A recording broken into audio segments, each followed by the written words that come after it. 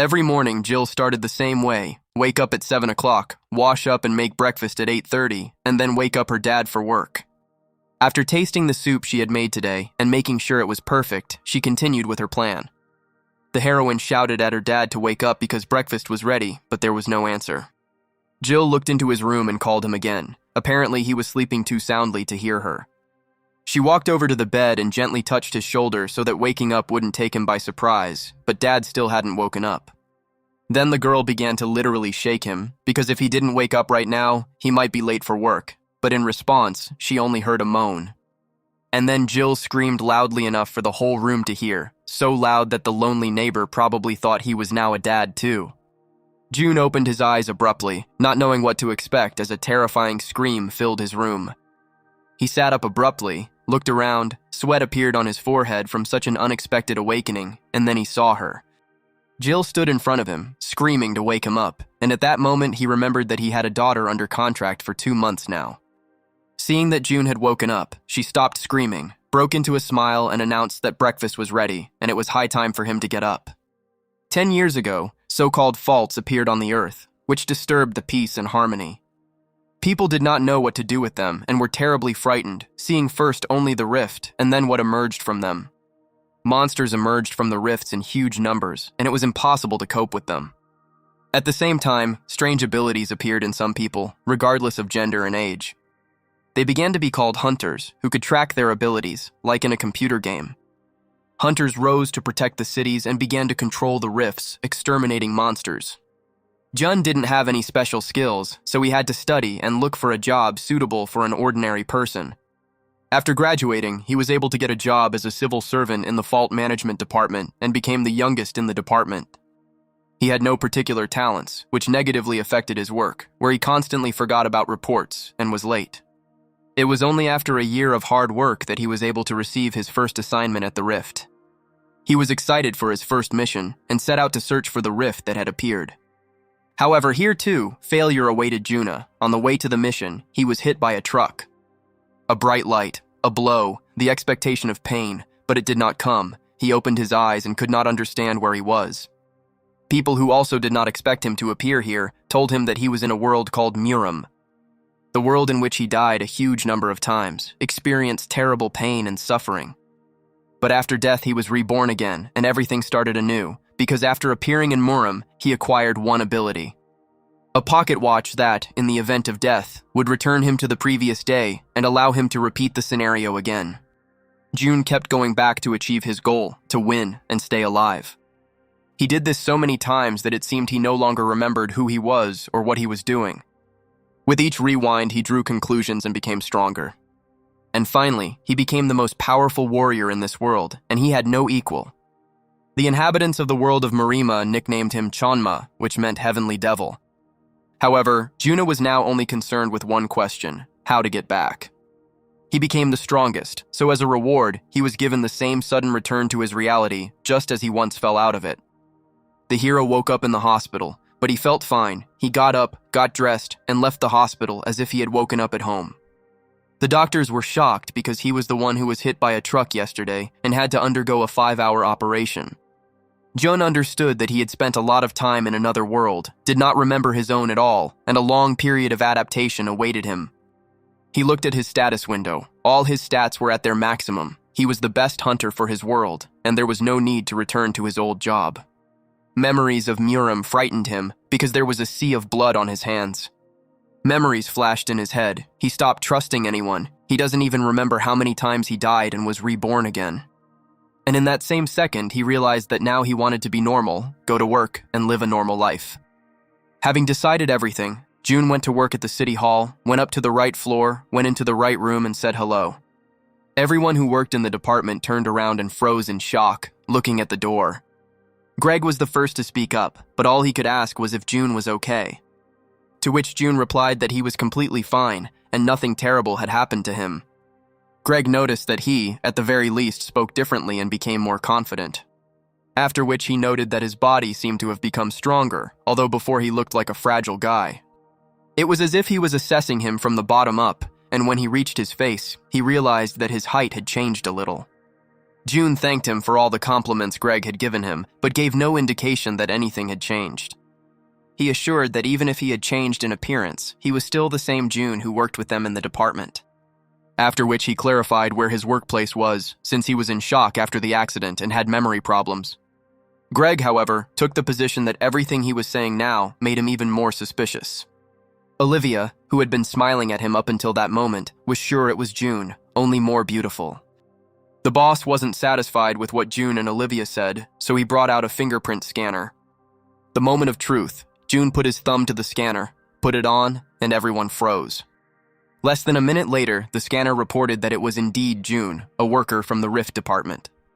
Greg screamed for another test, grabbed his hand and put his finger on the scanner, which once again confirmed his identity. The test continued over and over until the entire department grew tired of listening to the scanner say the same thing over and over again. Greg stood his ground and said that he did not understand how a person could change so much in just one day, but Olivia could not take her eyes off him. She had no idea how height, build, and voice could change, but she really liked the new June. June's head was already starting to split from the endless discussions about his changes, so he asked again where his place was. But there was no answer, and the boss decided to send him home so that he could get a good rest. He didn't hear June's objections, and only repeated that he was still on sick leave, and that he would only allow him to return to work tomorrow. Greg grabbed him by the shoulders and offered to walk him to the exit, but June refused, since he could do it himself. And so he went home, but it was not so easy, because he had not been here for a long time. It took him a couple of hours to finally find his home. He had to climb up on foot because he didn't remember what floor he lived on, but he remembered what his front door looked like. The door was found, but the hardest part remained, remembering the code to open it. He entered code after code, relying on muscle memory, but all attempts were unsuccessful. He had to stop and think. The code should be familiar to him after all. He had entered it so often before that moment. Another unsuccessful attempt, when suddenly a female voice was heard from behind the door. He listened again. Maybe he really was so unwell that he was hearing voices, when suddenly the door lock clicked. The door opened, and behind it was a young girl whom he saw for the first time, but for some reason she called him her uncle. He was stunned, and the only thing he could do was ask who she was. He walked inside, expecting anything to come from a conversation with the stranger who, for some reason, ended up in his apartment. June and the girl sat on opposite sides of the table. Outwardly, he seemed calm, but inside something was torn apart because he did not know what to do. He took another sip from his mug and finally began to repeat after her the story he had just heard.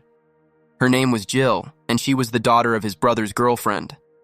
He sighed heavily and slowly said the same thing again, trying to wrap his head around it. Jill nodded happily. It seemed to her that since he started talking to her, everything would be fine. June continued to reconstruct the events. His brother's girlfriend died in an accident, she had nowhere to go, and he agreed to look after her.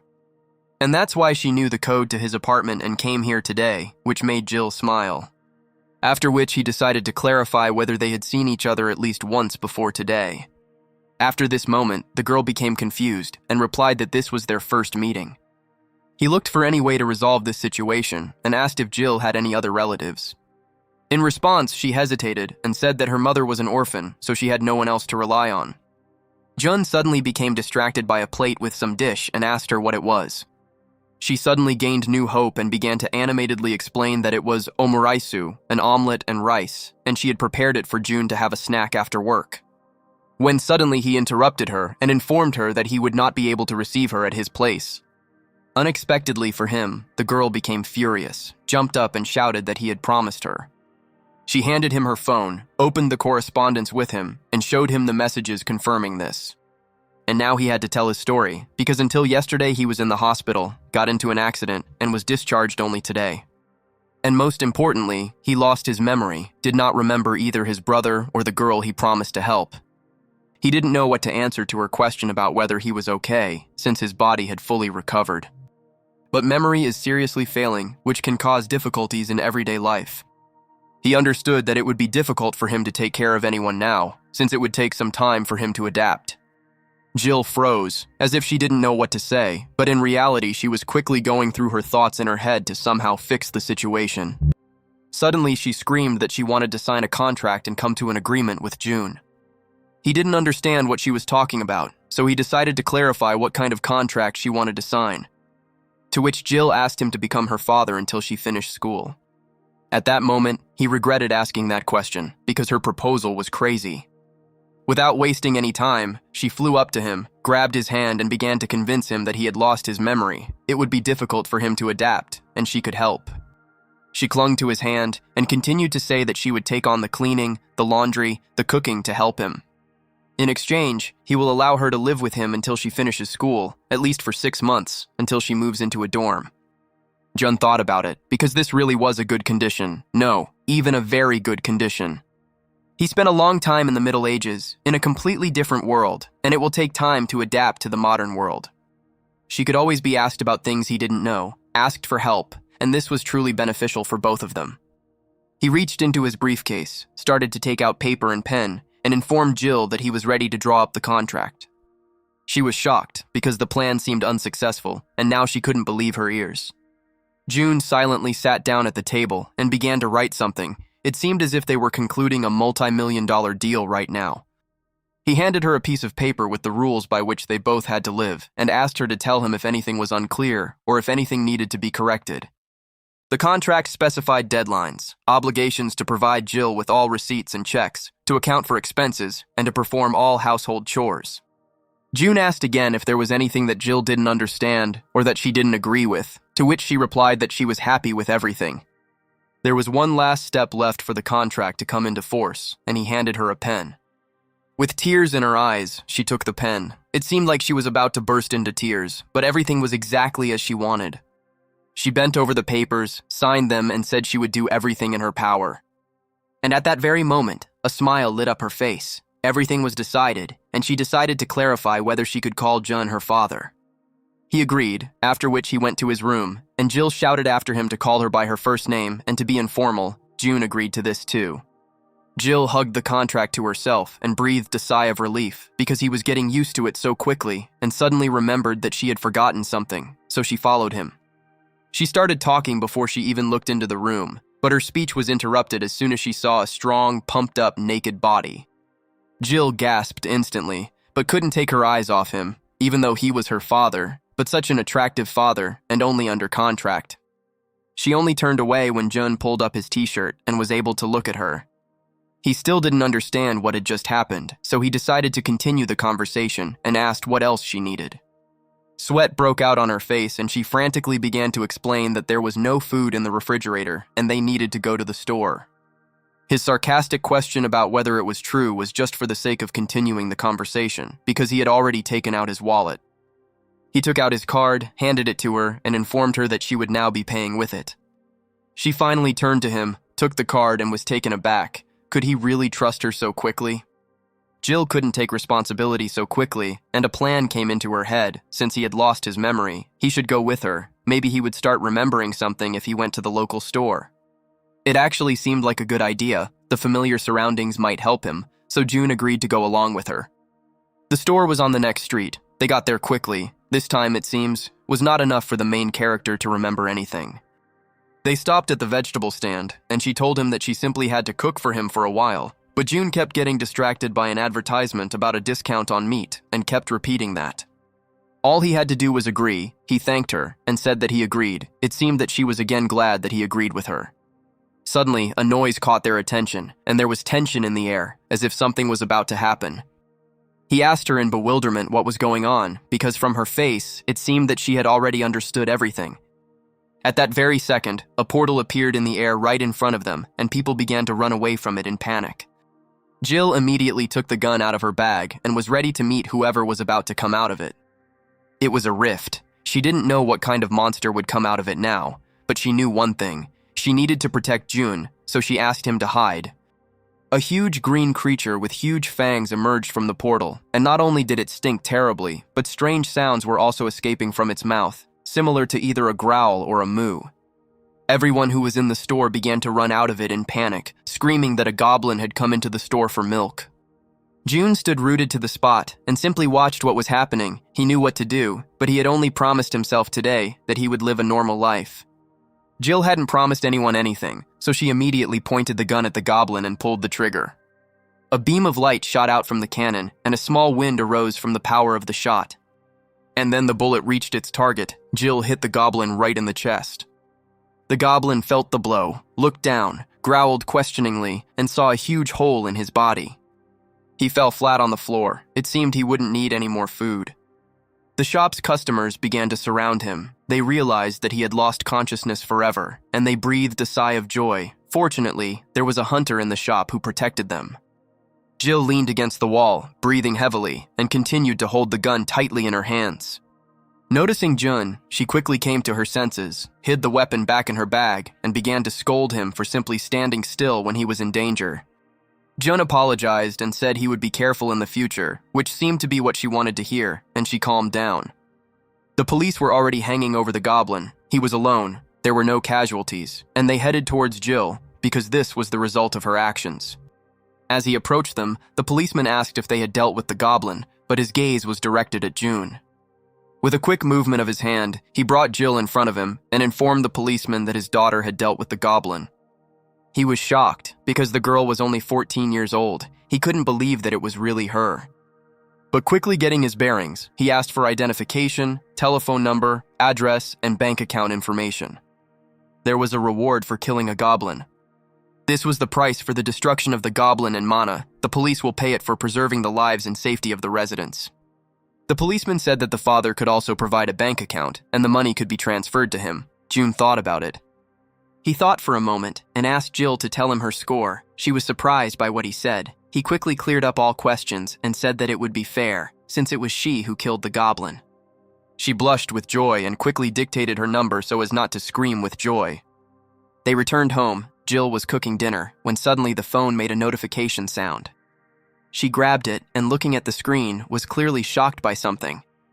For destroying the rift and the goblin, she received 150,000 won from the Seoul police. June managed to read the message. She got a large sum for killing just one goblin. If they paid so much for it, then there was no point in her living with him, he asked. She found his naivety endearing and began to explain that there had been a time rift in the sky and a monster had appeared. It was an accident, and no one could guarantee that all monsters would be so light. Besides, only licensed hunters can enter the rift, and she is still an ordinary person. He interrupted her with a question about whether she knew the law of reason, and Jill's face froze in question. She asked again what this law meant, and he explained that everything that happens in life is a reaction of the subconscious to what we are trying to instill in ourselves. Thoughts are material, and what happened to her was her desire. She understood what he was getting at, and told him that she was planning to enroll in the Hunter's Academy in March. Jill had not yet completed Hunter Rebirth, but she already knew how to use mana, and had a temporary permit for the mana gun, so she always carried it with her. He praised him, because not everyone can become a hunter, which means that special abilities were embedded within her. She smiled and told him that he should treat her well, because one day she would become very famous. Moreover, she had already set the table full of food, gave instructions to eat everything and leave nothing, and wished them a pleasant appetite. After discussing her future, she realized that she didn't know what June did for a living, and immediately asked the question. While devouring his dinner, he replied that he worked in the mayor's office as an ordinary civil servant. Jill was satisfied with his answer, as she had been worried that his work might be dangerous. She handed him another plate of food, wished him bon appetit and good night. This eventful day had come to an end. Morning came too quickly, and now June was already approaching the City Hall building. There were still about 5 minutes left before the start of the working day. It seemed like time had stopped. The whole department was waiting to see if he would show up for work today. The door to the office swung open. He walked in as if nothing had happened and said hello. His colleagues instantly turned around at the sound of his voice. Without hiding his surprise, Greg asked how he was feeling and whether he would be able to work. It seemed like yesterday he wasn't here, and the checks had started all over again. He thanked him for his concern and assured everyone else that he was perfectly fine.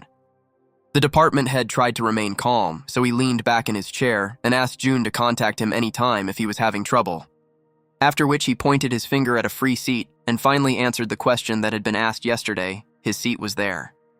As he sat down on the chair, the guy sitting next to him told him that if June didn't remember something, he could contact him.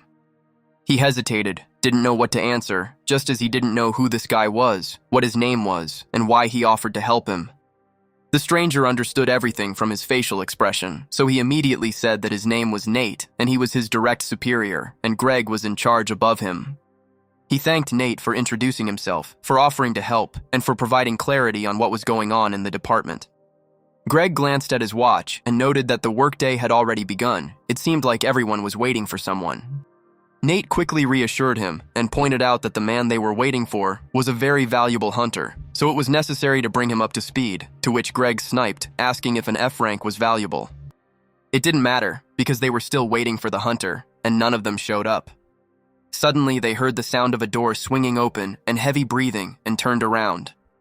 A beautiful red-haired girl stood in the doorway, her head bowed. It seemed that everyone was waiting for her. She exhaled heavily again, raised her head and asked a question, the answer to which was obvious. Yes, she was late. But when he saw her, Greg started waving his arms and claiming that it was his fault and that he should have met her. Nate pointed at them and suggested that June go say hello, since this was their new hunter. A silent question hung on June's face. It seemed he didn't understand why a hunter had come to their department. The boss took him by the hand and pulled him along, explaining to him what was happening. The department was engaged in searching for rifts, and they usually went on missions with a hunter. Miss Kate will have to take charge of June and help him with his work. He said hello and began to study her with his eyes, when suddenly Nate announced that Kate was supposed to become his ward, but she would not. They were both surprised by this fact and turned questioningly to Nate. Nate hesitated, sweat breaking out on his forehead, but he continued speaking. June is not in any condition to go on a mission right now, so Nate will take over this matter. The main character was starting to get angry, because this was originally his job. Nate continued to stand his ground. It was better for him to complete this task, because no one knew what consequences the accident might have.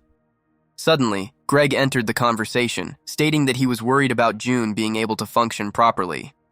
June didn't understand what was going on. Were they pretending that he was a dishonest employee? He stated that this was his job and he would be the one doing it. Nate began to panic even more and began to try to convince the protagonist that he should not overexert himself. Greg contributed to the general panic and started shouting that June couldn't even find a job. June tried to remain calm, but inside, there were explosions that were about to break out and collapse on the entire department. He took a deep breath and confidently stated once again that he would carry out his duties himself.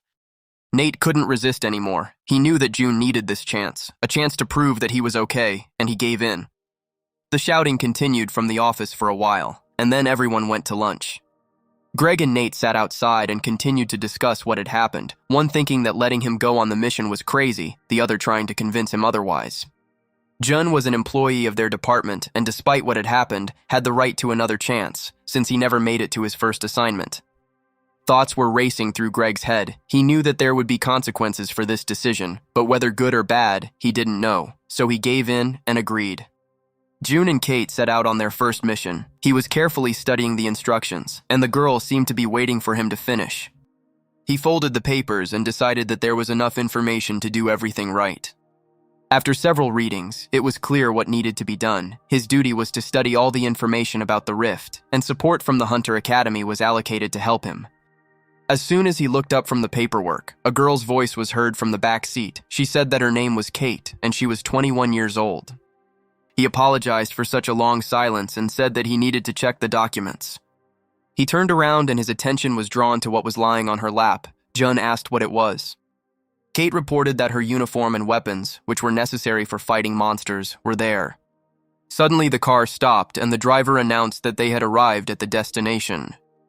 They thanked him and left the car, June's face expressionless, and Kate pressed the button on the case and something clicked. The case opened, and now one could see some strange greenish sphere inside it. The girl took it out and put it to her chest. June was perplexed by her actions. Suddenly, the sphere changed color and began to glow. At that very second, the sphere completely covered Miss Kate's form, and it turned out that this was her costume. He couldn't take his eyes off either the fact that the little ball had dressed his partner on its own, or her curves. She became a little embarrassed and asked if this was the first time he had seen this, to which June nodded affirmatively. Along the way, Kate told him that this suit was the lowest level of protection, but even it cost 3 million won, and her sword was far from the best.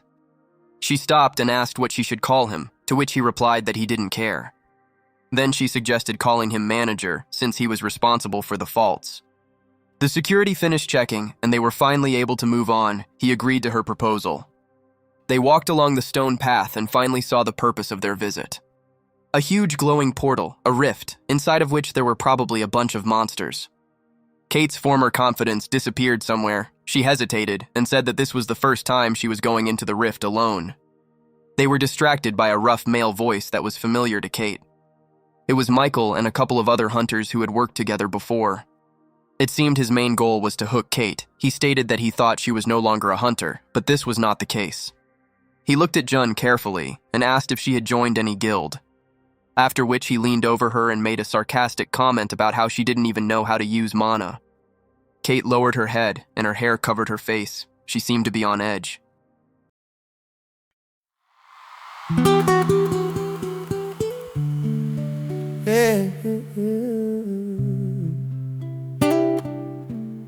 You got feeling in the floor, boys.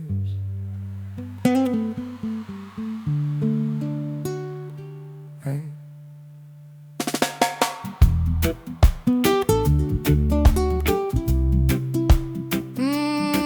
Listen.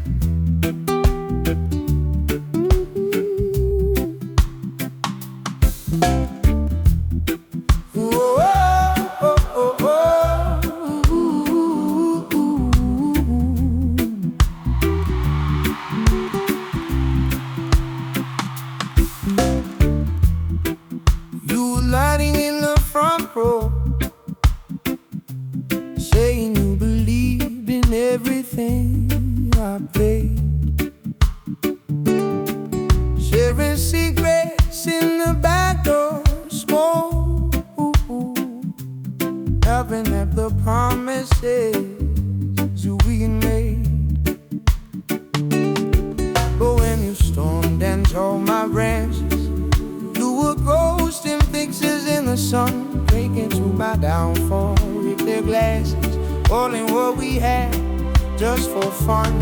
Fake friends lay like vapor in the morning, clear as the light.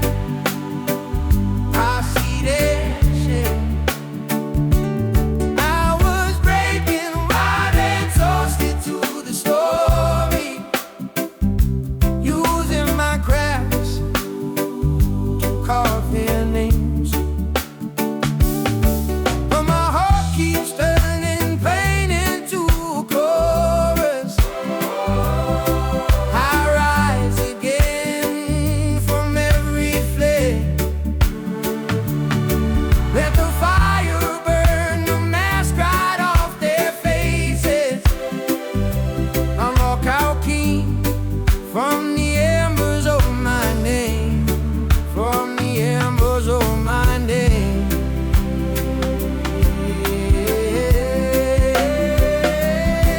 I've been wrestling with the mirror, asking, was it Lee who wore the lie?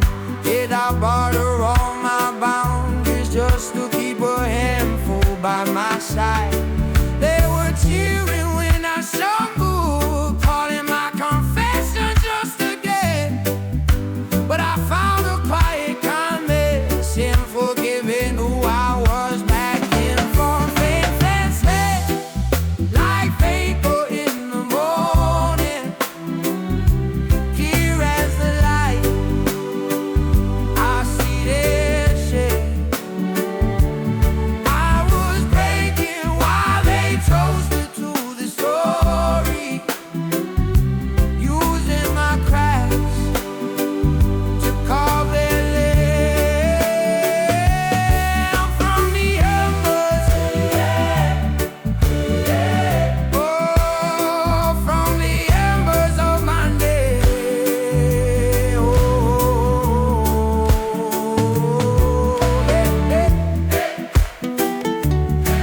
from the embers. Michael thought he had already won, but he couldn't stop and continued to put her down in the eyes of his new colleague. Just in case, June asked if Kate knew this big guy, and she said that they once took courses together to become hunters. Michael's attention was drawn to June's badge, and he began to study it. He burst out laughing when he learned that Kate was now working under contract at the mayor's office. He wiped away his tears, quite amused by the fact that someone like her wouldn't be accepted into the guild, and since she was working under a contract, that meant she was still an F rank. June interrupted this madness by saying that everything he was doing now looked pathetic. Michael began to look to his comrades for support and point a finger at the one who defended the object of his ridicule. He looked down at him with disdain and called him an idiot. He grabbed his shirt collar and lifted it up, and Kate started screaming. Michael quietly hissed that if the civil servant didn't like something, then he should dare to stop him. Michael let out a scream, his face so close that the hair on June's head stood on end. He could no longer control himself. His eyes began to narrow with anger. It seemed as if they were filling with blood. Seeing this, Michael became frightened and widened his eyes, but still did not let go. And in his head, a terrible voice sounded, which said that if he let him go within 3 seconds, he would be forgiven. Jun's eyes grew redder and stared fixedly at the idiot, who was slowly lowering him to the ground. Black smoke billowed around Michael, as if waiting to attack him. He felt that he couldn't breathe and began to gasp for air. But no one except Michael and June saw this. One of his comrades shook him by the shoulder and asked if everything was okay with him. At that very second, Michael fell to the ground and crawled away from something, covering his face with his hands. His friends were in a panic. From the outside, it looked like he had gone crazy. Suddenly, his pants got wet, and he was sitting right in front of the rift in a yellow puddle. Kate watched everything that was happening in surprise. She was glad that her offender was punished, but she did not understand at all what was going on here. June, satisfied with himself, grinned and decided to finish off Michael. He made a surprised face, extended his hand and asked if he was okay and could get up. But this was only a mask for the others. He leaned over to give him another message that only the two of them would hear. The devil's voice sounded in Michael's head again and told him not to interfere anymore if he valued his life. Michael burst into tears, bubbles coming out of his nose, and he screamed that he agreed to everything. His team was in a panic. They didn't know what to do, and Kate covered her face with her hands.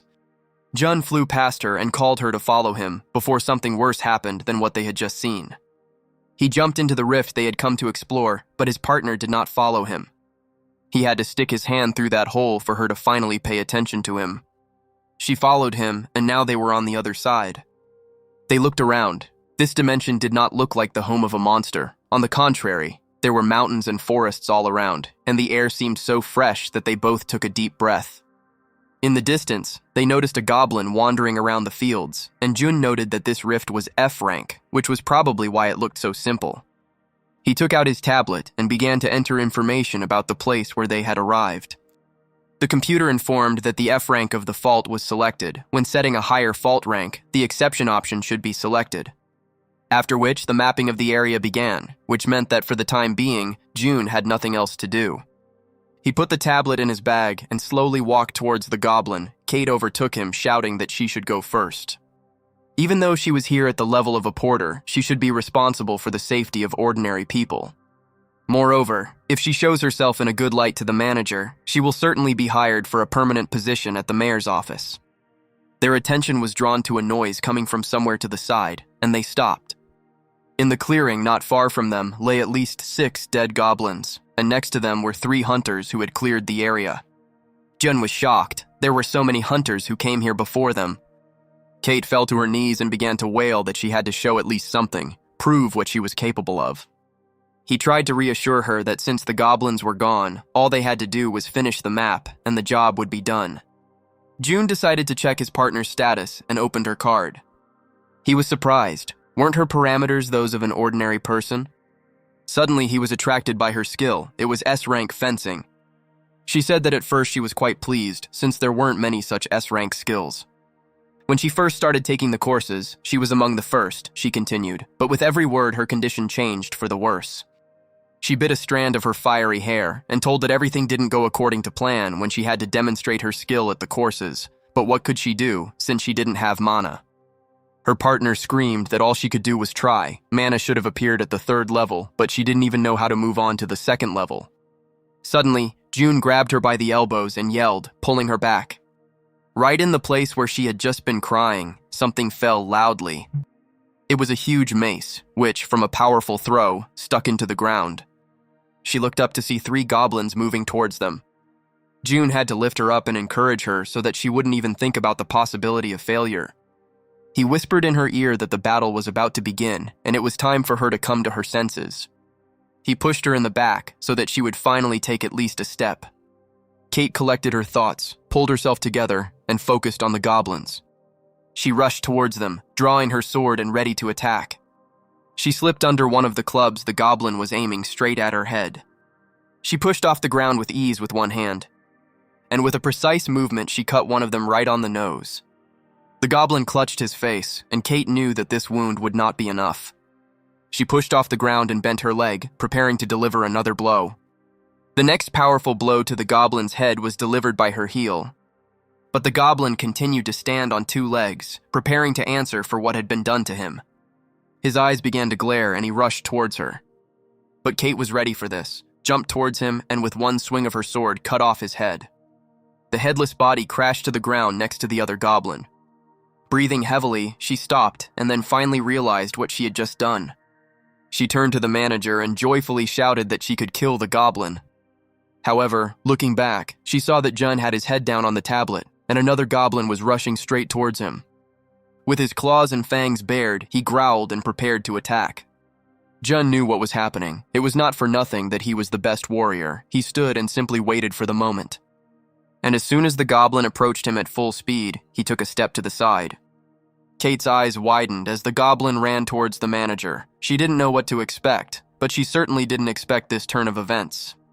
The goblin fell to the ground and rolled because he had expected to pounce on the guy, but did not expect that he would have time to move away. After a couple of rolls, he was faced with a fall into an abyss, on the edge of which June was waiting for him. Kate was shocked as she looked at him, but June continued to stand calmly in place and look at the tablet. He had to remind her that the battle was still ongoing and that she should focus on the enemy, not on him. But neither she nor her opponent cared about each other at that moment. They looked at him, fascinated. The goblin came to his senses a little earlier than Kate, growled and swung his club, aiming at her head. At the last moment, she managed to put out her sword and defend herself from his blow. Their duel lasted for about 5 minutes, but there was no winner. They swung again and again, but the opponent managed to parry the blows. Hope began to fade in her partner's eyes. She was exhausted and ready to give up. June decided to intervene and asked if just 2 goblins had really exhausted her that much. She answered hesitantly that she was still full of strength, but the enemy took advantage of her hesitation. He swung to hit her legs, but she managed to spread them in time. He extended his club towards her and continued to advance. It seemed as if this stupid creature was rejoicing at her mistakes. She was starting to get angry. Sweat was running down her face. She was tired of this endless struggle. She picked up speed and rushed towards the goblin, swinging her sword. But he managed to calculate her actions and met her with a blow from his stick. June was tired of watching this endless and fruitless carnage, so he decided to intervene. He sighed heavily and asked if fencing was really her main skill. It seemed to him that the basis was blocking the attack and delivering blows with the least expenditure of effort. He suggested that she step back a little and catch her breath, as her sword was shaking due to breathing problems.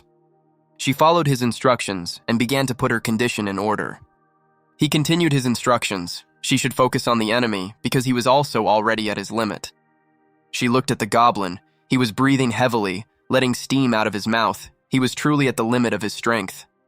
All she had to do was watch her opponent closely and concentrate on attacking until she had a good chance. The best solution would be to gather all your strength and launch a quick and powerful attack. While the goblin was gaining momentum, Jun clarified that the most important thing was to be able to seize an extra move from the enemy. Kate humbly waited for his instructions, and now the moment had come. It was time to show the essence of fencing. It seemed like nothing existed around her except her and the goblin. She stared at him. The goblin swung his club, seeming to put all his strength into the blow, hoping it would be his last. His club was flying straight at her, when suddenly, something didn't go according to his plan. He froze, watching as his weapon plunged straight into the ground. The moment Kate put her sword to his throat, it became clear that she had found the goblin's mistake. With a quick, sharp movement, she cut off his head. The monster let out its death roar, and its scarlet blood spurted from its neck. She exhaled, even though she was exhausted from the fight, but she finally succeeded. She stood over the lifeless body of the goblin and managed to demonstrate all the beauty of fencing. June praised her. Thanks to her, the exploration of the rift went smoothly, and it was possible to return, but all Kate wanted now was to lie down and rest. He also informed her that she had captured as many as 17 goblins, and that if she worked alone, she could earn a lot of money. To which Kate suddenly jumped up and told him that she was not doing this for the money, she wanted to become a member of some team. She decided now was a good time to ask why June was hiding her power. He pretended not to understand what she was talking about and took a step towards the portal. Kate started to say that he was very good at fencing and remembered the goblin he had neutralized with just one step, but June had already dived into the portal. She crossed her arms over her chest, not realizing how many mysteries her manager was keeping. It was evening in Seoul, and the streets were filled with the sounds of cars and people hurrying home. June did the same thing, returning home after his first day of work. But he had to slow down a little. It seemed like someone was following him. He stopped, grabbed his head, and immediately realized who it was. The hero told his pursuer that if he came out within 10 seconds, he would not be angry, and began counting down. 10, 9, and immediately switched to 3 to speed up the process of exposure. Kate flew out from around the corner towards him. She lowered her head guiltily and stood in front of him, afraid to say anything. June asked why she was following him. She was still tormented by the question she had asked him before his hasty jump into the portal. She couldn't understand why he was hiding his power, or whether there was no power at all, and it was pure coincidence. June again did not answer the question, only told her that since she had followed him all the way home, she should at least have dinner with him. They walked the rest of the way home in silence. Kate slowed down as she walked up the stairs. Suddenly she stopped and said that she would rather go home. She felt uncomfortable staying with him so late. June asked her to be patient with him a little longer. It was time for dinner. She should have already cooked. She widened her eyes and asked who she was, why she should have cooked dinner already, and why he was bringing Kate with him. He said that his daughter lives with him.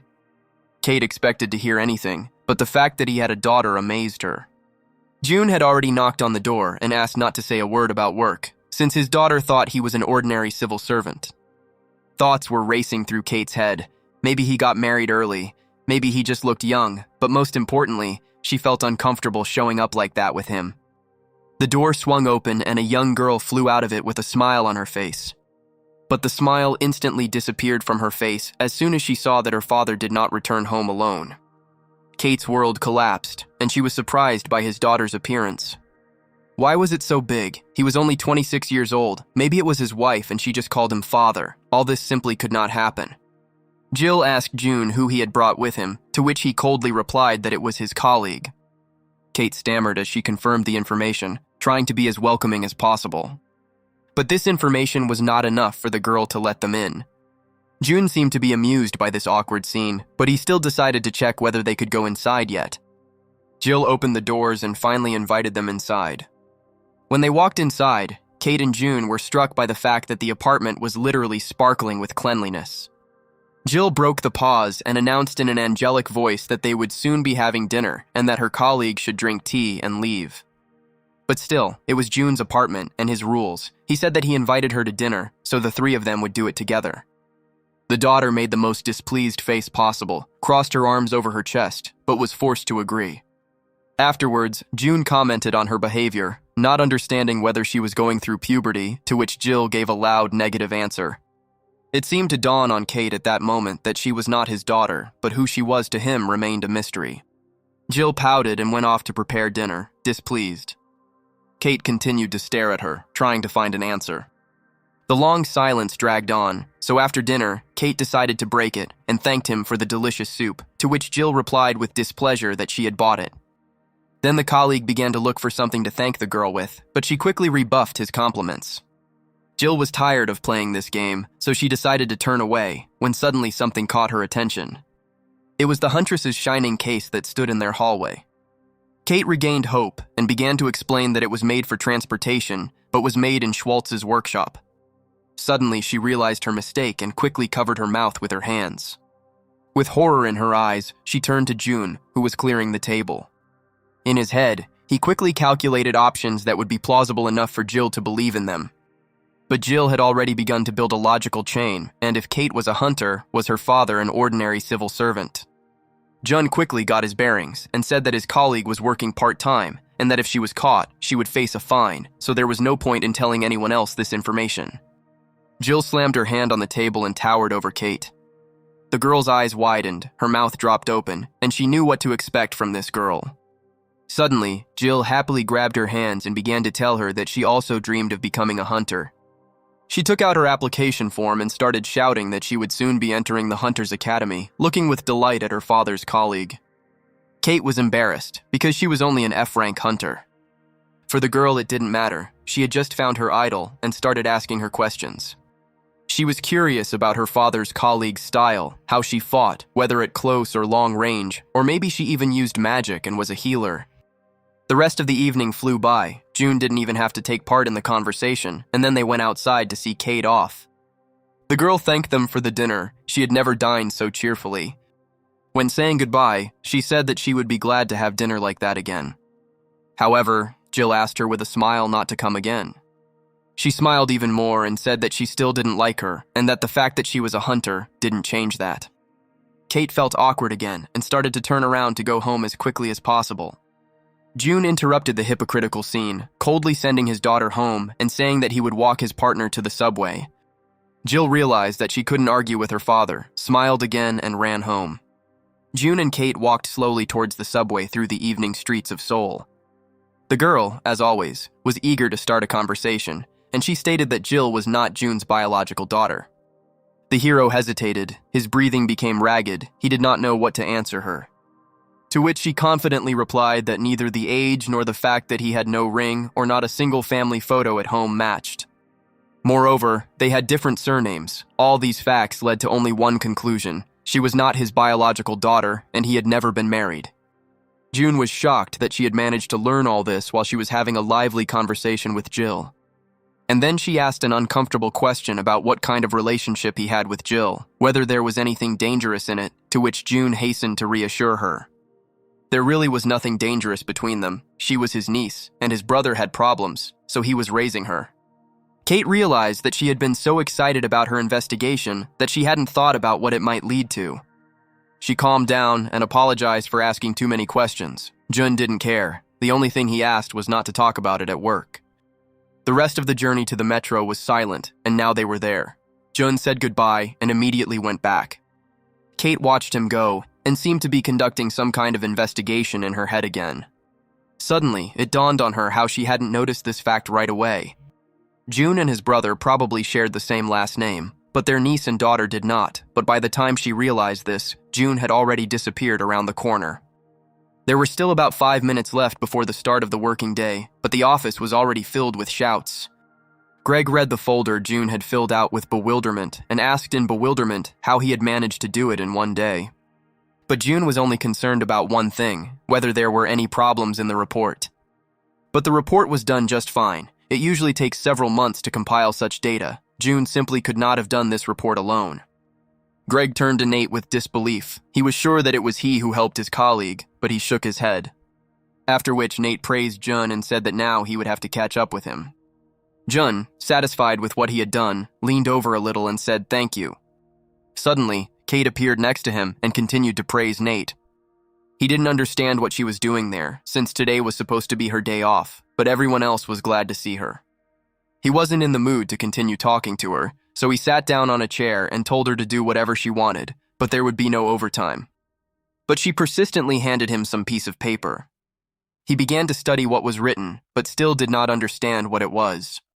Nate decided to help the employee and said that the girl gave him the schedule of exams for hunter qualifications. All hunters took this exam once a year. The hunter's level could be increased or decreased. The highest was considered to be rank S, and the lowest rank F. There were a huge number of guilds all over the world, each of which was constantly looking for high-level hunters. It was during the period after passing the exam that transitions between guilds were most common. Nate whispered to June that the department head was very worried about this day. Greg was afraid that the hunter would transfer to another guild if his level rose, and they would have to look for a new employee again. But Kate had to pass the assessment anyway, and June had better go with her, after which Nate found out that she was performing in the first group in a week.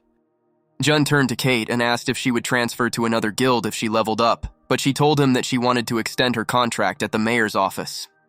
June replied that he was not the one doing that.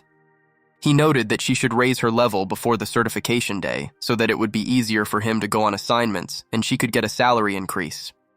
To which she sadly replied that she would still get an F rank. He turned silently to her and waited for her to give the reason for this conclusion. The hunter certification process was divided into several stages. First, the hunter's level was determined, then statistics and practical assessments were measured, all of which determined the final result. But the most important thing was the amount of mana hunters could become physically stronger with the help of the crystal. This was the acceptance of mana, but Kate could not use it. At that moment, June realized that she had no hope of getting a rank higher than E. He tried to encourage her, telling her that she needed to try, otherwise she would never know what she was capable of. Otherwise, June will also have to trample on the level of the F-faults, these words struck Kate. He only had one hunter in his care, and her rank was tied to the level of rifts he could explore. Kate lowered her head sadly and began to think that if she found another hunter, she could move forward. He pretended to like the idea and suggested posting an ad looking for another hunter. Tears began to well up in her eyes when suddenly June said that she was his only hunter and asked her to follow him. After meandering through the corridors for a long time, they finally entered a large room, which used to be an office for working with old faults. Now it has been converted into a training hall for hunters, with dummies and all kinds of weapons. He knocked on one of the walls. It was built using special materials provided by the Hunters Academy. The walls were quite resistant to impacts. And then June started talking about Kate's lack of mana. He asked if she had tried physical strengthening. Of course she tried, but she couldn't get mana until she reached level 3. Tears came to her eyes again, and she called herself a complete failure. Then he asked to show him a fencing skill, and Kate took out some notes from her bag. She handed him a thick notebook in which she wrote down all her observations about the battle. There were indeed a lot of notes. She noted various combat techniques, sources of the universe that provided energy, and how to use these sources. Kate told him that there were sketches of techniques at the end. He opened the last pages, thought for a moment, and tried to make out at least something among her drawings. She apologized for her drawing skills, but it didn't matter, he realized. What she was drawing resembled the three-pronged method. Kate was puzzled. All this time she thought she was studying fencing. June interrupted her thoughts and said that fencing was developed based on the three-way method. Once upon a time, there lived a swordsman named Jin, a scholar of the Imperial Palace, who appeared suddenly and disappeared just as suddenly after conquering the world of Murim. He was a genius among geniuses who reinterpreted Samja's three-pronged method. Jin called his method the fencing method and, leaving his advice and teaching on technique, disappeared. Jun was very pleased with something, and it seemed like there was a sincere smile on his face. A fire gleamed in his eyes as he turned his gaze to her. He grabbed her by the shoulders and shook her violently. Kate didn't understand what was happening. Suddenly, he declared that it was hard to find someone as lucky as she. She was very pleased with the words he was saying, but she did not understand why he was saying them. It was almost 6 o'clock on the clock, just a couple of seconds left before the end of the working day. Greg watched the clock patiently, counting down in his head. Time seemed to stand still. There was no longer any patience to wait for their slow passage. And then 3 more, 2, 1. A characteristic sound was heard in the office, and a smile stretched across the boss's face. He opened his mouth and wanted to invite Jun somewhere, but he had already stood up, said goodbye, and headed for the exit. His example was followed by Kate, who jumped up from her seat and flew out after him like a bullet. Greg didn't understand what was going on. For several days in a row, these two had been disappearing as soon as the clock struck 6 o'clock. Maybe there was something between them. Nate expressed his doubts that perhaps there really was something on Kate's part. They discussed how only a fool would not have guessed that she had feelings for her boss. Greg chuckled, as June seemed to be unaware of anything. June and Kate continued their training downstairs at this time. She raised the sword over her shoulder, masterfully wielding it. Jump, hit, change position, stop for a short breath and start all over again. After another swift swing, she stopped, raising her sword behind her back. Suddenly she experienced something she had never experienced before, as if an inexplicable force had appeared inside her. Together with June, they looked at her status window. Her level had increased to 3, which meant that she could finally use mana. He applauded her because she achieved this result in just a week, and Kate said that their meeting was the greatest success for her. The manager replied with a sly smile that he would take this into account when renewing her contract. Her face was filled with happiness at that moment. It seemed as if she had achieved everything she wanted in an instant. Suddenly, she hesitated and said out loud that everything was as she thought. June didn't understand where she was going with this, and she immediately stated that she understood that he was hiding his power. He sighed heavily again. He was tired of these hints. He led an ordinary life, but she tried again and again to find out something new about him. He turned around on the spot and said that he was going home and they would only see each other tomorrow at the Hunters Academy, but she seemed satisfied with his answer. The next morning, they went to the Hunters Academy, a tall, silver building that could be seen from every corner of the city. There were crowds of hunters standing around the building who, like Kate, were participating in the testing today. This was Kate's second time in this place. She had taken her hunter's exam here, but after that she hadn't even tried her hand. Jun encouraged her because she had trained so hard and could count on a good result. Suddenly, someone from the crowd started shouting that Gail had entered the hall. Another one supported his cry because Emily was there too. Two stately hunters entered the hall. The crowd in front of them froze. The girl hunter asked permission to pass with a sweet smile. The male hunter was not talkative and looked menacingly at those around him. June looked after them in bewilderment. He didn't understand who it was and why everyone was looking at them like that. Kate explained that these were hunters from the Icarus Guild, some of the strongest hunters in the entire world. He looked at them and thought. In appearance, they were ordinary hunters who were simply showing off their fame. June stated that there was nothing special about them and that if they tried hard enough, in a year, Kate would be in their place. The crowd around him burst into laughter at what he had just said, and his partner's eyes widened in fear. She covered her face with her hands, blushed, and asked him not to say that again. Gail was clearly nervous, unnerved by the fact that they had to make a business out of a routine hunter check. He had to constantly watch his face because there were a lot of cameras around. Emily tried to cheer him up and noted that it was still more interesting than going on missions and getting dirty in the blood of monsters. Besides, they say that some genius will surely appear this year. He didn't believe her words. He heard this tale year after year, and it never came true. Emily jumped up and ran forward. She couldn't let another guild get hold of a good hunter. Gail followed her slowly. They really couldn't afford that. Kate's old friends were watching them. Michael rubbed his chin and confidently stated that they should only wait for his performance. A fire lit up his eyes as he waited impatiently to receive the coveted invitation to the guild. However, his partners were not so confident in him due to recent events and, just in case, checked whether he had brought a spare pair of pants with him. A pleasant young man in a blue suit entered the common room above and announced that the statistics would be counted immediately and asked the hunters to enter in order. June finally suggested that Kate go ahead. He was starting to get tired of waiting.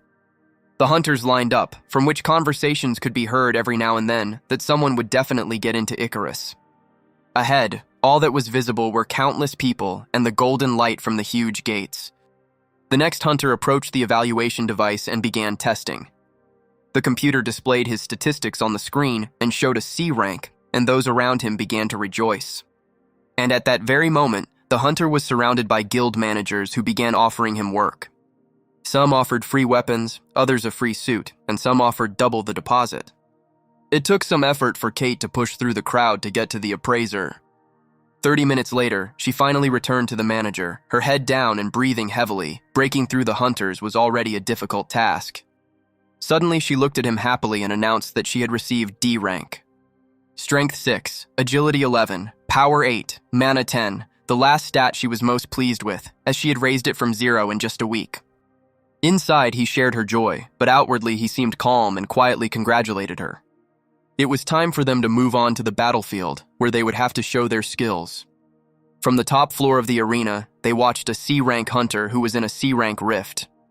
June told Kate to get ready because she was going to go next.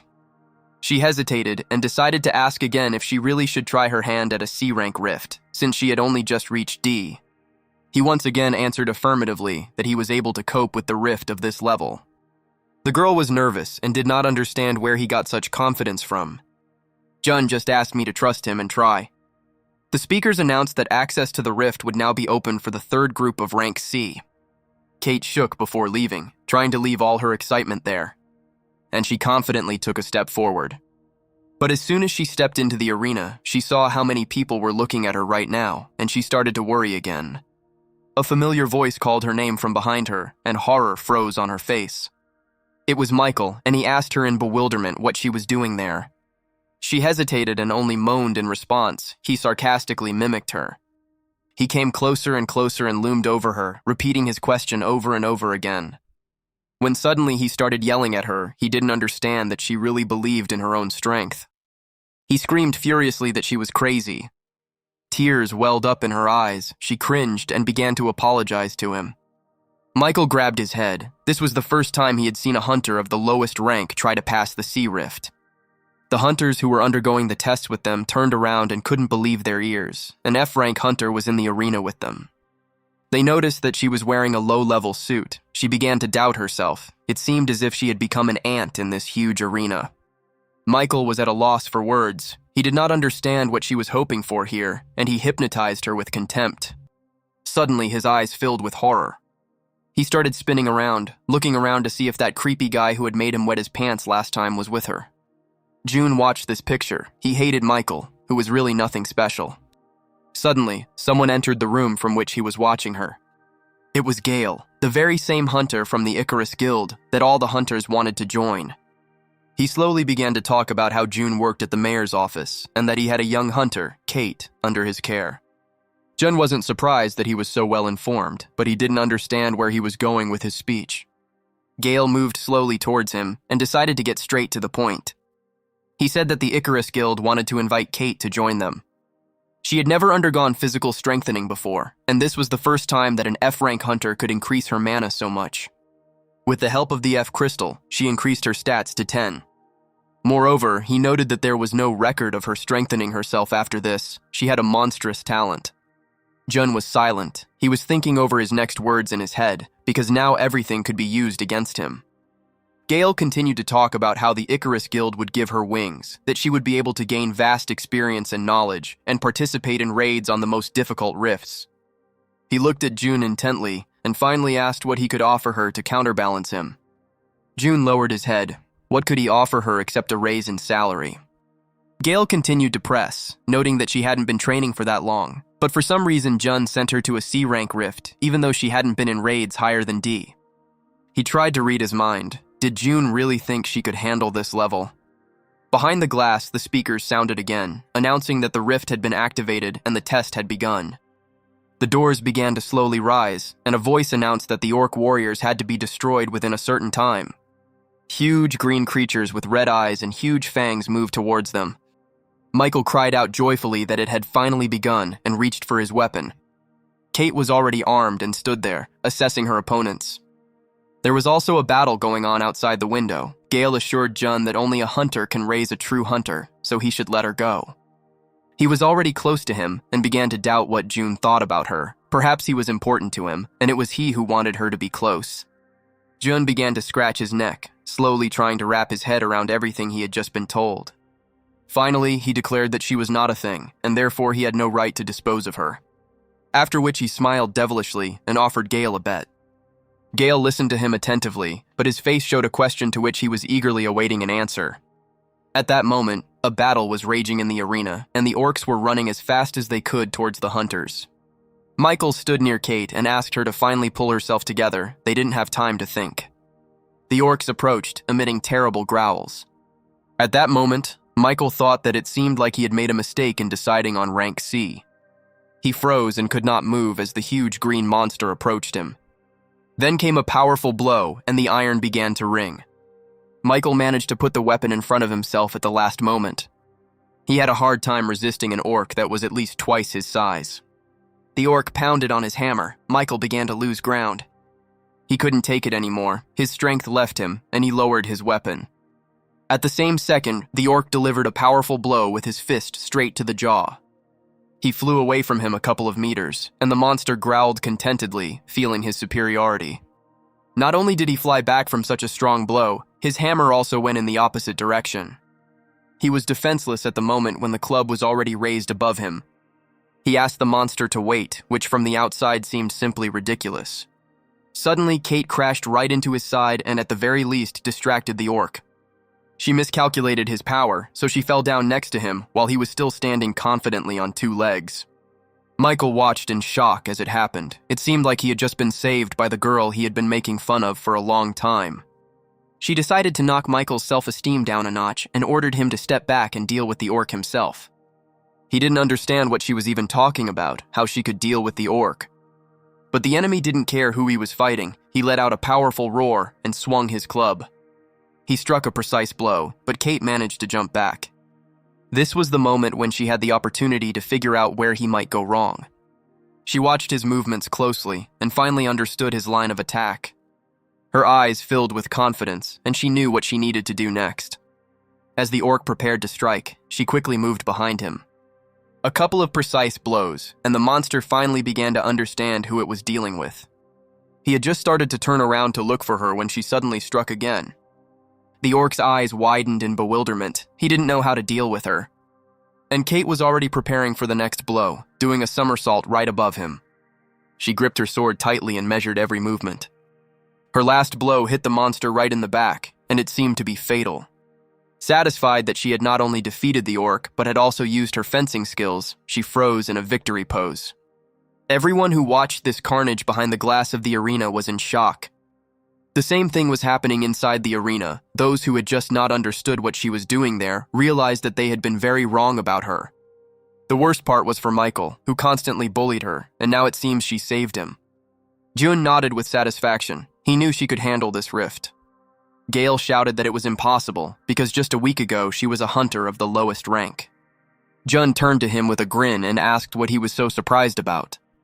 He began to slowly say that there were only 3 ways to use mana. The first was to invest mana into a weapon. The second method was the release of mana. And thirdly, the mana replacement technique, putting mana into a weapon, wasn't that difficult. But she just used the first and second techniques at once, and she did it quite skillfully. The voice from the speaker announced that the exam was over and asked everyone to leave the examination room. The hunters encouraged each other, but Michael still stood rooted to the spot. All he could do was ask how this was even possible. He looked up and saw on the scoreboard that he was at the very bottom with a score of 0. Kate flew out of the examination room and rushed to June with words of gratitude. But on her way there appeared that very hunter, whom she looked at with admiration. He smiled and said it was a worthy fight. She became embarrassed and began to mumble that for him, an S-rank hunter, it would be quite simple. Gail noted that she was very skilled in fencing techniques and asked if she had a teacher. June intervened and coldly informed him that Kate was self-educating. She shook her head in panic, looking from Gail to her teacher, who denied this fact.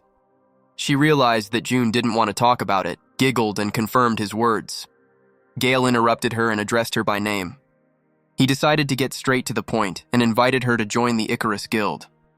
If she agrees, she will be provided with everything she needs. He promised to give her everything she wants. But she interrupted him, thanked him for the offer, and said that she had no intention of joining his guild. Smiling, she turned to June. She couldn't just walk away from her teacher like that. Gail was furious, asking her to think about it, because such a chance doesn't come every day. She will be able to receive a salary several times higher than at the mayor's office. She will be able to develop. To which Kate apologized again and said that she was happy with everything as is. The conversation was over. They turned around and walked away from the surprised hunter. June turned around and reminded him not to forget to call him. Thoughts were racing through Gail's head at the speed of light. He didn't understand why he had to call him. Suddenly, he remembered the bet they had made before Kate's fight.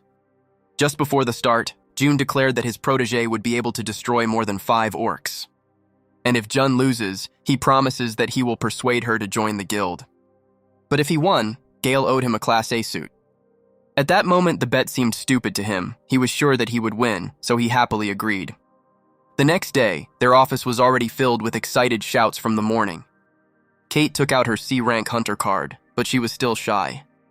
Greg and Nate complimented her because she had suddenly raised her rank from an F to a C. Nate took out his phone and asked if she was okay. They even published an article about her. He started reading out the headlines, which literally screamed that the Icarus Guild had been rejected. This was a girl with an enviable talent. Who was she really? Nate was confused, because Icarus was the best guild, to which Greg nudged him in the shoulder and reminded him that they were one of the best city halls. But he continued to lament that if he had been made this offer, he would not have refused.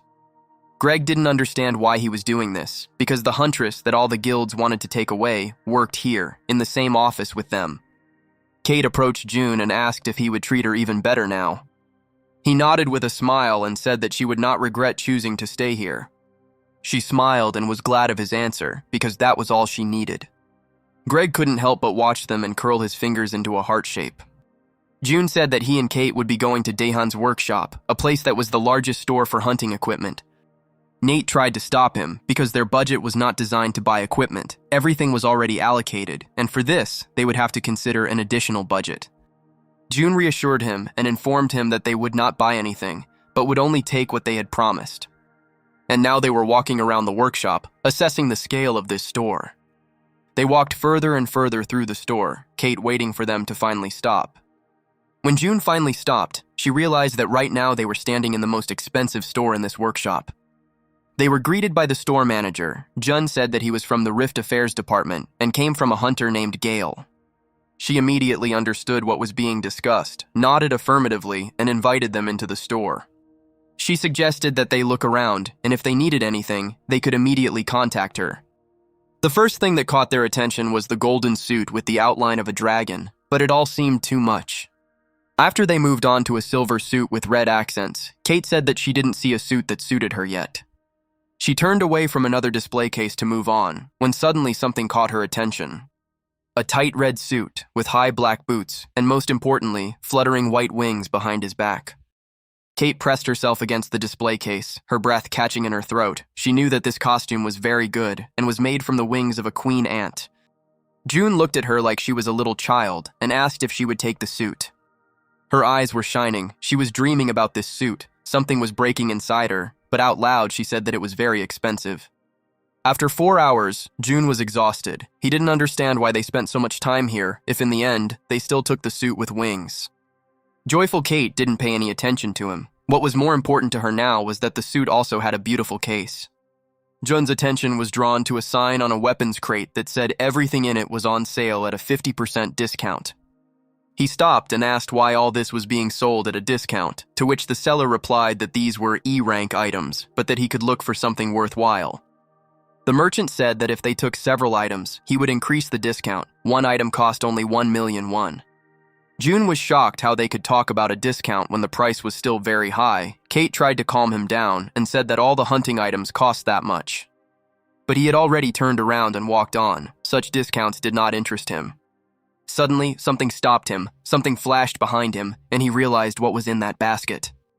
He pounced on the basket like an animal on its prey and began to rummage through it. Kate watched this scene in silence, not understanding what had just happened. Suddenly, June discovered what he was looking for and froze. In the basket lay a carved sword hilt that shimmered and emitted a red light.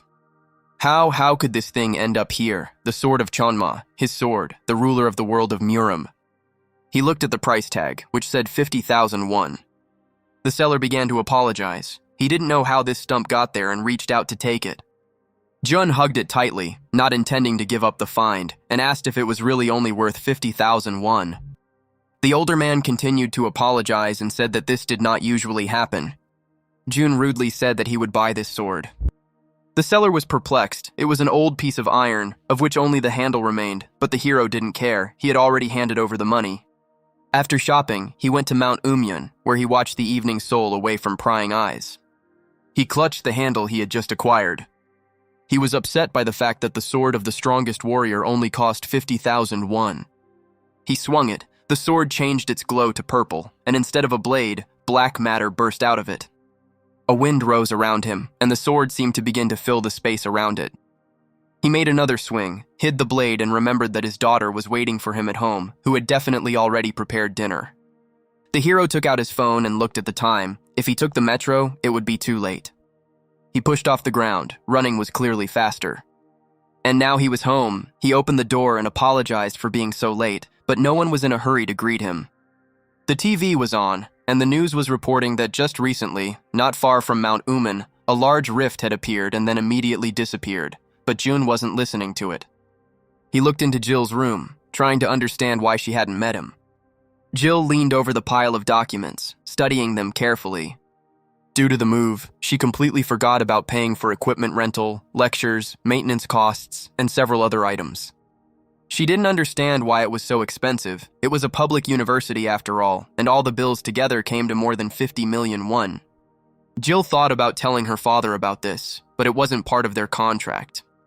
She should already be grateful for the fact that he allowed her to live with him, but she was ashamed to ask for money for tuition. At that moment, her thoughts were interrupted by June, who entered the room. She was scared because she had missed him when he returned home. Frightened, she began to hide the papers from the table. But they didn't interest him. He came in to suggest having dinner together. She was flattered by the offer, but was forced to inform him that she was not hungry and suggested that he eat alone. He stood in the doorway and watched the strange picture. Jill began to build houses out of pencils, right on the papers she had just been studying. The hero thought it seemed that something was clearly wrong, and a plan arose in his head. He went into the kitchen and started shouting that he couldn't find sesame oil. Jill didn't understand why he needed sesame oil at all, since she had already cooked dinner. She hurried to his kitchen to help him set the table without incident. The girl was distracted, and he quietly crept into her room. He took the papers, quickly realized that they were bills, and began adding up the amounts. 50 million won. He didn't have that kind of money. He was in a panic and didn't know what to do. After dinner, he could not sleep for a long time and lay in bed thinking. Suddenly, another thought flew into my head. If the entrance fee was such a huge sum, then how much would it cost for 3 years of study? He picked up his phone, opened the banking app, and found that there was just over 800,000 won in his account. June dialed Kate's number and decided to consult with her. But suddenly he realized that it was too late to call. Kate's voice came from the receiver, and she started asking him what had happened. He decided to go on the offensive and stated that what had happened was that she was still not sleeping. In fact, Kate was already asleep, but when she saw that June was calling her, she simply couldn't ignore the call. He got down to business and asked how much an A-rank mana crystal, which could be obtained by killing a monster, cost.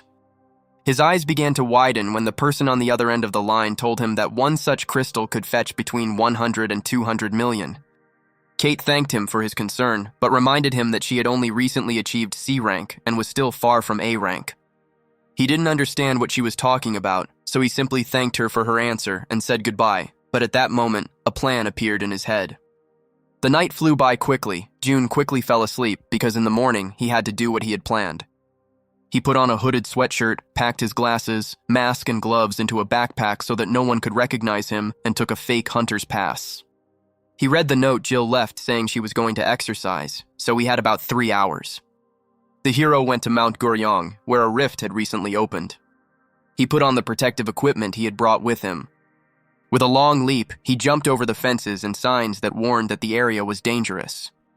And he quickly rushed to the place where the rift he needed was located. Jun looked at the rift and placed the fake card on the rift entry machine. It was an A-rank rift. A voice from the machine warned that the rift was much higher than the hunter's rank. He didn't care that the rift was higher than the hunter's rank on the card, since he was a top-ranked hunter.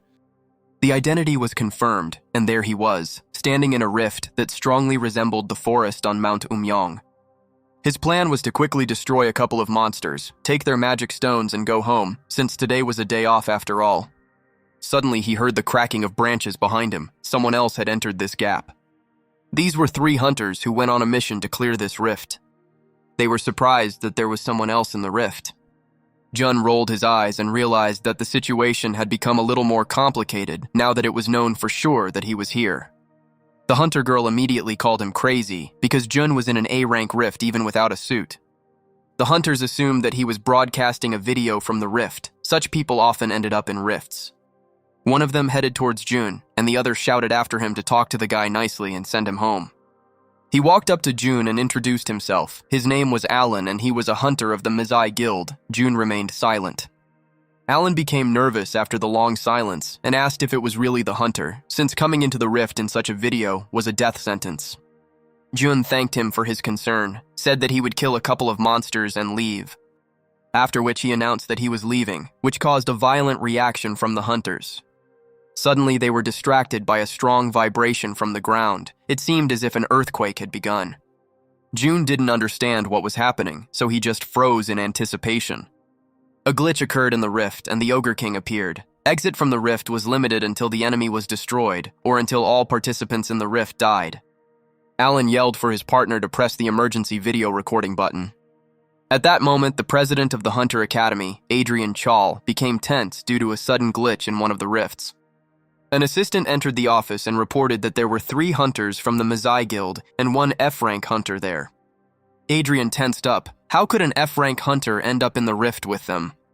The assistant said there was no sound on the emergency cameras, but the cameras showed that the hunters were on the trail and were about to destroy the monster. The Mezai Guild members are considered some of the best A-rank hunters, and they are also well-armed, so they have a chance of dealing with it, to which Adrian clarified which boss was in the rift. The boss was the Ogre King. The president was tense, because most likely they would die, so he suggested going straight to the negotiation room. At this time, the hunters were rushing along the rift. Alan ordered Mira to use the Hawk's Eye to find the monsters. Mira was a great long-range fighter. William was the most powerful healer he knew, and Alan himself had never lost. Having assessed the forces, he realized that there was a chance of winning, especially if luck smiled on them, a little more than usual. His thoughts were interrupted by June, who said that they were not going the same way, and that he would probably go. Alan told him to shut his mouth and stay close, and if he continued talking nonsense, he would kill him himself. William caught up with Juna and apologized, because Alan is generally a kind person, but right now he is very worried. Mira was worried about whether they would be able to survive, because the Ogre King was not an easy target even for S-rank hunters. Suddenly, Alan made a gesture for everyone to stop and stop their idiotic conversations. There was one dark ogre standing in front of them. They had to destroy it and move on. The captain turned to Mira and asked her to check if there were any other monsters nearby. Her eyes glowed a bright yellow, as if she had a computer in her head that was currently analyzing the area. Alan ordered Mira and William to cover him from behind, and he would take on those who were in front. After which, he turned to June and told him not to act strangely and to stand there. They had already taken a step towards the ogres when Mira suddenly stopped them. The boys turned with questioning looks in their eyes, to which she replied that something was wrong. For some reason, all the ogres were moving in the same direction, and she couldn't understand why. Suddenly, it dawned on her why several monsters, like robots, were moving along a given trajectory. They were heading towards the Ogre King, who was apparently nearby. At that moment, Jun realized that despite having 3 S-rank hunters by his side, the fight would not be easy. More than 20 monsters had already gathered around the king, and they continued to accumulate. June assessed the team that was suddenly acting alongside him today, and realized that with their abilities, they wouldn't get very far. So he decided to take action, headed towards the ogres, and sighed heavily. Alan grabbed him by the jacket and hurried to stop the suicide bomber. He asked him to stand there and not stick his head out, to which June mumbled something. Alan kept shouting that if everything failed because of him, he would personally strangle him before the ogre did it, but June begged him to listen to him. The hunter was seething. He no longer shouted, but sternly whispered for him to shut up or die right now. To which June lay down in the bushes, agreed with him, and told them to do what they wanted. Alan thought that since the ogres kept congregating in one place, they didn't have time to wait. The ogres needed to be taken out one by one while they could, and then they would use Mira's sniper capabilities. And they began the fight, surrounding one of the monsters, which was at least twice their size. Alan swung his sword, preparing to deliver a powerful blow. Suddenly, his face was filled with horror. He certainly didn't expect the fight to start like this. The dark ogre intercepted the sword in flight and calmly held it in his huge hand. At that moment, Mira decided to distract the ogre and fired a barrage of arrows straight into his back. She stood confidently with her bow a little further away, while William shook next to her. The monster showered him with explosive arrows and he turned towards them. William finally entered the fight and began firing his laser pistol, continuing to attract the ogre's attention. The huge machine was already moving towards them, so he asked Alan to speed up. Alan asked him not to show off and raised his huge sword, preparing to strike. With all his might, he struck the ogre just below the knees, cutting off his legs. The monster howled in pain, its eyes becoming bloodshot with anger. This was the perfect moment for Alan to deliver the finishing blow, and he wasn't going to let this opportunity pass. He plunged his sword into his back. Black blood gushed from the wound. The ogre was dead. They dealt with this huge monster quickly. He took a couple of deep breaths to catch his breath and asked Mira where the next target was. She said that it was not far away, to which Alan suggested going right now so as not to waste time. Suddenly, their conversation was interrupted by William. He was looking towards the bushes where June should be waiting for them. But June wasn't there. He'd gone somewhere, which meant the hunters would have to look for this idiot. Not far from them, some kind of light show was taking place. Rays of light were darting in different directions. The culprit of the disco was June. After everything died down, he stood in the field with several dead ogres. He took the first twig he came across and began poking around in the ogres to get their crystals. June took another blue stone from the ogre and was pleased with his work. He put it in his briefcase and decided that this amount would be enough for him. But there was no way to go back. The exit from the rift was limited. It was necessary to catch the Ogre King as quickly as possible. He immediately remembered that Alan had promised to kill him if June did not obey. Therefore, I decided to lie down, rest, and give the hunters a chance to sweat. This is exactly what happened on the battlefield. Alan, having climbed onto the ogre, tried to cut his throat with his sword. Mira fired a dozen arrows straight into his face. And finally, the ogre fell to the ground with a crash, pulling Alan down with him. Willia sat on the ground, his strength waning. Alan lay on top of the limp body, and the huntress commented that these opponents were really tough. But the question still hung in my head: why did the monsters keep gathering together?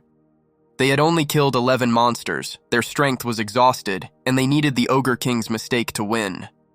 While Alan was thinking, William called him from behind, his voice frightened. The hunter turned around and understood the reason for this fear.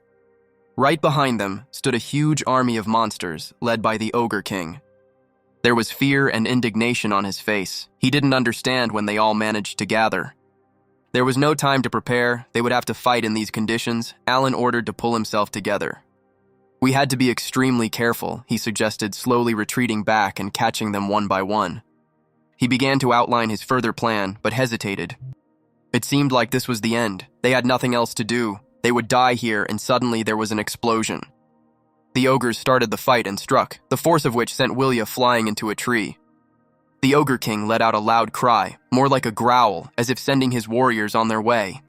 Ogres were approaching Mira and Alan, and Mira thought that perhaps this morning had been her most delicious and last breakfast. The team captain stepped in front of her, ordering her to run while he distracted the enemy and take William with him, but she didn't have the strength to do so. He decided to command even louder so that she would understand that at this moment he was not joking and was really ordering them to leave. After which he quickly rushed into battle, holding his long sword in front of him. It seemed the ogres were even a little surprised by his courage, because he was going to fight alone against an entire army. Suddenly, beams of light began flying around, cutting off the ogres' limbs. Alan couldn't understand what was happening, because none of them had such skills. Mira, who had already lifted William onto her shoulder, was also in shock. It was the first time in their lives they had seen something like this. June landed in front of Alan, blocking him from the battle. The captain asked what all this meant. June remained silent, assessing the situation. Suddenly, he created a greenish matter, creating a dome around the hunters, and suggested that they not come out of there. It was a protective film, but was there anyone among them who could make protection of such enormous dimensions? One of the ogres was already looming over June, aiming its blade straight at his head. As if mocking the monster, June also menacingly pointed at him the stick that he had recently been stripping from the twigs while lying on the grass. He threw his improvised weapon at it, when suddenly the ogre's body was torn into small pieces. William finally woke up and tried to comprehend where he was and what was happening, while Mira was shocked by the fact that the ogre exploded. The Ogre King wasn't going to give up so easily. Jun only defeated one monster, but his army was huge. Jun took out his sword and decided that since he was here, he had to do everything to win. He continued to look at the army calmly and tossed the hilt of his sword, as if playing with them. After which he powerfully threw the hilt into the air, and he finally sheathed the blade. At that very moment, in the place where the sword had just been, thunder began to rumble and lightning began to flash. The earth began to shake. Alan could not understand what kind of thunder it was and where it came from. William began to vomit, either from exhaustion or from injuries. Mira reported that this was not an ordinary thunder. His head began to split from pain. Alan closed his eyes. The thunder grew louder. His eyes began to hurt. Vibrations went through the ground, making it difficult to stand on his feet.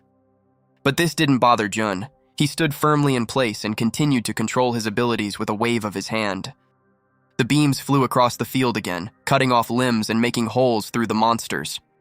With each new action, this F-rank hunter was more and more amazing, but it was unclear where he got his sword technique from. And so the rays caught up with the king of the ogres. All the power fell on him alone, as his army was completely destroyed. A pitiful cry escaped his mouth. Blood flowed from everywhere. This was his defeat. Jun pulled the sword hilt back and caught it deftly. He covered the entire field with ogres and their king without taking a single step. When suddenly a message came that the rift was returning to its normal state, it was finally possible to go home. Alan was finally able to get up, but he still couldn't figure out if the fight was really over or if he was seriously injured and dreaming it. He ran up to June and asked how he did all this, to which June suggested thinking that they killed the Ogre King. While putting the crystals into his backpack, he continued to talk about how it would be beneficial for their reputation and would also increase their value as hunters. It just didn't fit in his head. He had just destroyed a bunch of monsters, a boss, and voluntarily gave them the laurels. June suggested doing it the way they wanted, but they still owed him for saving them, and these crystals would be enough for him. He quickly said goodbye, and a second later he was no longer visible. The hunters stared into space and couldn't understand why he just up and left. Alan said that he should have at least asked for a business card, to which Mira replied that he wouldn't come again anyway, since he was always swearing. At the Hunter Academy, they watched the monitors silently, as if the world had stopped. The two employees stared at the screen in amazement, not understanding how or what had happened there. President Adrian asked to play the recording again from the moment the ogres appeared. They watched the recording again, the army's appearance, Alan ordering his partners to run, and Jun's phrase, with the instruction not to leave the dome. Adrian asked to stop at this point to understand something. He looked at Jun, who was throwing something that looked like a sword up and down again and again. After zooming in on the screen, it became clear that it was not a sword, but just a hilt. This was followed by screams about some kind of thunder and pain in the head. One of the employees reported that the recordings from all cameras stop at this point. When Adrian asked his name, the employee replied that his name was Kim. The president grew nervous as he continued to extract information about this hunter. His colleagues told him that they had been unable to obtain any further information about the mysterious guy. The registration number, the address, and everything else was fake, even the date of birth, the 99th day, 99th month, 9,909.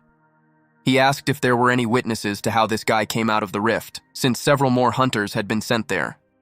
He placed 2 fingers to his temple, as if that would help him think better, but no answers came.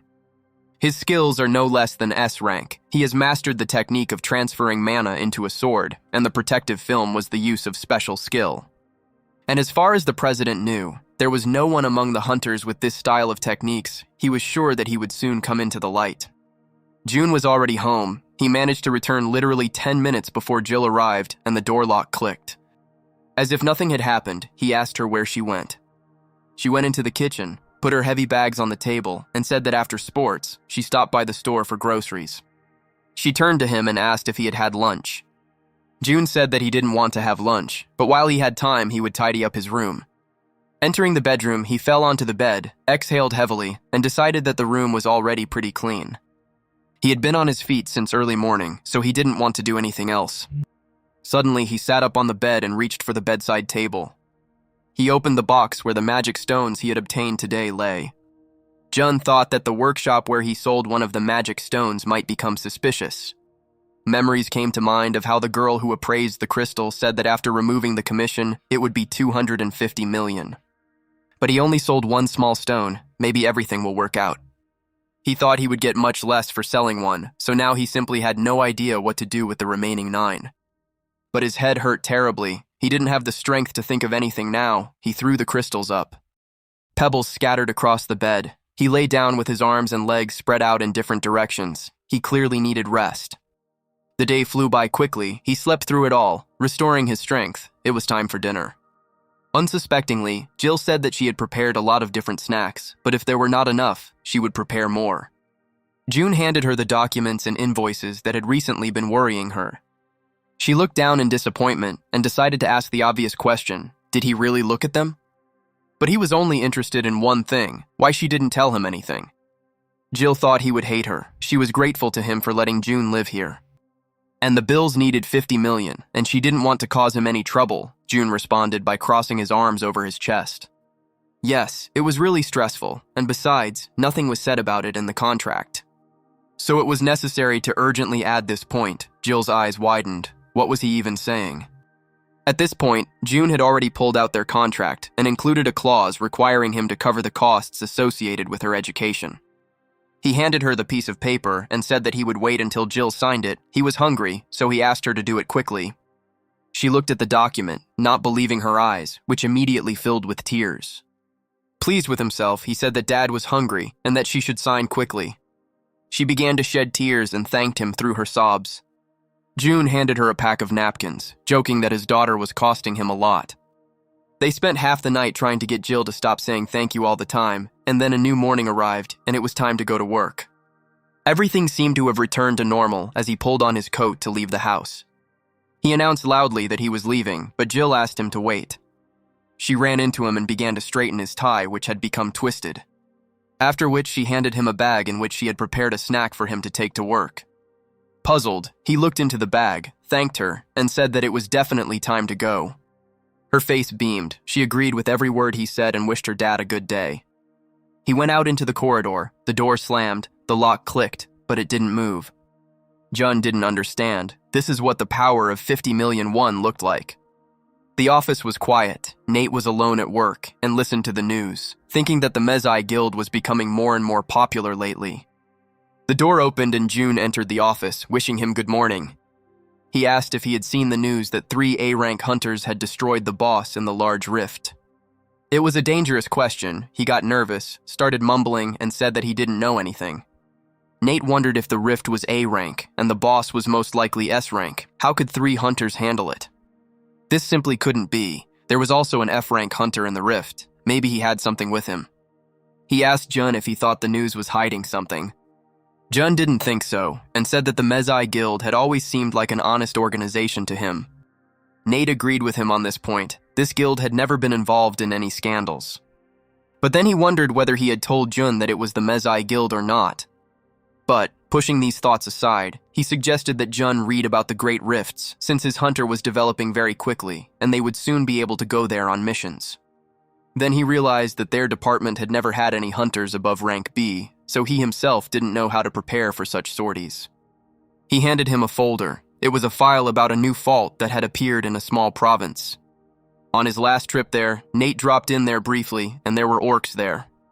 It was supposedly a C-rank rift, and since Kate had also been rated C, it would be a good idea for them to go there. After which he said that this was an order from the head of the department, so he asked not to be offended. But June wasn't offended, and, on the contrary, was pleased, because it was a sign of trust. Nate praised him, because June had been doing a very good job lately. And he offered him his help if he didn't understand anything. June was grateful to him. At that moment, the red-haired fury, Kate, flew into the office, apologizing for being late. Nate began to calm her down, because on normal days she could just stay at home. That was the department's rule. Out of nowhere, Greg appeared next to Kate and began to scold him for not even being able to properly greet a valuable employee, as if she had no right to come here. He obediently greeted Kate and told her to come to the office at any time of the day or night. Realizing the humor of the situation, Kate laughed and thanked him. While the chaos was going on around them, June put on his coat, grabbed the folder Nate had given him, and asked him if he and Kate could go to the rift today. Nate started talking about how he only needed to warn the bosses, and Greg immediately ordered them to leave immediately, and Kate jumped with joy behind his back. They had almost left the office when the boss's menacing voice came from behind them, demanding that they stop. He handed him 150,000 won and told June to make sure to treat the huntress so that she would be satisfied. The weather was just perfect. June and Kate had lunch together right in the area of the fault. Leaving the cafe, Kate thanked him for lunch, and he said that it was all thanks to her. June noted that after she received a C rank, the attitude towards her at the mayor's office changed. Kate didn't even notice it. She assumed that Greg could have celebrated June's successes this way, but that was out of the question. 150,000 was a lot of money for the boss, and he clearly wanted to please her. The thought crossed his mind that this money was a drop in the ocean for him, with 200 million in his account. He pushed away unnecessary thoughts and suggested that Kate move on. The rift was not far away. They made a couple of turns, and right in the center of one of the streets there was a rift, around which there were quite a few hunters. Kate was surprised. Most likely a huge number of hunters already knew about this rift. Near the entrance there was an employee of the Hunter Academy, as well as a number of B-rank hunters. Jun asked again why there were B-rank hunters here, since the rift was lower level for them. She said it was common practice to hunt in the rift at a lower level for safety. Kate fell silent and began to carefully look at what was happening near the rift. June asked if she was worried. The girl giggled nervously and said that she was indeed worried, since this was the first rift on level C. After which she remembered the events in the first rift. She had to protect the manager and could no longer afford stupid mistakes. June seemed to read her mind and declared that she shouldn't worry about him because he wasn't fragile either. She puffed out her cheeks and said through her teeth that if he got into danger, he should just run. But the hero assured her that this would not happen. Her abilities had been confirmed long before the certification. He also reminded that Kate had easily dealt with the orc, and that if she was careful, there would be no danger. June was sure of this, and asked her to finally believe in herself. Kate was embarrassed, but agreed with him. He turned to the rift and noticed that the hunters were looking for partners. After which he remembered the hunters who were with him in the rift yesterday. They were a truly excellent team. But they all had a terrible character, as if they considered themselves superior to others. He was pulled out of his memories by Kate, who had already changed into her new scarlet, form-fitting suit with wings. June looked at her carefully. She began to get nervous and asked if this suit suited her. He said her name slowly. Sweat appeared on her face. She did not understand his reaction.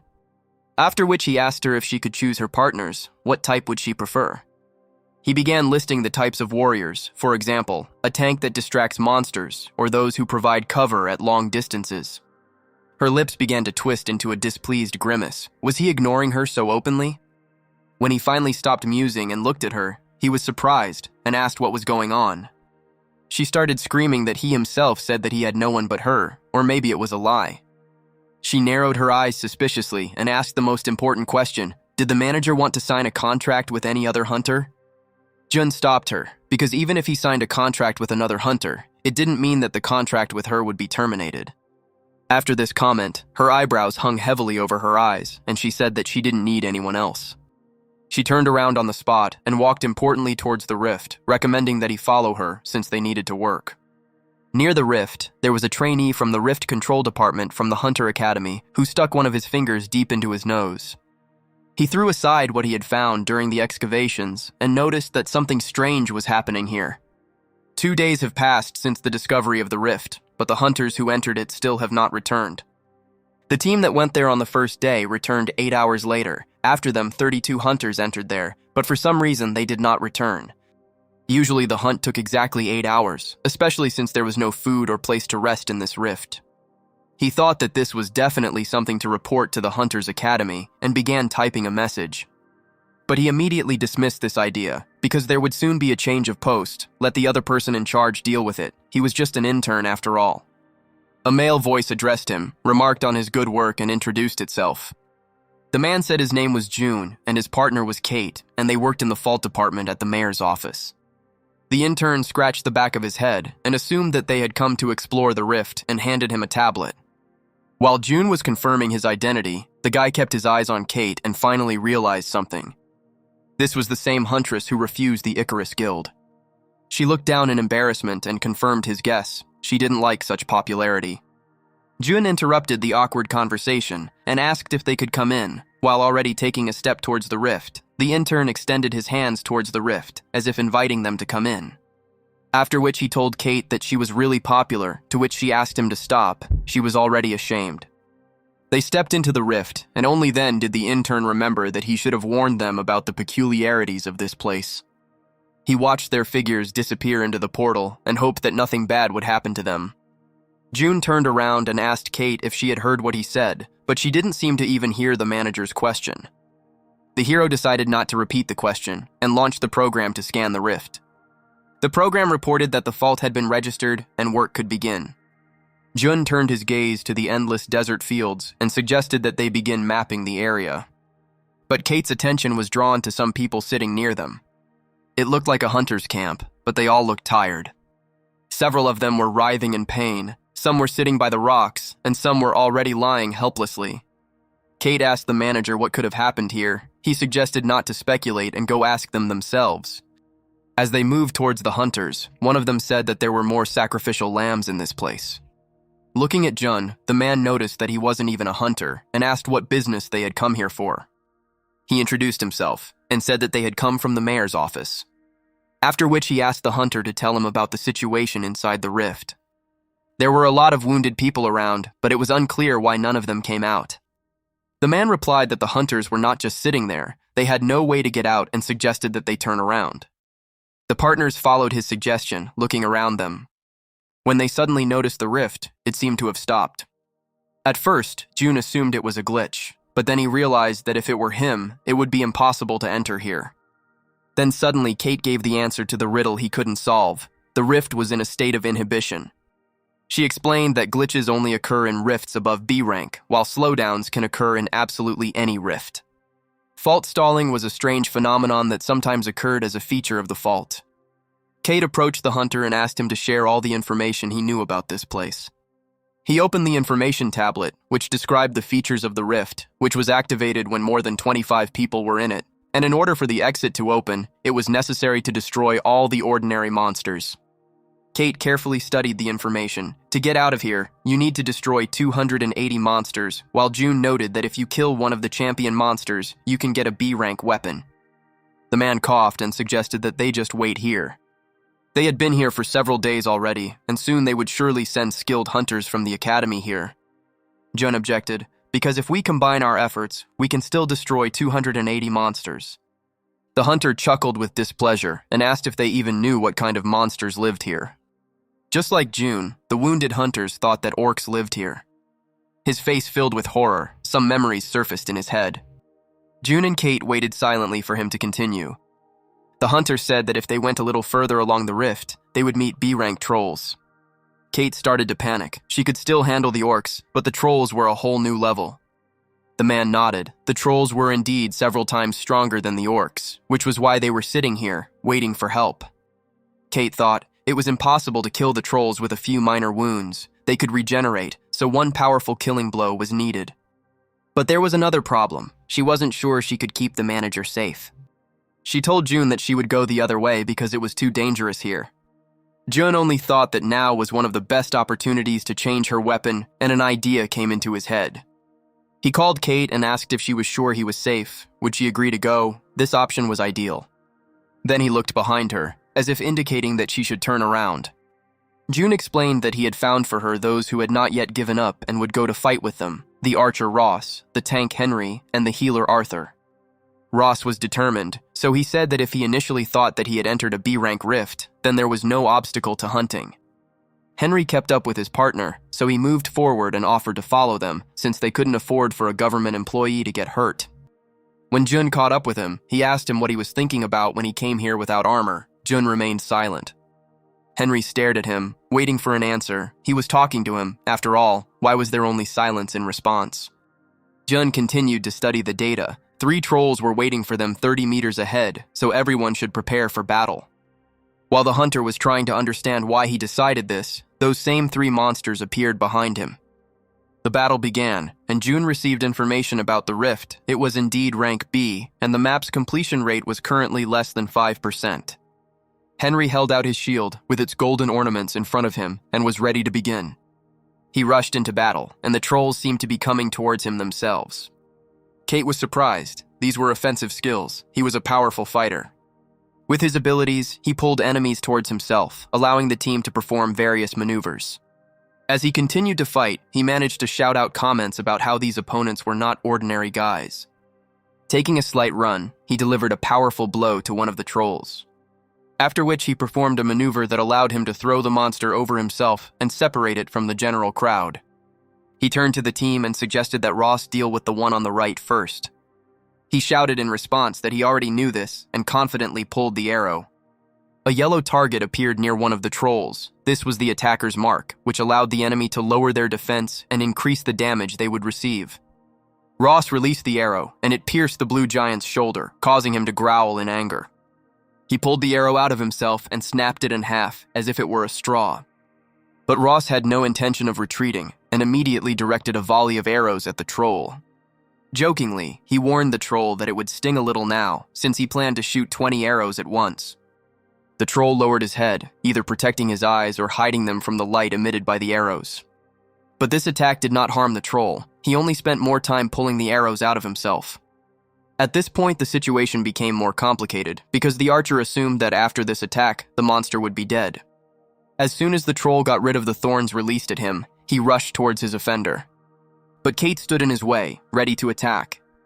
She leaped high into the air, raising her sword to strike, the wings of her suit fluttering in the wind like her red hair. Kate was incredibly fast, so much so that the troll couldn't even figure out where she was at that moment.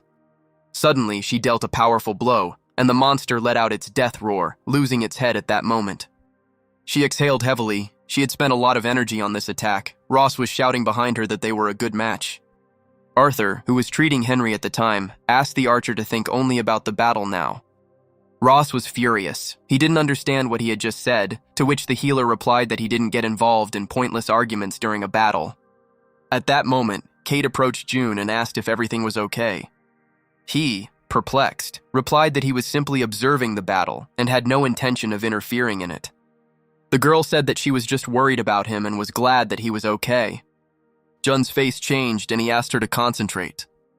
And at that very moment, he ran away from the place where he had just been standing and shouted for Kate to turn around. A huge troll was flying at her from behind, intending to literally trample her into the ground. She managed to jump back at the last moment. The monster dug its claws into the ground. Henry apologized. It seemed his skill had slipped out by mistake, putting her in danger. What had just happened was very dangerous. She began to think about what could have happened if the manager had come under attack. This could have been her fatal mistake, because he could have just died. This thought did not upset her. On the contrary, it gave her strength, and now she was ready to destroy everyone just to protect her boss. She gripped the hilt of the sword tightly, as if the sword had grown to her hand. Kate rushed into battle. Now nothing could stop her. The troll's mouth opened wide, and even he seemed surprised by her confidence. She dealt him several cutting blows, but despite their force, it still looked graceful. The troll took several large leaps backwards to give himself room to maneuver. Watching the girl rushing towards him again, he made the only right decision for him. The monster let out a terrifying, loud roar that seemed to vibrate the air around it. The hunters suddenly stopped, wondering what was happening to this troll. Henry pleaded with everything around him that it wasn't what he thought it was. But he was not mistaken. It was a battle cry. The troll called the pack to his aid. A crowd of blue monsters rushed towards them, growling furiously and trying to destroy even the sand beneath them. The hunters turned and ran. It seemed like the only right way. Kate didn't move. She just watched as the deadly storm approached. 9 monsters were approaching her, but she had no intention of retreating. Ross noticed this. He didn't want to die, but he couldn't leave her there alone. He overtook his partners and asked them to stop. Kate needed help. They watched the girl as she confidently walked forward towards a whole horde of trolls.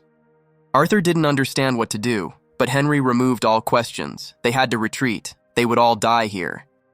But Ross's attention was drawn to another detail. He saw her sword. The blade emitted a blue light and shimmered, as if filled with energy. This was the aura of the sword. June watched everything that was happening from hiding. He was confident in her abilities and tried not to give her any reason to worry about him. Henry shouted that it didn't matter what it was, the sword's aura or something else. You can't just stand there and wait for death. There were probably more monsters nearby.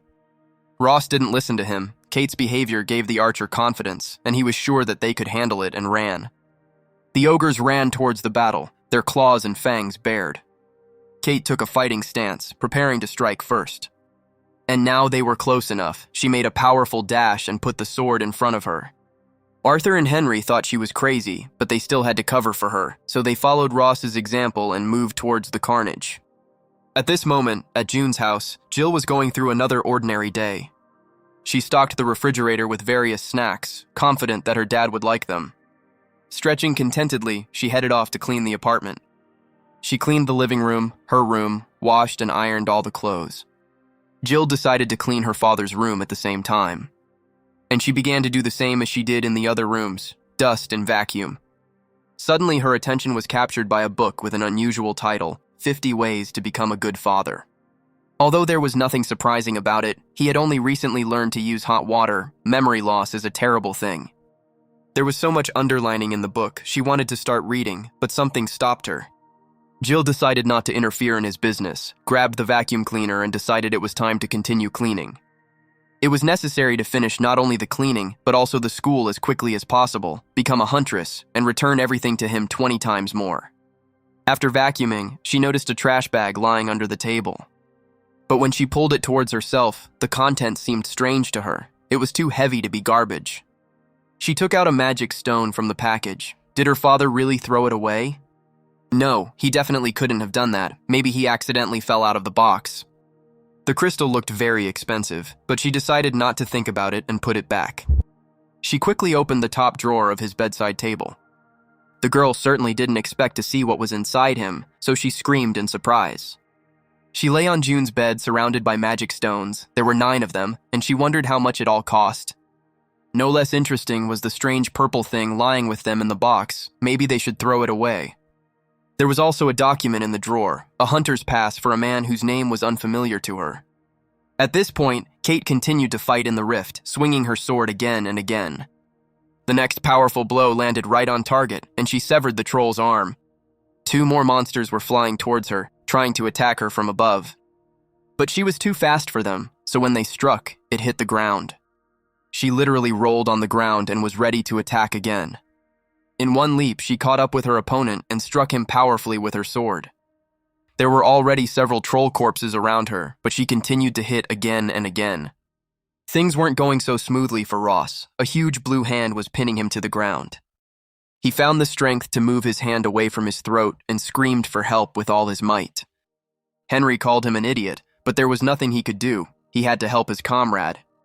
He grabbed the troll from behind, muttering under his breath that he didn't understand why they were so strong at all. While the 3 guys were picking at one monster, she single-handedly killed another one.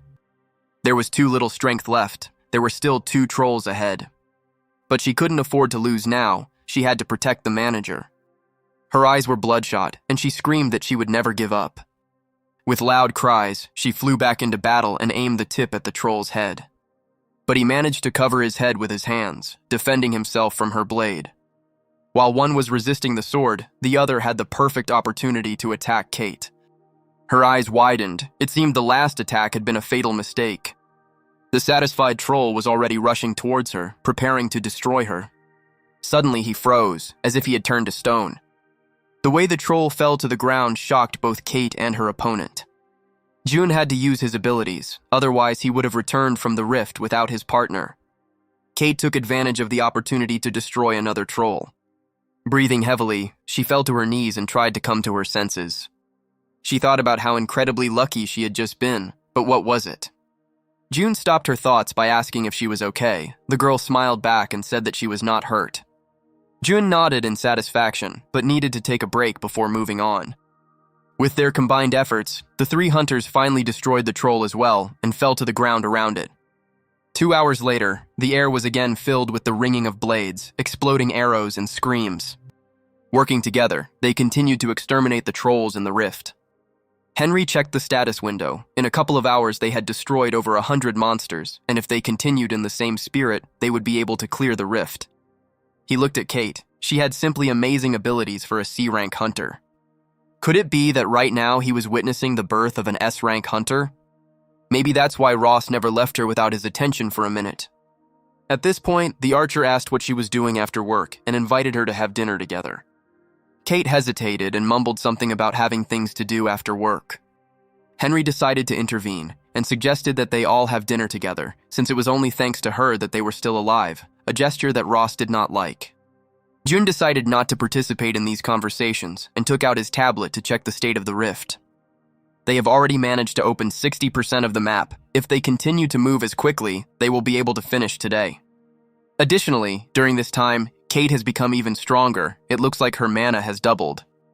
While she was doing her best to refuse the hunter's offers, June was thinking about how much her level and stats had risen. He decided to save Kate from the guys and suggested getting ready for battle, to which they nevertheless suggested resting a little. But there was no time for this. 200 meters away, an enemy awaited them that was much stronger than those they had destroyed before. At that moment, the ground began to vibrate, as if it wasn't a monster that was awaiting them, but an earthquake. The jolts grew stronger, and now not only their legs were shaking, but they themselves seemed to be thrown up from the ground. And they saw the culprit of the earthquake, a huge purple troll with 3 heads. Arthur decided to check if this creature was a troll, but the answer was not necessary. They needed to fight it anyway. Kate was exhausted, and at that moment, she was looking for inner strength that would help her fight. But the monster was not going to give them any extra time. He roared terribly. Light balls began to form right next to the mouth of each head. And then one of the rays burst out of the troll's mouth and flew straight at Kate. She didn't expect such a quick attack and was so shocked that she simply froze in place. June understood only one thing. This troll was too strong. His partner would not survive his attack. He rushed from his place towards her, and it didn't matter what would happen next because it was worth protecting her. Covering her with his body, he was ready to take this blow upon himself. There was an explosion, sand rose into the air, and the shockwave threw Kate back. She fell to the ground and tried to disperse the dust that rose from the impact. It was only after a few seconds that she realized what had happened. She stood up and started screaming June's name in panic, trying to see him. Ross lay on the ground and didn't understand what the hell had happened. Whether it was just an explosion or someone had been hit, Arthur, unlike him, had already understood what had happened. Henry pinned Arthur to the ground with force, ordering him to duck. One blow would be enough to kill him. Kate continued to run between blows, screaming June's name and begging him to answer. And finally she found him, but she didn't want to believe her eyes. Jun's body lay on the rocks, showing no signs of life. She approached him carefully and extended her hand, afraid to touch. Gently placing her hand on his shoulder, she asked him to wake up. Ross shouted that they needed to find somewhere to hide, hoping that the red-haired girl would hear him. Kate could only hear her own thoughts. She had already realized that June was not breathing. Tears streamed from her eyes as she was unable to protect her boss. She threw herself into his arms and begged him to forgive her, but he could no longer answer her.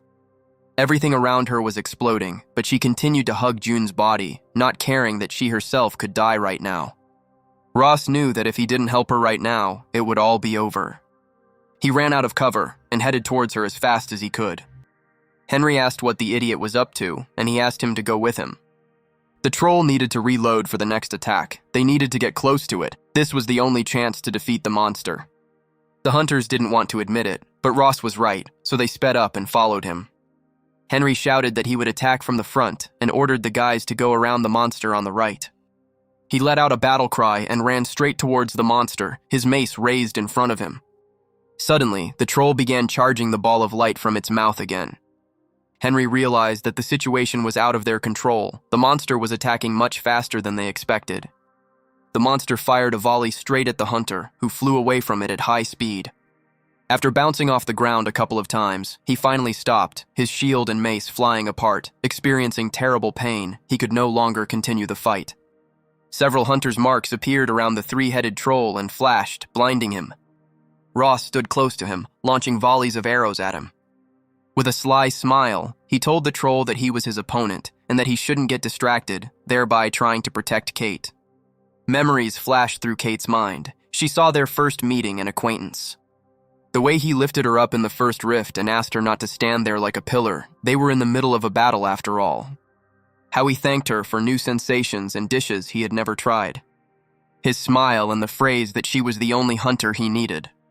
She thought she had finally found her place. Tears continued to roll down her cheeks. But suddenly, for some reason, her status window opened next to them. The window said that, faced with circumstances, she acquired a new skill, an oath. Another explosion sounded behind her, and Ross barely managed to escape it. While the troll was reloading, he fired several more arrows straight at his head. The monster's eyes filled with anger. He opened his mouth and growled, spraying saliva in all directions. Ross kept pace with his opponent and also shouted to show his determination. And then another volley of light burst from the troll's throat. At the last moment, the archer managed to dodge it, pressing himself to the ground.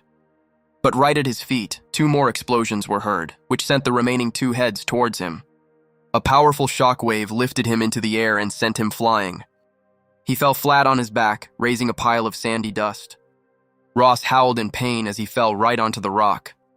Henry was lying next to him. He suggested that he just die. Why was there any need to resist if he was whining from falling on a tiny stone? Arthur came up to him, asking if everything was okay, but the archer was tormented by the realization that he was a failure. At this moment, Kate continued reading. She had just received an S-rank skill that bound her with an oath to the target chosen by the master. Thanks to the oath, all of her stats doubled, and the damage received was reduced while the chosen master was within a radius of 500 meters, after which a window popped up offering to choose June as her master. Hope lit up her eyes, but she couldn't quite tell if that meant June was still alive. She grabbed his hands and prayed that everything would work out. Suddenly, holographic bracelets appeared around their hands. The computer said that the gentleman had been selected and was within a radius of 500 meters. The oath's blessing was activated and her stats rose, ready to continue the fight. Henry also found the strength to get up, but it was difficult for him to attack alone, so he simply ran away from the explosions.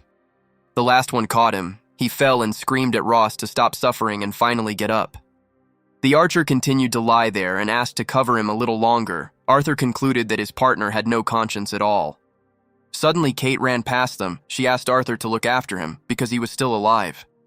Seeing her, Ross jumped up and shouted that he would cover her in battle. Henry looked at him with wide eyes. Just a second ago, this idiot was lying there without strength. Because he reveled in his pain, he almost died several times. The next explosion landed right next to Henry, and he was sent flying again. He fell right next to Arthur, who stated that if they were to take damage immediately after he healed them, then there was simply no point in it. After which, he asked me to wait here for a bit while he went and checked on Jun. Henry grabbed his hand and asked him to heal him first. Arthur had no choice but to agree. June finally came to his senses and was able to open his eyes. He saw that Kate had chosen him as her master. She has definitely become stronger, it seems, at least twice as strong.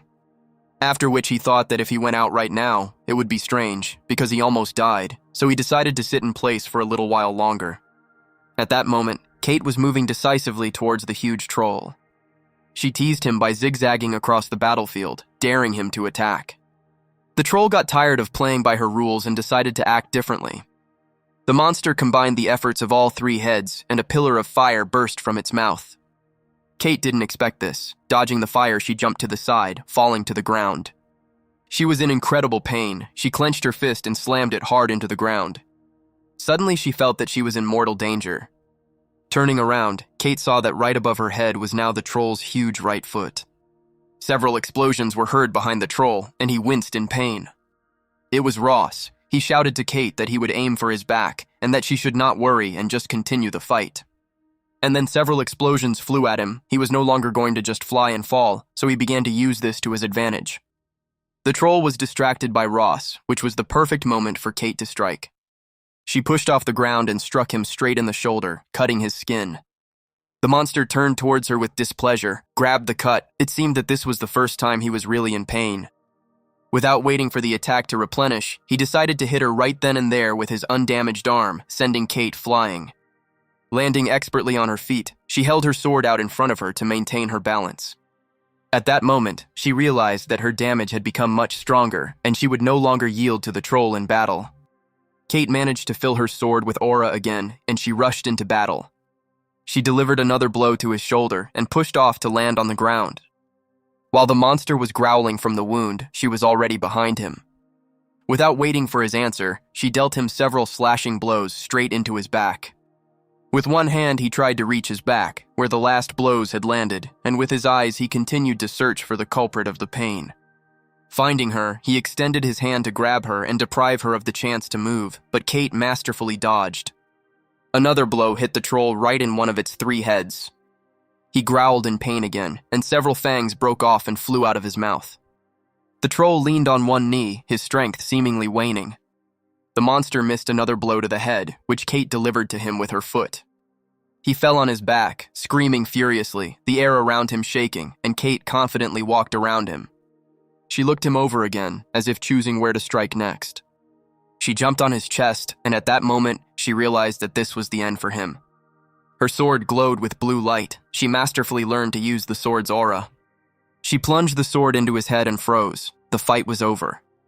Ross looked in fascination at the fragile girl who had just defeated a difficult boss. He exhaled and said that they barely made it. Henry noted that it was because of him that they almost died a couple of times. Jun watched her triumph from afar. She had grown incredibly, mastered the sword, but still had much to learn. He looked at himself. He knew one thing for sure. After work, he would have to buy new clothes, as they were all in huge holes. The image of Jill screaming because he was being bullied at work immediately came to mind. He finally stood up, took off his boot, and shook a mound of sand out of it. Arthur noticed this. He noted that June was absolutely fine. Kate heard this comment and turned around to see the manager, who was alive. She rushed towards him faster than she had acted in battle, her eyes filling with tears. Kate ran into his arms and went limp, finally able to breathe. Ross called June a bastard zombie. He didn't like the fact that he was coming back to life, which took away the girl's attention from him. Approaching June, Arthur asked how he managed to survive, but June was not sure of the answer to this question. Henry groaned and was sure that he would die today. He was overcome by the feeling as if 100 years of his life had been taken away from him. Arthur pointed his hands at June and said that he would still treat him, just in case. He was waving his arms strangely and panicking. Arthur asked him what he was doing. He was surprised. His abilities didn't work on Jun because there was nothing to heal in him. But how could this happen? He received direct fatal damage, but not only survived, but was not wounded at all. Ross was still trying to divert attention from him. What difference did it make? After all, he still survived. Henry suggested stopping here, as they no longer had the strength to fight and needed rest. June nodded in agreement. This really was the best option. The hunter asked how they should divide the magic cores they had obtained. The answer surprised him. Jun said that they should divide them equally among themselves. The law prevented him from making money from hunting, which Henry was glad of, but he was quick to point out that he had a pretty handy app for working with the rift. June asked the guys for a favor since he wasn't getting anything. They looked at him in surprise and waited for an answer as to what kind of service he needed from them. He pointed his finger towards the dead troll that lay not far from them. After killing the monster, an extra reward dropped, a B-rank sword, which he asked to give to Kate. They smiled and happily agreed to provide this service, since they were able to deal with the troll only thanks to her. A contented Kate held a brand new sword in her hands. Her eyes sparkled with happiness. She could not stop thanking them. Ross noted that she looked very happy with her new weapon, and she laughed in response. Jun became wary when he heard footsteps approaching behind him. It was 2 hunters from the Icarus Guild who were walking towards them. Emily came closer and smiled and said hello, but Gail continued to maintain a stern expression. Gail responded with a caustic comment. He didn't expect to see June and Kate here. After which he turned to the carcass of the 3-headed troll, which lay lifeless on the ground. He noted that Kate had become much stronger, and that she had dealt with the champion monster was amazing. She was pleased to hear such words from the famous hunter. She smiled sweetly and thanked him. June wasn't about to give in to the barbs, so he smirked and said it was all thanks to the suit Gail had given her. Gail began to slowly walk towards June, and for some reason reminded him that he had not given the suit as a gift, but had lost it. Emily intervened in the argument and suggested that Gail move on, as they still had a lot of work to do. Gail agreed and stated that he and Emily would go first, since the others were so busy that they were just chilling out and headed ahead.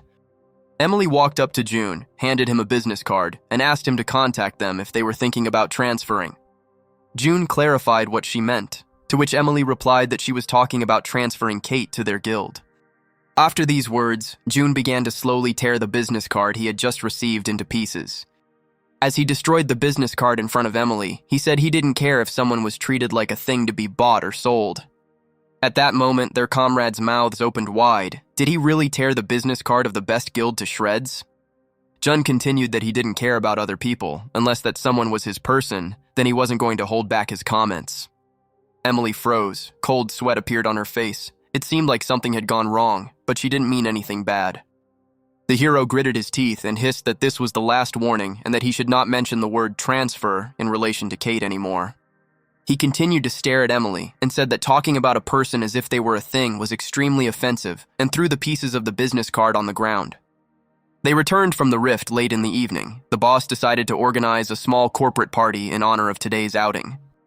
June decided not to go to it because Jill was waiting for him at home, and he had already spent time buying new clothes. On the other end of the line were cheerful, drunk colleagues, and he heard that at that very moment, Kate was talking about the incident with the Icarus Guild. At that moment, Kate jumped up, waving her fists and trying to accurately convey June's words about how he would protect his man. Greg thanked June for his work and for handling their employee the right way, while Nate jumped around in surprise in the background. Suddenly, Nate snatched the phone from his boss's hand and began his own dialogue with June. He noted that, in his opinion, tearing up the company's business card was too much. June asked for forgiveness for this act, when suddenly he heard approving notes from the end of the receiver. He decided to ask again what he meant, because so far opinions were changing from phrase to phrase. Nate said he believes there are times to bow your head and times to let your anger out. The Icarus Guild was a huge and famous company, but that didn't mean they had to always lose to them, and he yelled that Jun had done the right thing. He continued to shout that it would be one thing if Kate left voluntarily, but treating her like a thing was disgusting. Greg joined the conversation, seeing nothing wrong with angering a couple of boastful S-rank hunters. Nate pulled the phone closer to himself and lowered his voice to a whisper, as if he wanted to ask something personal. He asked Jun if he could also become his man, so that he could be under the same confident protection.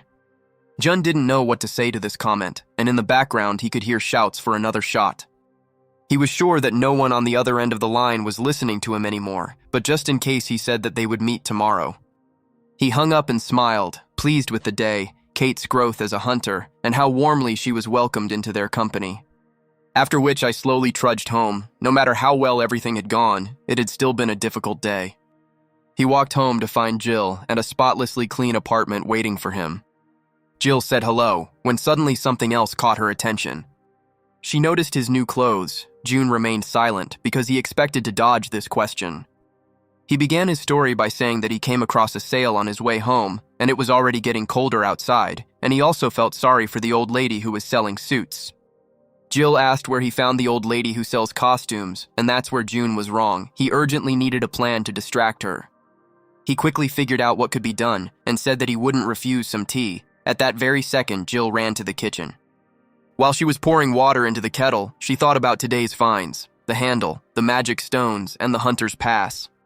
Suddenly, she thought about how her father worked as an office worker during the day and as a hunter at night. An image of my father in a superhero costume and him receiving signals for help immediately came to mind. She was sure she was right because his colleague at work, who came to visit them, was also a hunter. And now she saw two partners in stylish suits who were about to set off on a mission. The next image was of Kate deftly rolling over on his back, and both of them deftly dodging bullets. She continued to imagine various scenes and began to boil with anger. The same thing happened to the kettle she put on the stove. Jun walked into the kitchen and pointed out the fact that the kettle seemed to be boiling. She got scared, and while she was turning towards Jun in panic, she touched the teapot with her hand, which immediately went flying. Without a second thought, Jun darted towards the kettle and caught it with both hands. While the daughter watched this scene in amazement, the hero asked her to be careful, as she could burn herself with boiling water. She couldn't contain her emotions any longer. She screamed and asked what he was holding in his hands right now. Jun didn't know what to answer, because it was obvious that he was holding a teapot in his hands, but he didn't take into account the fact that he was holding a hot teapot. He didn't immediately notice his mistake and stared at his hands and the hot iron in them. Jun quickly moved the kettle onto the table and began to justify himself by saying that it wasn't hot enough. Apparently the water hadn't boiled after all, but the whistling of the kettle insisted otherwise. She grabbed his hands, turned on the water and lowered them into it. Her hands needed to cool. Jill apologized for her carelessness, as she could have gotten hurt. Wiping his hands on a towel, he asked what she was thinking about so intensely. She screamed as if she remembered something. Jun continued to look at her questioningly. She ran into the room, an action that left him even more confused. But a second later, she was already returning to him, with some kind of bundle in her hands, which she handed to him. He started reading. It was an informational flyer for initiation into the hunters. Jill hesitated and started to say that there would be nothing important there and she just wanted him to know. After which she noted that it was a weekday and she knew perfectly well that he was busy, so there was no need to come. Jun rubbed his chin thoughtfully. It would be next Monday. How could he get time off from work? But the most important thing was that he understood that this was incredibly important for her, so he said that he could come. Jill blossomed. A smile spread across her face, and she thanked her father. Another event happened in the rift that Jun missed. Ross decided to talk to Gail about how terribly Jun treated Emily and her business card. But Gail didn't understand why he had come such a long way just to report this.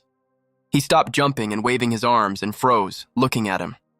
After which she asked to punish Jun, because the way he was behaving irritated him terribly, and Gail had a reason to do it.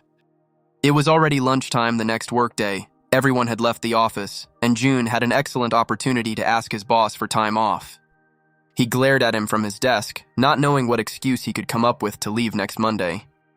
The hero finally made up his mind and approached the boss's desk, apologizing in advance. He asked if he would mind if he only worked half a day after lunch next Monday. Greg asked why he was going to do that, to which June replied that it was personal. The boss nodded at his answer and asked if it was something that couldn't be discussed. June had no intention of revealing the real reason for his request, so he simply confirmed his suspicions. Greg thought about it. He didn't know what to do, because Nate was leaving on a business trip next Monday. June didn't understand what kind of business trip this was, but the boss reminded him that the following Monday, there would be an initiation ceremony for new hunters.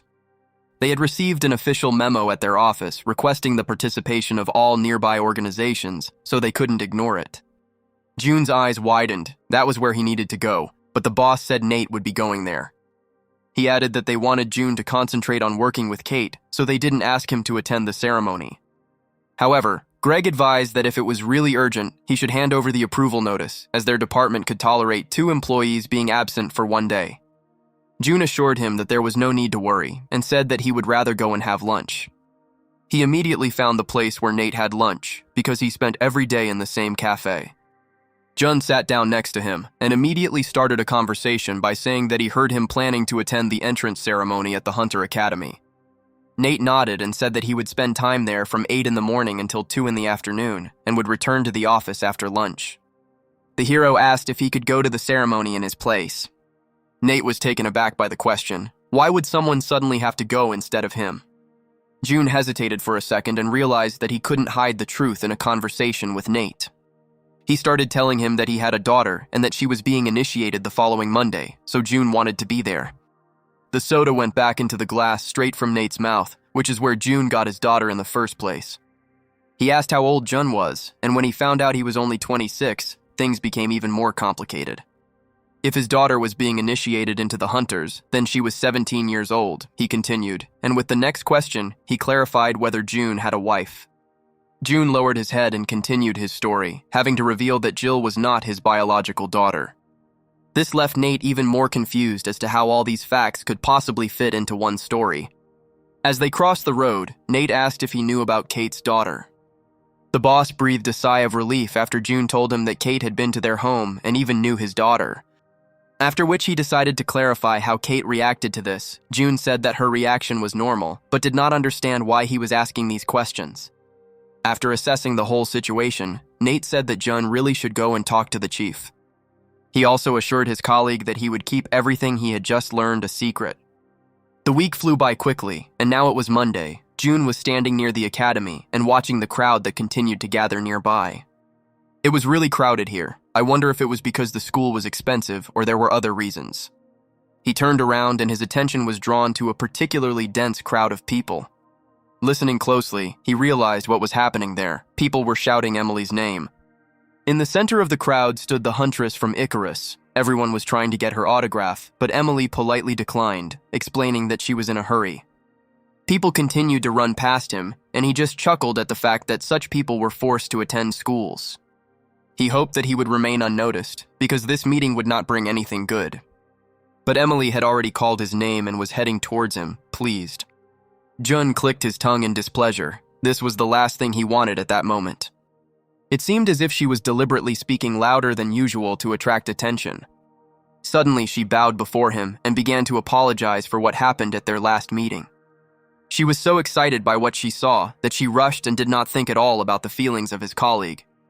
Emily continued to stand submissively with her head bowed, and a crowd began to gather around them, whispering that this man was even more important than the huntress, since she bowed before him. June asked her to get up because everyone was looking at them, but Emily continued to say that she didn't want to provoke a negative reaction from him. He admitted that he had been cruel to her too and began to ask for forgiveness, when suddenly she said, "Okay," and straightened up. People looked at him with disapproval, and he felt as if he had been fooled. Emily handed him her business card again, and she asked him to make it a reminder of her peaceful intentions.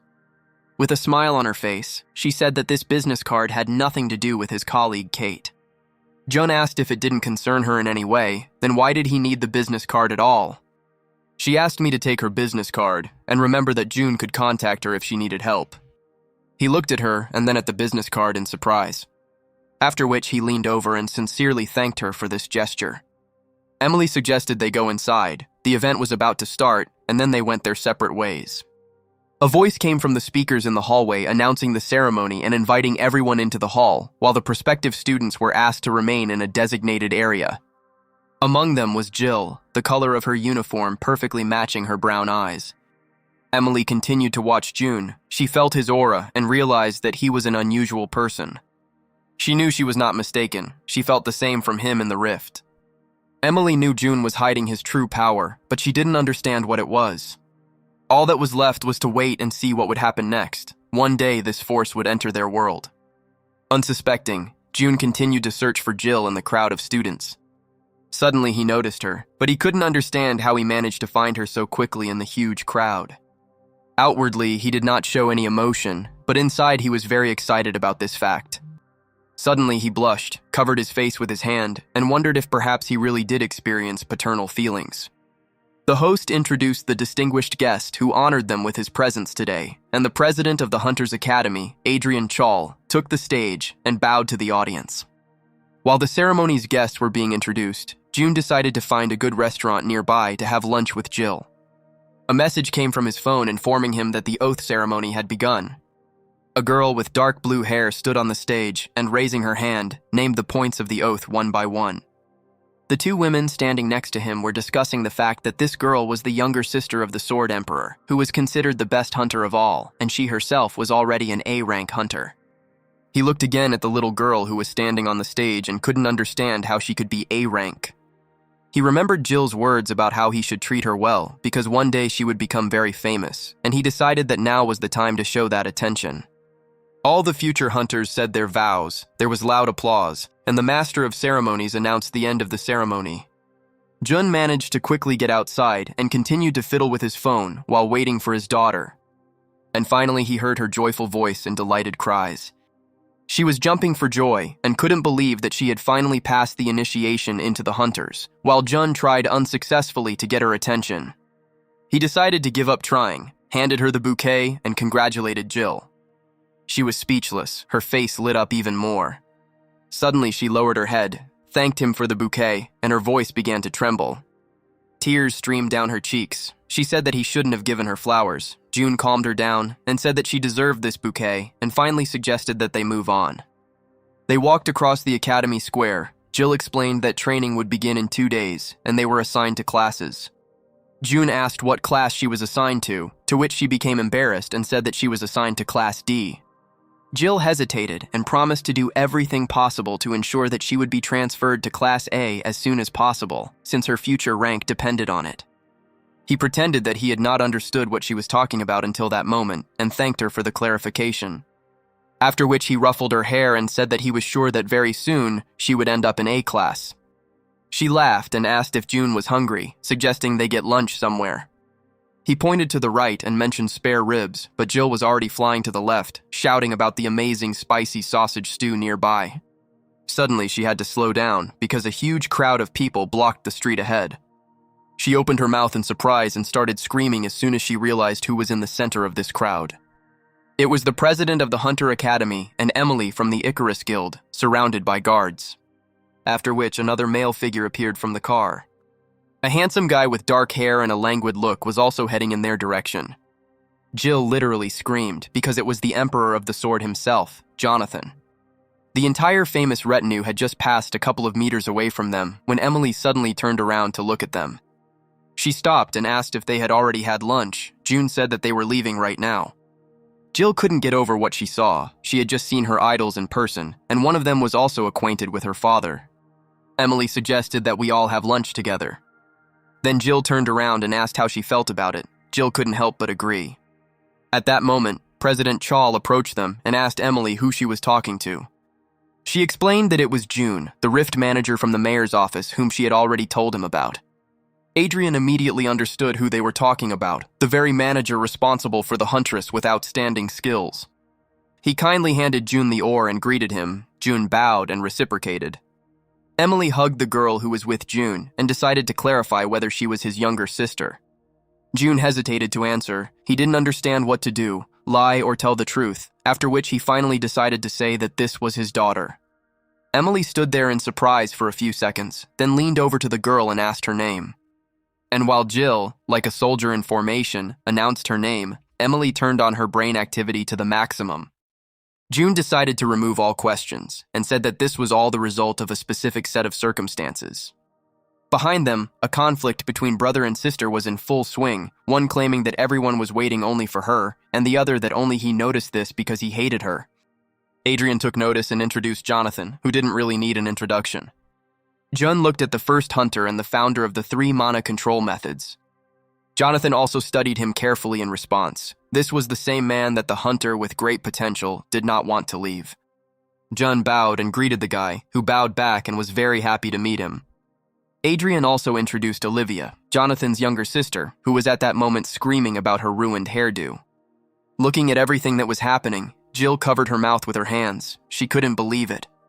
Right now, a hunter has personally met her, who developed the style, school, and techniques that hunters use to this day. With all the thoughts racing through her head, she could only open her mouth in surprise, which really touched Emily. Jonathan noted that June was quite well built and asked if he was a hunter, to which he replied in the negative. The hunter expressed his regrets. He was sure that he would have made an excellent hunter.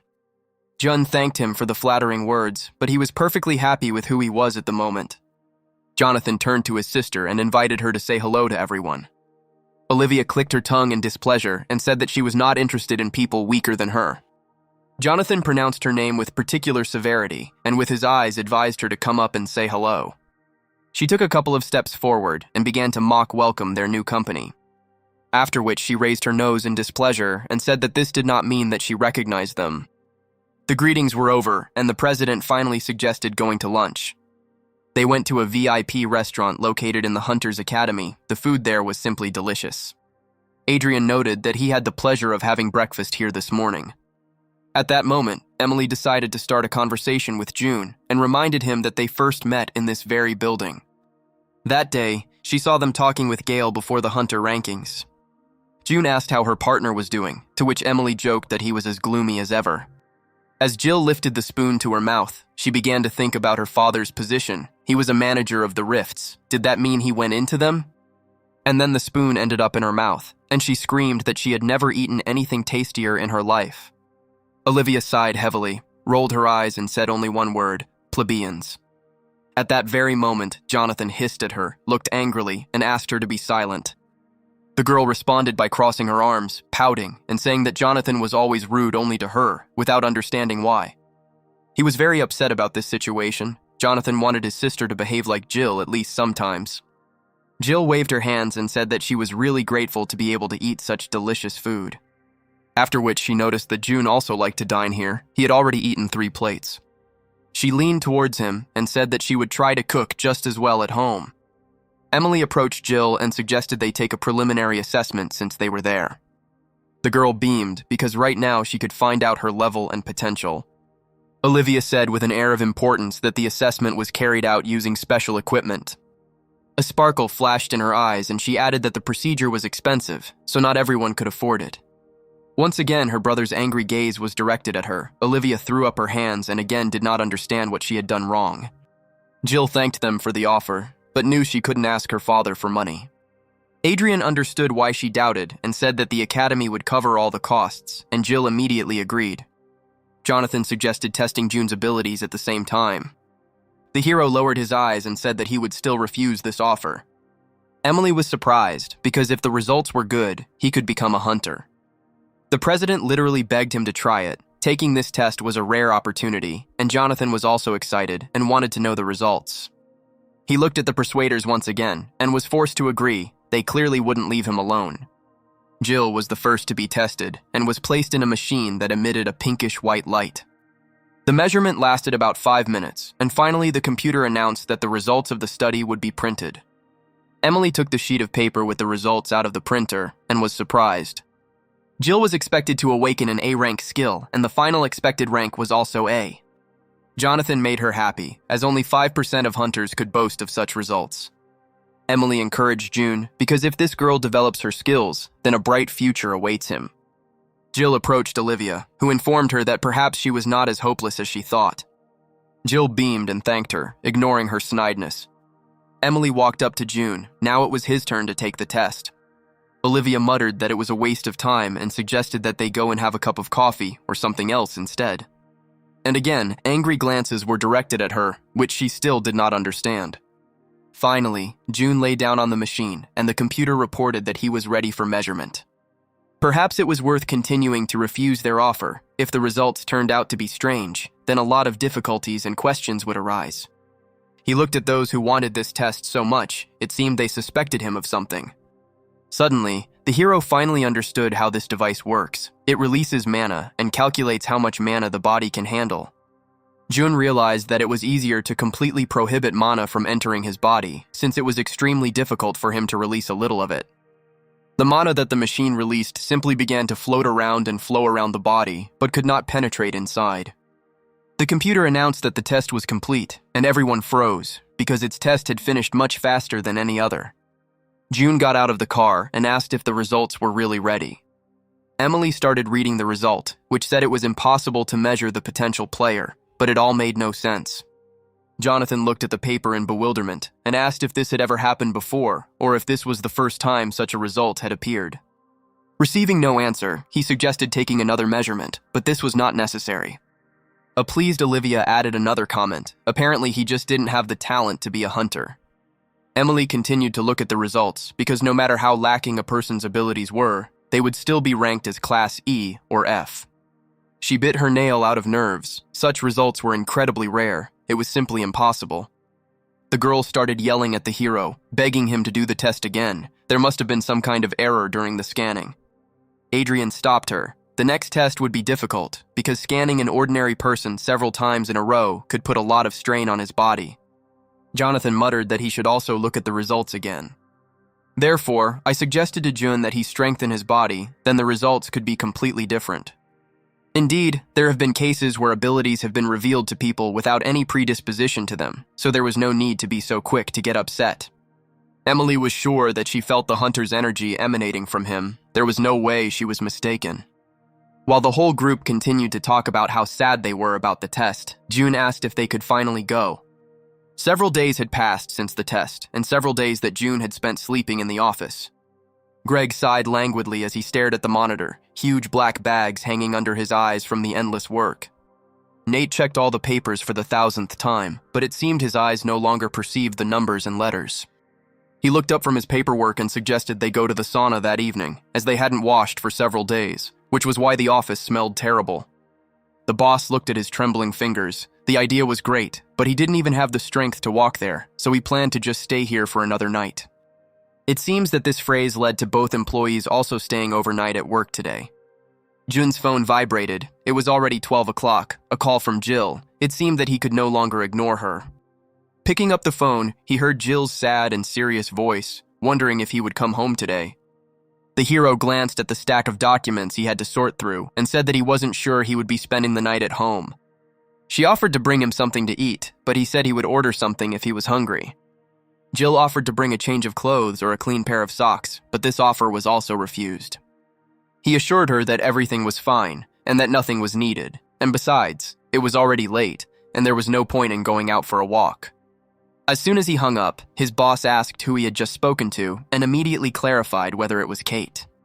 He looked at him in surprise and replied that no, to which Greg asked him to just tell the truth, since he couldn't be fooled that easily. Nate decided to change the subject. Besides, he was interested in whether the rift in Wangsan Mountain had been confirmed. In response, the chief began to stretch in his chair. He hated this time of year, because every year the hunting academy asked them to take care of field trips for the students. They needed to select and test the Centurion rifts below rank C to choose the most suitable for novice hunters. June thought about telling Jill about this, since they would definitely meet on this excursion. Moreover, thanks to Emily's efforts, the girl already knew that he was working on fault zones. Late at night, he finally returned home, and a contented but tired sigh was heard from the far room. Jill came out to meet him and asked him to let her know when he was going to return home so late. He apologized to her and promised that he would definitely do it next time. Jill suddenly became a completely cheerful person and announced that she was going on a field trip to the Rift next week. It was her first time going, so she was very nervous, even though it was only an F-rank Rift. Jill's face turned serious, and it was the perfect moment to ask what her father actually did for work. He hesitated and began to explain that in the department, he deals with everything related to faults. Jill decided to immediately clarify whether this meant that he himself was entering the rifts. He looked at her calm face and decided that it was okay to say something after all, and nodded hesitantly to her. But the next question followed. She was interested in what exactly he was doing inside the rifts. June frantically began naming as many responsibilities as possible to distract her. After he noticed the sad expression on her face, he said that there was no need to worry about it. This did not have the effect he expected. She began to stamp her feet and scream that she could not help but worry about this because he was in danger there. She screamed that leaving everything in this state was completely unacceptable. She threatened him with her finger and said that she would give him a special training session. June didn't believe what she just said. She is a girl who just entered the Hunter Academy. He will arrange training for the one who was actually the strongest hunter. But Jill didn't know that he was the greatest hunter, so she argued that she had the potential to be an A-rank hunter. She clenched her fist and said that from now on they would practice every weekend. She also wanted him to go to the academy on Monday to apply for body strengthening, as that would give him mana. Sweat was pouring down June's forehead, and he thought that if the people of Murim could hear her now, they would faint. Jill had already thrown on her windbreaker and was literally ordering him to follow her. They went to the alley near the house. Jill asked to open the window of his characteristics to check them. June opened the window and understood that right now he would have to lie because all the characteristics were at maximum.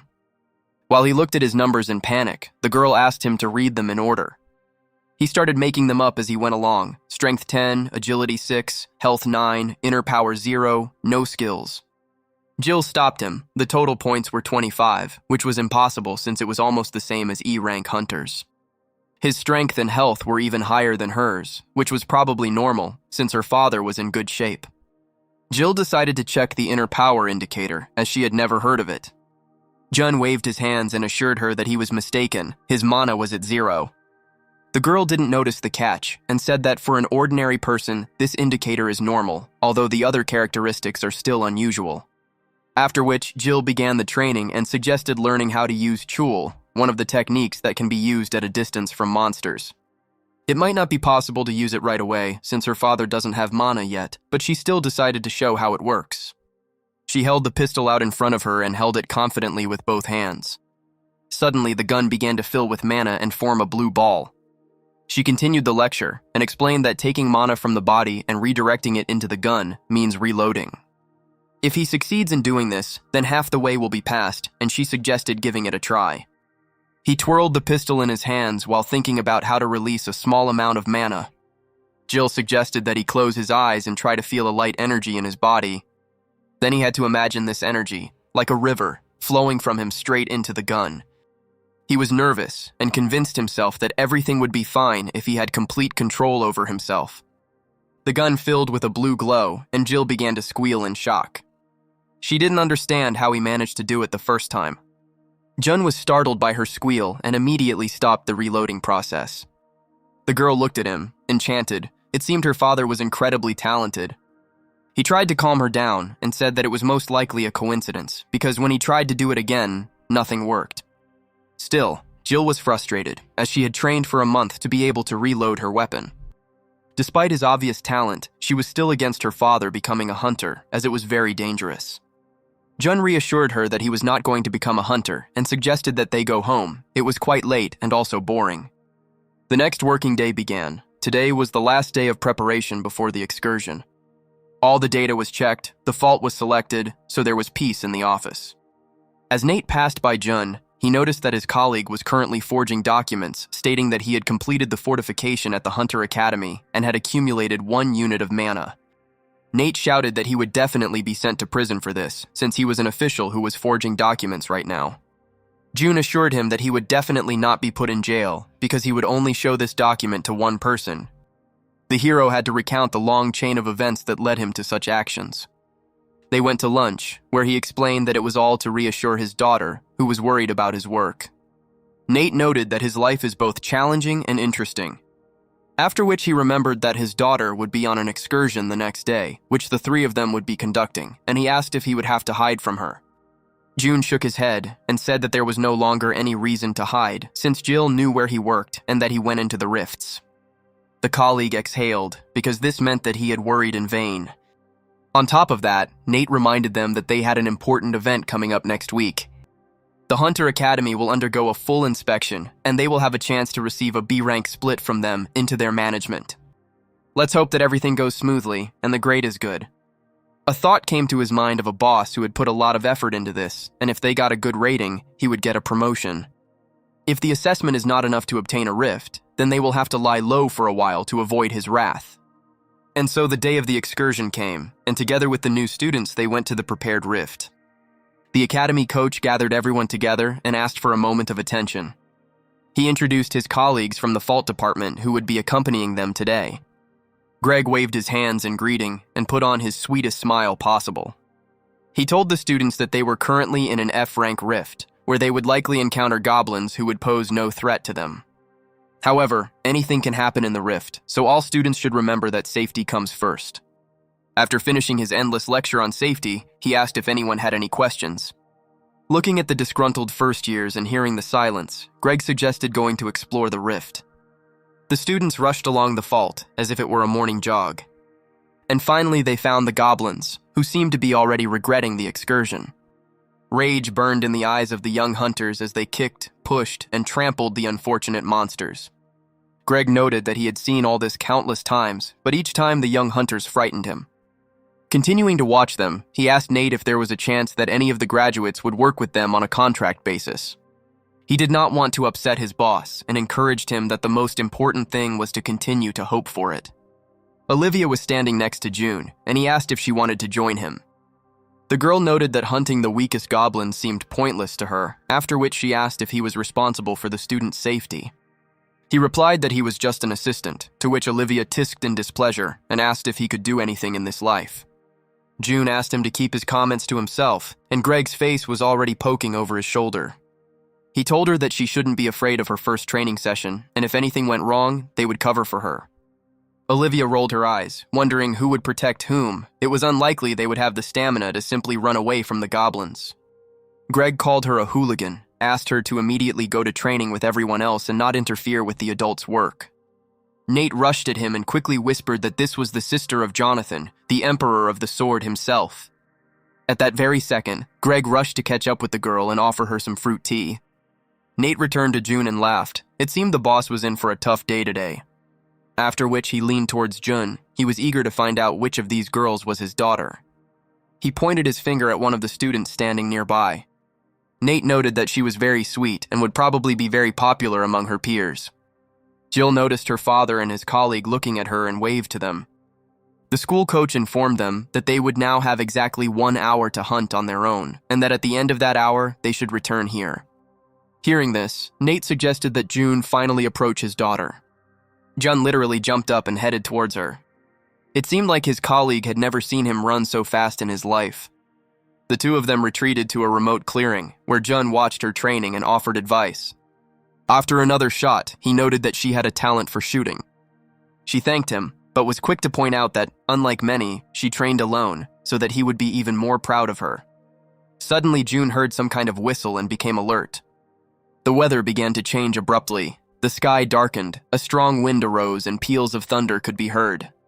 A goblin appeared not far from them, who was different from those they had seen before. The goblin had a strange purple tattoo on his forehead. He looked like a boss monster, but there shouldn't be bosses in this rift, because June, Nate, and Greg checked this information several times. Looking at him, Jill noticed not only the strange tattoo, but also his dark skin color. The girl put out her hand, as if protecting June, and asked him to move away. After which, without thinking, she filled the pistol with mana and sent a bullet into the goblin. The bullet hit the goblin right in the forehead, and he fell to the ground. Killing him turned out to be easier than she thought. She turned to Jun to tell him that everything was okay now, but something lit up behind her. June started screaming furiously, because everything was definitely not good. His working device reported that the Rift Guardian had just been successfully defeated, and a red-black crack began to spread behind Jill. Another rift has just opened, the difficulty of which will be set randomly. June continues to scream at her to run towards it quickly.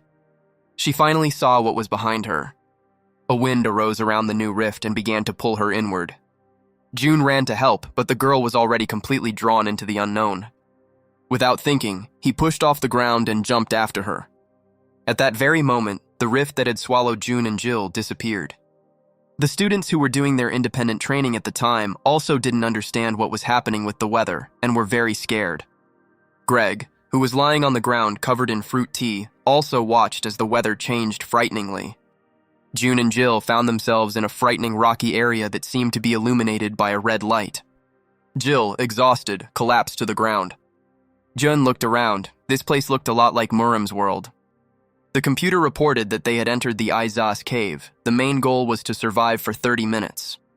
And then Izas himself appeared before him, a huge dragon with burning eyes and huge fangs. Jill began to shake, and only one word was flashing through her head now: death. Jun walked up to her and looked down at her. She seemed to be in a state of shock. He exhaled heavily. Why did the strangest things happen to him exactly when he had to hide his abilities?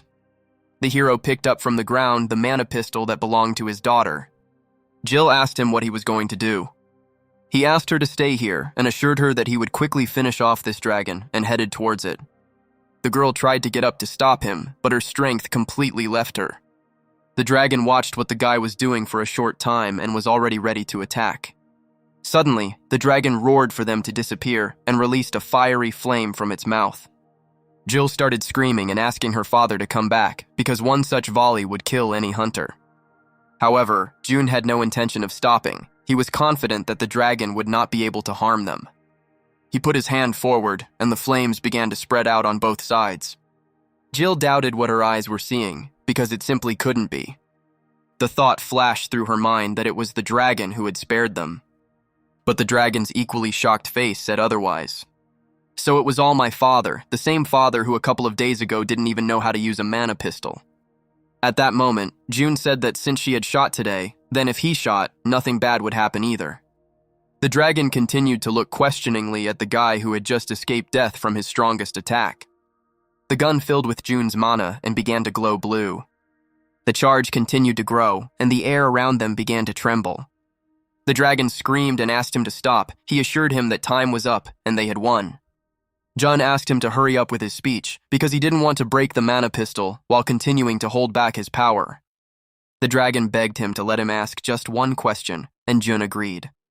After which, the huge winged monster asked the most idiotic question: is there any option not to kill him? Jun asked why he asked that, to which the dragon stated that his life was now in the boy's hands. Jun couldn't hold back his strength any longer and fired a huge blast from his pistol, turning it slightly to the left to avoid killing the dragon. The creature squealed in fear as if he were a 5-year-old child. And finally, the charge flew a couple of meters from his head and rushed on.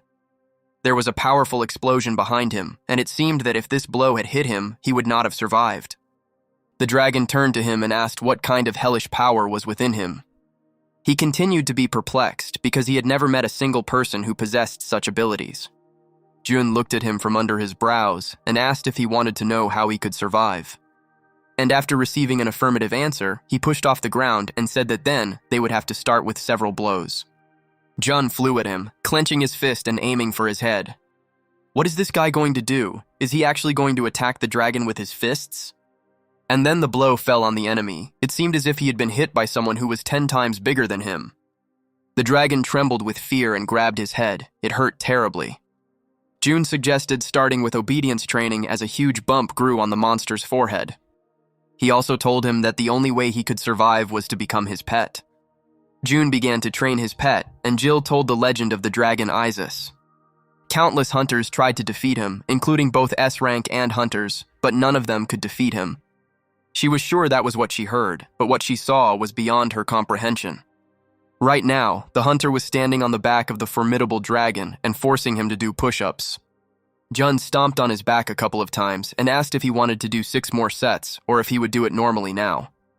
While the hero was shouting army chants, Jill looked at him and wondered who he even was. Jun asked if the dragon was really one of the strongest and stronger than the ogre general, to which he nodded his head affirmatively and said that he was very useful. In his head, he was thinking that he could safely leave him with Jill to guard him, but he was bothered by the fact that the dragon was a little slow. Jill decided to interrupt their training and asked if her father thought they should go back. In one leap, he descended from the huge creature and agreed with her. But before they returned, they had something to discuss. June started to say that what happened here, when suddenly Jill finished for him, that it was all a secret. His eyes widened as she promised him not to tell anyone.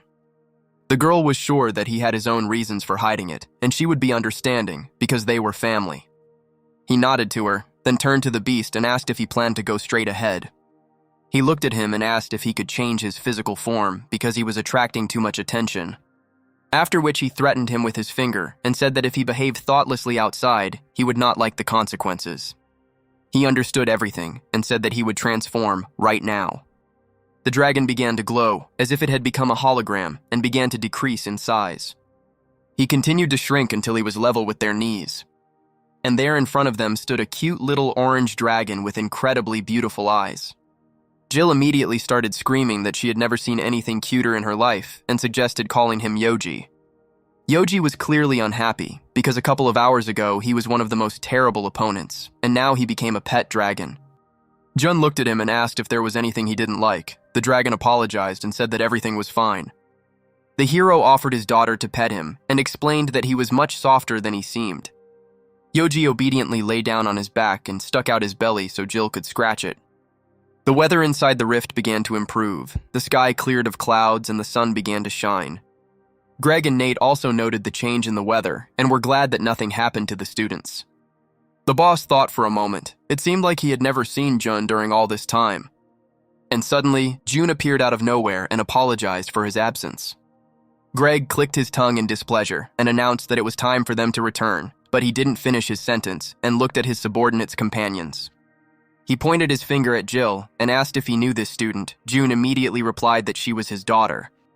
And while Greg's face was distorted in a surprised grimace, June said that there were circumstances that he could not delve into now and apologized. The boss grabbed him by the shoulders, shook him gently, and said that he understood him perfectly well. Everyone makes mistakes when they are young. Jill walked up to Greg, bowed, and introduced herself. The boss continued to glance back and forth between June and his daughter, and the hero once again stated that he could not provide more details. Nate approached Jill and introduced himself. The 2-year-old was glad to meet him because her father told her a lot about him. Greg was listening to the exchange of pleasantries when something suddenly caught his attention. It was a small orange creature. He asked where they found such an interesting puppy. While the boss was asking how they had dyed his fur like that and couldn't decide on the breed, Jun motioned to Yoji to keep quiet. Greg began to stretch his face and said that they should take the animal to the vet. The boss picked him up, and Yoji started barking, to which the man yelled that he was trying to bite him. June said that this animal would now help him, and he discovered in himself the talent of a trainer. His colleagues began to ask him how he had discovered his new abilities and whether he was now going to become a hunter. The hero answered without hesitation that he did not plan on becoming a hunter, but that this skill would be useful to him when exploring the rifts. The boss exhaled because he couldn't lose such a valuable employee and hugged the orange creature. After which he decided that now was not the time to cuddle, let Yoji go, and offered to have a drink after work.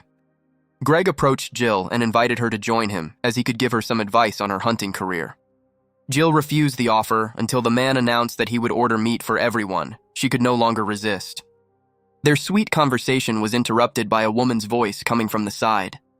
It was Olivia, who was eager to find out what kind of animal was with them.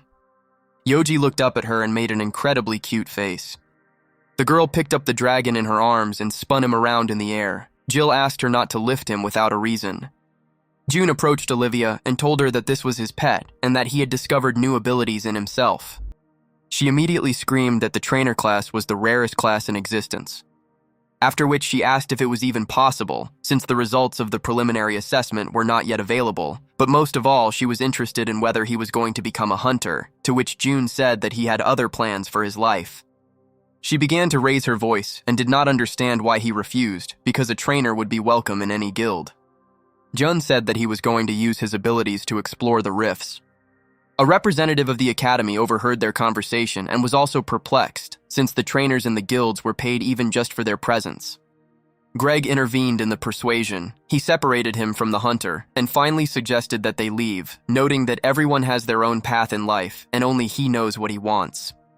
June noticed that this gesture was clearly meant to keep June from thinking about transferring, so he reiterated that he was not going to go anywhere. Greg beamed, tears welled up in his eyes, and a genuine smile appeared on his face. He hugged Jun, buried his face in his back, and said that he loved him incredibly. Attempts to break free from the embrace were futile. The girls watched with laughter as they moved strangely across the clearing. Yoji closed his eyes. He didn't like watching what was happening to his owner at that very moment. Nate suggested that they wrap things up and finally go to dinner, since they had all had a hard day today. The next morning in the department was quite hot and full of discontent. Greg and Nate listened silently as Kate and June discussed the fact that the girl had not been invited to dinner with them yesterday. June sighed wearily from the conversation and repeated again that he was terribly sorry. She lay with her head on his desk and kept repeating that it was incredibly cruel of them. Kate didn't understand how they could not call her when they only had to make one call. She hadn't been to work for a very long time, hadn't seen any of them, and had been waiting for a meeting for so long. With each phrase, her voice grew louder. She shouted that she was also part of the team. Besides, she heard that they had barbecue pork dinner yesterday, which seemed like a very important moment to her. BBQ, drinking. She really enjoyed all that too, but instead she spent the whole day waiting for them in the office and cleaning up. June stopped her because that was not the case. In fact, they were having beef barbecue for dinner. He had just made a fatal mistake. Pork was something important to Kate, and beef was more expensive, which increased the importance of this meeting in her eyes. She froze in her chair and could not utter a word. Greg and Nate surrounded June and tried to make amends by reminding him that it was acorn-fed pork, which was why it tasted like beef. He turned to Greg and said that it was definitely beef, because the chef cried when he saw the bill. Greg tried to wink at him, because right now it was much more important to agree than to be right. Kate lowered her head. She quietly called them liars, because not only did they not invite her, but they also lied about the meat. The boss tried to calm her down and suggested having another dinner with the company today and ordering a barbecue. But Kate was already heading for the exit, and announced that she would eat the barbecue herself. Nate grabbed the candy and ran after her, continuing to apologize as he caught up with her. Kate had an incredible love for sweets. She was already chewing on a candy and asking him not to forget that she was also an employee of the Rift department. Nate seemed quite pleased that he had pulled off such a stunt, but still agreed with everything she said. He asked her to take care of them during the inspection next week and noted that she was the most important cog in their machine. But it seemed the test was on the verge of failure. Greg was yelling at someone on the phone that they couldn't just cancel it. He asked to stop constantly repeating that now there is a requirement that only a B-rank hunter can work with a B-rank rift. The entire department has been preparing to take control of this rift for a whole year, but a week before testing it is cancelled. While he continued shouting into the phone, the other end had already hung up. He slammed the phone down and called them bastards. After which he asked everyone to return to their work, and he would be back soon, and left the office. June asked if they hadn't specifically asked for help with this project, and Nate explained that this wasn't the first time this had happened. The colleague sighed with displeasure, and said that this was their way of trying to show who was boss. At Jun's house, it seemed, a conflict was also flaring up. Yoji was unhappy that Jill was the one making all the decisions. She tried to calm him down, and said again that they couldn't go for a walk now because she was busy cleaning. Besides, who knows what might happen outside? Yoji asked why she was afraid if she had a dragon. But the girl was most worried about him, because she could not stop him alone. The dragon was offended by the fact that she thought he would immediately get into trouble as soon as he left the house. Jill suggested that they all go out for a walk when his father returned home, to which he fell to the floor and began screaming like a little child, stamping his feet. When he got tired of hysteria, he heard that the owner had returned home. After he greeted Jill, he walked over to Yoji, picked him up by the head, and reminded him that his daughter liked cute things, not things that were flashy for every reason. He ordered him to stand against the wall and raise his hands. They sat down at the table, and Jill asked what to do with Yoji. Jun said that he had bought food for him, but for now, he would stand there punished. June thanked Jill for the wonderful dinner, while the dragon was content with just the smells. He added that each time her food was getting tastier and tastier, and offered to wash the dishes. The girl jumped up from her seat and asked everyone to stay in their seats while she washed the dishes herself. It seemed that this was another attack of gratitude towards him, which he was forced to accept. With some hesitation, he agreed to let her do it. He came into her kitchen and asked her to behave as before, because nothing had changed. How could she agree that nothing had changed when she saw the opposite? An image immediately appeared in her head of her father literally fanning the flames with his bare hands. She didn't know if she could behave like she used to. Then she remembered how she promised to protect her father when she became a hunter, and how she organized training for him so that he could at least do something. My thoughts were literally screaming because she was saying such stupid things. June watched this from the side and did not understand what was happening. In her head, it was as if someone was fighting. Suddenly, someone asked how he could do this to her. At first, Jun was scared, but then he realized that it was the TV that Yoji had turned on. He was staring at the TV and watching some TV series, calling the main character an idiot. Jun sat down on the couch and reminded him that he had ordered him to look at the wall and not at the TV. The dragon bowed low, apologized, and promised to behave well. The hero asked him not to act out the theater here and to get up immediately. Jill came into the room and reported that Yoji had not eaten anything since lunch. June said that the bag of food for him was right in front of the door. Jill took the package and began to carefully examine its contents.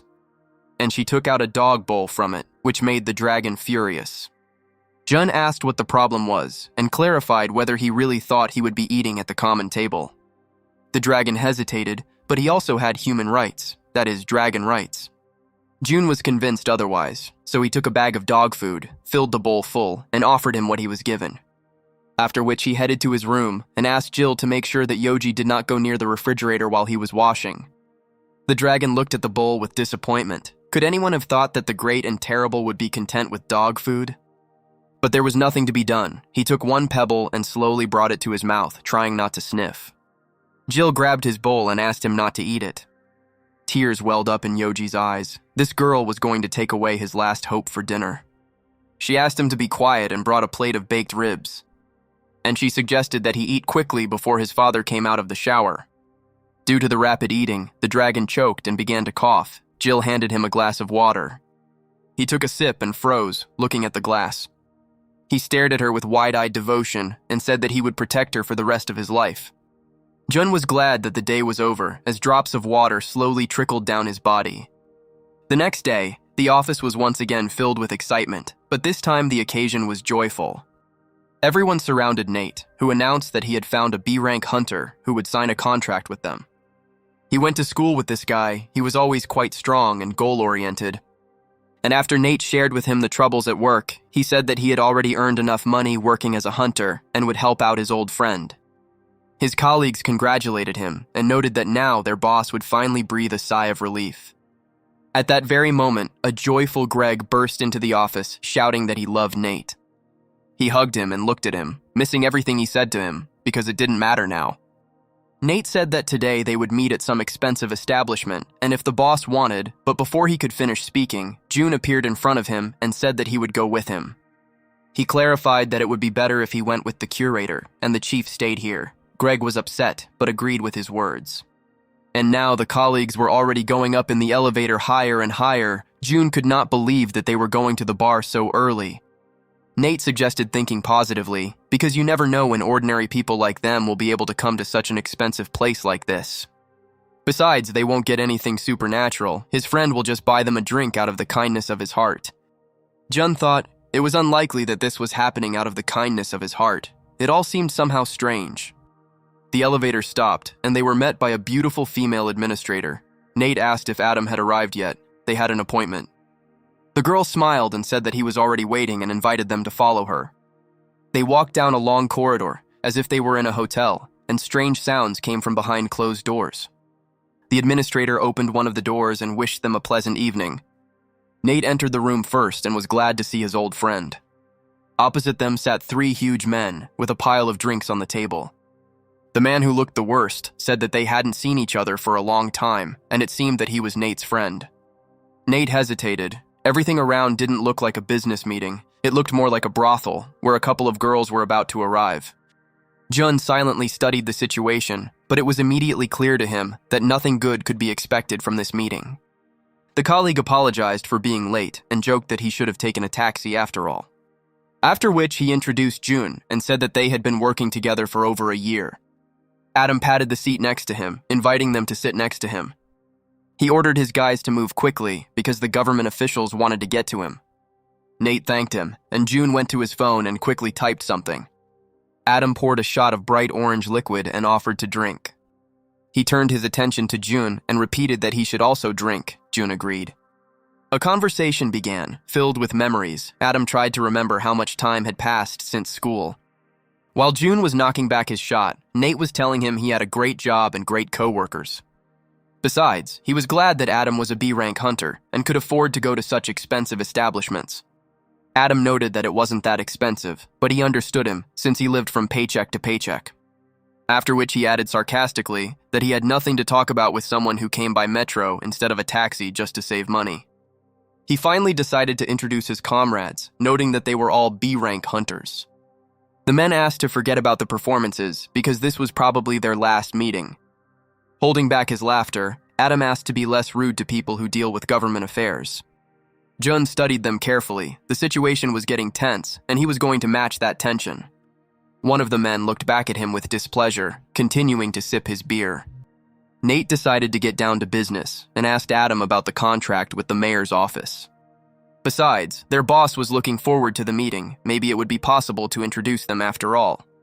The hunters could no longer contain their laughter. They covered their faces with their hands to somehow hide it. June realized that this was not a working meeting. They had invited them as jesters to have fun. But suddenly, to everyone's surprise, Adam offered to sign a contract and return to work the next day. He continued to puff on his cigarette and said that he would have only one condition. Adam dropped his cigarette into the glass and offered Nate to drink it. Then he would agree. His friends burst out laughing, parodying him and asking him to be more polite with government officials. And one of them reminded him that this was his friend from high school, so he should take it easy, otherwise he would burst into tears of grief. June watched as Nate shook with anger and indignation. He pulled back his coat. Someone had been in contact with him the whole time, and he informed him that he could come in. Adam raised his glass and asked why Nate was hesitating, since the papers would be signed as soon as he emptied it. Jun stood up and suggested to his colleague that they leave this disgusting place. After which he reminded that, in fact, they had another meeting planned. The hero looked around at everyone present once again and said that there was no point in them squabbling over trifles with these scum. Adam grimaced and asked to repeat what he had just said again, since he was so brave. Jun ignored him and informed Nate that Emily from the Icarus Guild had agreed to sign a contract with him. Looking at his colleague's shocked face, he continued that the girl was already on her way and said that she was in the area. Adam burst out laughing. Did they really think that an S-rank hunter would sign a contract with them? June merely confirmed this, to which the hunters shouted that he was lying. Nate's forehead broke out in a cold sweat from what June was saying. Suddenly, the door to their room swung open. Emily stood at the door, smiling and informing them that she couldn't wait for them any longer. After which, she added that she found it strange that they postponed the meeting because of these guys. The hunters no longer laughed. Moreover, they could no longer say anything, because in front of them really stood that same Emily. June encouraged his colleague and asked how he had managed to persuade Emily to work with them in the first place. Emily said that there was a really nice cafe nearby and suggested that we move there. She glanced again at the disgusting men sitting at the table. She clearly didn't want to stay there. Nate flew out of the room at the speed of light and started apologizing to her. June asked to get him an Americano, and he would join them a little later. Nate didn't want to leave without his colleague, but Emily stubbornly continued to lead him out. The door finally slammed shut, and June sighed heavily. Without turning around, he offered Adam a drink from the glass with the cigarette butt that was standing on the table. A moment later, it was clear that it would have been better if he hadn't turned around, because when he did, his eyes were already bloodshot. Not far from this expensive but disgusting establishment, there was a really nice cafe. Nate and Emily ordered and sat tensely at the table. The guy was shaking violently. He held his legs with his hands to calm them, but nothing worked.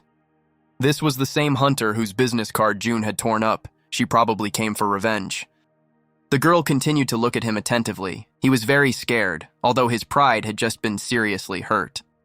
She didn't understand what was best to do, console him, pretend not to notice anything, or just remain silent. Suddenly the device rang, signaling that their order was ready. Nate stood up abruptly and announced that he would take their order, but Emily was already racing to the counter. The girl behind the counter handed her the 3 Americanos they had ordered. The guy looked after her. It was as if she was flying and he liked it. She brought coffee and finally started the conversation. Emily asked not to worry about June, he would definitely be fine. Nate replied that those guys were B-rank hunters, and if something happened to him, he would not be able to forgive himself. Emily just laughed, because she sympathizes more with the guys who stayed with his colleague. He looked at her in surprise and reminded her that June was not a hunter. The girl took a sip of coffee and asked to just wait a little. Her instincts never deceived her. At this point, June stood his ground and offered Adam to drink this most delicious drink. After which he said that he would let him live if he did this.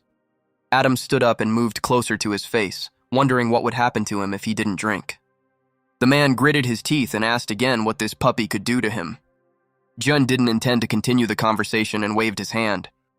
The blow sent Adam flying into the wall, and his entire body was instantly paralyzed. He started screaming that he couldn't even move his fingers. June came closer to him, put his arm around his neck and whispered in his ear that he needed to drink his own cocktail. But realizing that Adam wasn't going to do that, he used his mana and his hand sparked with red lightning. As soon as the lightning reached Adam's neck, he began to scream in pain. The fair-haired hunter watched this and did not understand why his friend did not resist at all. He decided to throw his fists at Jun to distract his attention. June didn't leave this unnoticed and literally felt someone flying towards him from behind. He put out one hand, the hunter crashed into it and flew into the wall. The third hunter chose the observation tactic, since he clearly did not want to get hurt. Jun looked at him with empty eyes and said that he would kill anyone who stood in his way. Adam no longer resisted, and June informed him that he had been a bad boy today.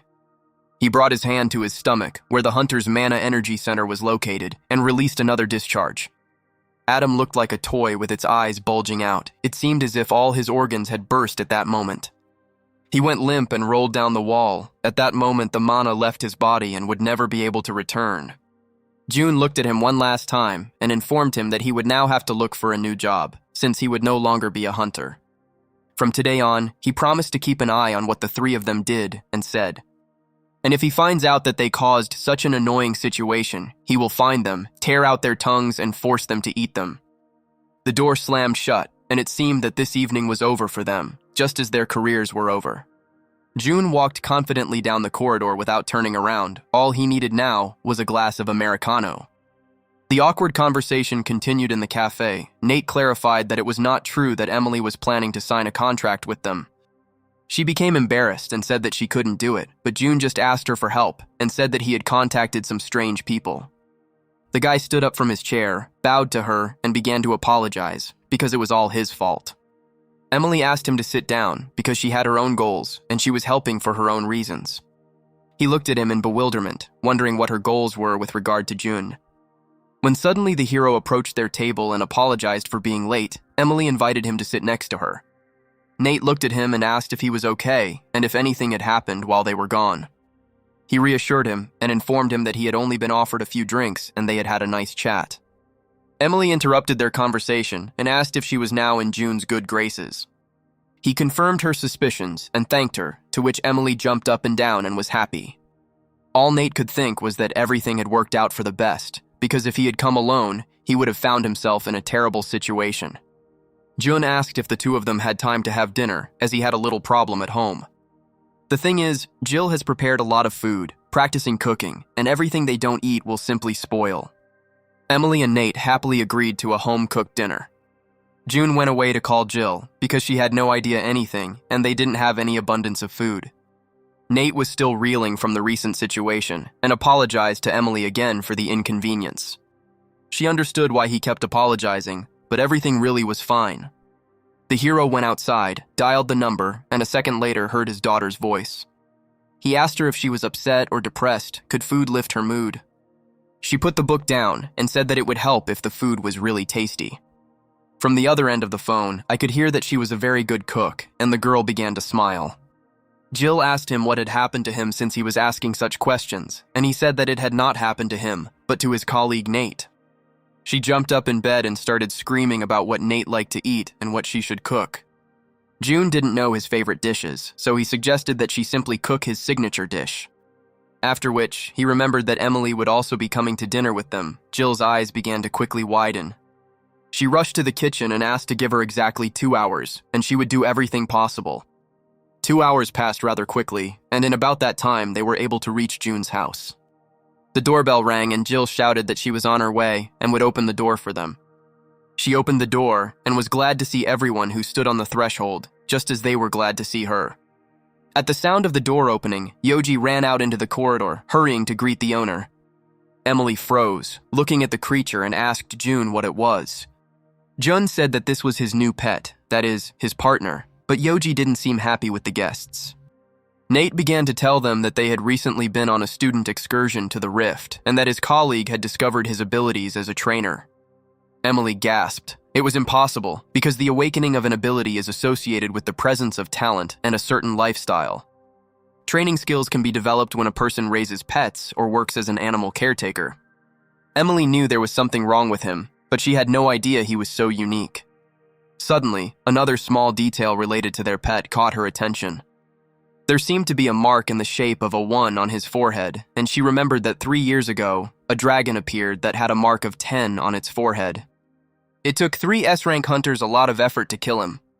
It was probably just a coincidence. She was sure that this cute creature was not a dragon. At that moment, Nate was talking on the phone by the window, telling the boss that he couldn't forgive himself for today. Greg told them not to worry about such bastards, to have a good rest on the weekend, and wished him good night. He hung up the phone and turned around to see Jun, who invited him to the table. When a colleague entered the canteen, he was simply horrified by what he saw. There were about 10 different dishes on the table. He asked him if he always ate like this. Yes, there was always a lot of different and tasty food in their house, because Jill was a smart girl. Nate sat down and thanked everyone for the day. It was a really tough day, but thanks to everyone at the table, everything ended well. June accepted his gratitude and thanked him in return, because if it weren't for Nate, his career as a civil servant would have ended long ago, and they wouldn't be sitting here now. Emily also noted that Nate has a great junior employee, praising 2 guys in the same sentence. And finally, Nate beamed. The evening ended in the best possible way, and he thanked everyone once again. June suggested that they finally start eating before it got cold, since Jill had been trying so hard. Dinner flew by with endless conversations and laughter, but the time came to say goodbye. The guests once again thanked Jill for the delicious food and went home. Jun sat down at the computer and began reading the feed, when suddenly he came across an ad looking for an attacker-class hunter to help investigate a B-rank rift. The ad also stated that this would be a great opportunity to work in a team with strong hunters. Currently, the team has 2 healers and a tank. And at the end of the announcement, it was stated that they would welcome newcomers. But did that mean that they were accepting C-rank hunters? He read it again carefully. The ad talked about merfolk, monsters that hunters usually avoided. He decided not to think too much and just called to clear up all his questions. June apologized for calling late, but he had just seen the ad and wanted to check if they were hiring C-rank hunters. A male voice informed him that all newcomers were accepted, as their tank was rank A, so it would be easy to handle. After which he clarified that there were also 2 healers in the group. Everything would be completely safe, and he had nothing to worry about. Jun thought about it. It was strange that A and B rank hunters would accept a C rank attacker. But there was nothing else to do. He needed to help raise Kate's rank to B, so he said he agreed and asked about the meeting place. The man told him about the meeting place, said that it was not far from the fault, and they would wait for him there at 10 in the morning. Jun tapped his finger nervously on the table. It was all too easy. No interview or meeting like usually happens when a band is looking for a new member. Hunting in the rifts was very dangerous, so it is very important to know well how strong your partners are. It is necessary to give a correct assessment during the interview, so why didn't they ask him anything? The hero continued to think about this again and again, while all the inhabitants of the house snored peacefully in their places. He flipped through the ad again. It was 3 hunters from Solomon's Guild. It seemed that the ad's reread count had already exceeded 100, but he still couldn't figure out what the catch was. He picked up the phone and dialed Kate. The girl answered literally within a couple of seconds. June apologized for calling so late on a Friday and asked if she had a few minutes to talk. Kate assured him that everything was fine. She was just going through her things so she could talk. He asked if she was free tomorrow at 9:30 to meet him. She beamed with happiness and shouted into the phone that she could do it, and that even in the event of a disaster, she would be in the right place at that time. June thanked her, apologized again for the late call, and said that he would wait for her tomorrow. After hanging up the phone, he thought he wouldn't be able to get rid of his thoughts all night. I threw on my jacket, glasses, mask, and bag, and decided to check this fault in advance, just in case. Kate couldn't control herself at that moment and was glad that they finally had a date tomorrow. It took June about half an hour to get to the place. He jumped over the fence. He needed to get in and out quickly before he was noticed. Finally, the location of the new fault was found. The hero didn't think for a minute before going inside because he knew that he was definitely not in danger. He found himself in a rocky cave, the tunnel of which went far ahead. June opened the app and registered rift number 6001. When he suddenly stopped, something caught his attention. There was a wide trail of red-pink slime on the floor, similar to what snails release. He took a small amount on his fingers. It was poisonous, but not dangerous until it got into an open wound. The hero thought it seemed that there were no merfolk with poisonous slime in the world. There was a sound from behind. Someone was confidently moving towards him. It was that same merfolk, a purple alien creature with one eye and a mermaid tail. He looked down at the screen and realized that he wasn't on the list of rift monsters. I looked at his tail. It was the one that secreted this strange mucus. The monster became tense with this strange anticipation, and he let out a terrible roar. Jun's eyes showed that if he moved now, he would be dead. The monster stepped back in fear and raised his hands, as if surrendering. The hero confidently moved towards him, feeling no fear at all. He grabbed the merfolk by the head and began to study him carefully. He twisted and turned it, as if he had brought a dog to the vet for a checkup. Jun ordered the creature to open its mouth to examine its mouth. There was some kind of poison on his little fangs, but it was different from the mucus. The most important thing was to remove the mucus from the skin, but it would be difficult for a hunter below B rank to do this. He turned on the flashlight on his phone and began looking for the organ that secretes the poisonous mucus. The hero took his paw in his hands and finally found what he was looking for. The fight will be much easier if you cut off the merfolk's legs first. The job was done well. He thanked his patient and kicked him away. And he added to him that if he wanted to survive, he should stay in the farthest corner of the cave and not leave it. Now all that remained was to reach the place where the map data ended. Suddenly, the computer reported that he had become the merfolk's target, and if the hero was spotted within a radius of 50 meters, his stats would be reduced by 30%. He continued to explore the cave. 99% of the map was already ready. The last percent remained to be found. June had already walked around everything, which meant this place was the only remaining area. Right in front of him was a huge metal door. The program said that if you open the door, you can see a huge monster, but this did not frighten him, so he went inside. The air trembled because right in front of them was the boss monster of this rift. A 15-meter shark that swam around the arena, even though it was not filled with water. Her mouth was filled with huge, shiny teeth. This was a special sacrifice quest. The boss Shaktus will start his attack as soon as anyone crosses the red line. To complete the quest, it was necessary to hold out for 5 minutes or make a certain number of sacrifices. If the sacrifice target is met, Shaktus will be sealed for 1 hour. And as a reward, the hero will get the opportunity to open a treasure chest. The body count was 9 to 10. June doubted there was a hunter who could hold out, which meant 9 people had already died here. This was the reason why the hunters were not interested in rank, skills, or his name. They just needed a victim. He thought that such terrible people could be found everywhere and took a step beyond the red line. At that very second, Shaktus opened his mouth and swam towards June at high speed. But as soon as he swam up to him, he felt the terrible power that June possessed and became frightened. In a panic, the shark tried to swim beyond the red line itself, just to avoid being here with this man. The hero sat down on the chest and began to wait for the quest timer to end. He was amused by his boss's behavior, so he took out his tablet and took a photo, which he added to the rift data. He carefully studied this room and entered data into himself in order to have complete information. And then the computer reported that the special quest was completed. The lid of the chest clicked and opened. The Sharkus will be sealed for 1 hour, and the red line will disappear forever. Jun reached into the chest and pulled out Shaktus's A-rank bone sword. He picked it up. The specs were great. He was sure Kate would like it. He continued to swing his sword like a little child and went home. Arriving home, June quietly opened the front door so as not to wake anyone. He glanced at Yoji, snoring near the bowl, who was actually taken as a protector. He gave him a gentle kick and told him to go sleep in the corner and not lie on the road. Yoji muttered sleepily that Jill had covered the meat with dog food and that if he got caught, he would have a terrible headache. June knew his daughter was feeding him, but he was happy that the two had become friends. Entering the room, he glanced at it again. Perhaps he should get rid of it after all, since for now it remained useless. Jun walked into his room, and Yoji jumped up. For some reason, the room suddenly became terribly cold.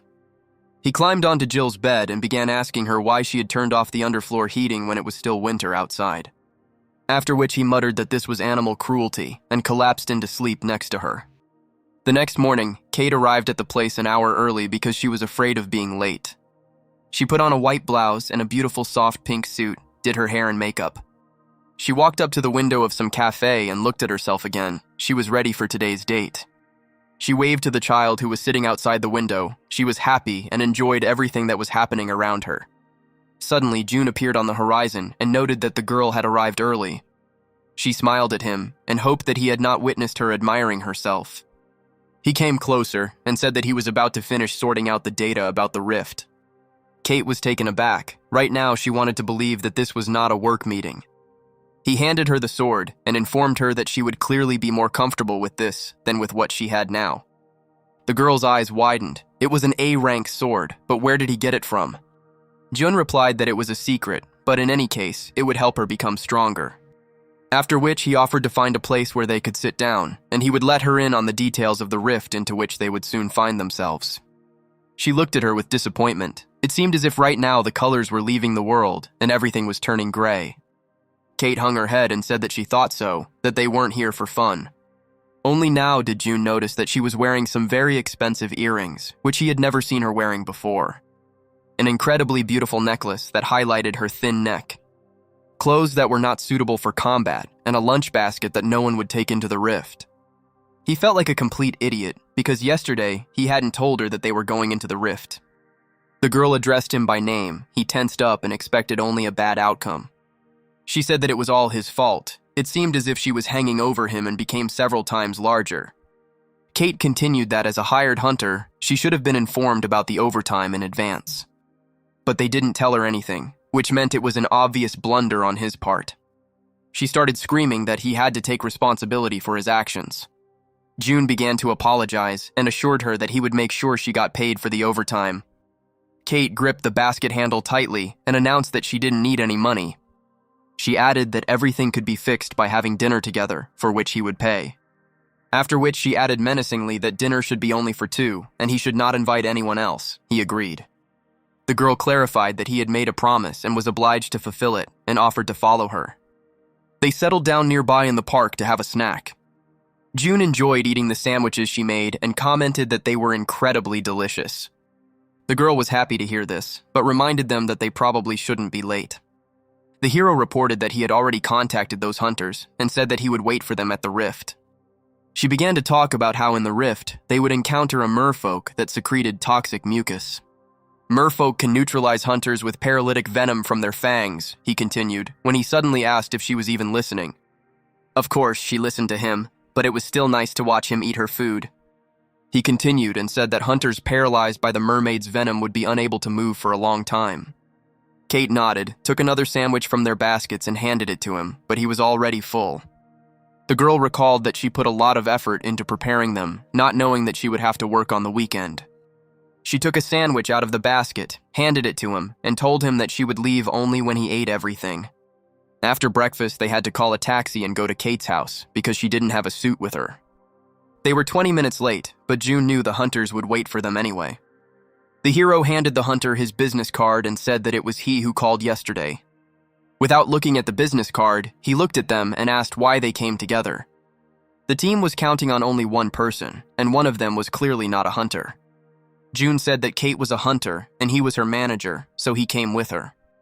The department they work in was formed 5 years ago, and they currently deal with C-rank faults and below. The guy reminded them that right now they were about to enter a rift of a higher rank. June reassured him and told him that there was nothing to worry about, as Kate was a B-rank hunter. Besides, he will go with them. This phrase surprised the hunters quite a lot. The guy knew that civilians couldn't enter the rift, but Jun explained that managers and employees had that option. The guy with the short haircut asked to give them time to think while his partner was ready to go together. He pulled him along and invited everyone to finally enter the rift. After which, he whispered to not complicate things and to kill them both in the rift. Having entered the rift, everyone began to look around and study the area in which they found themselves.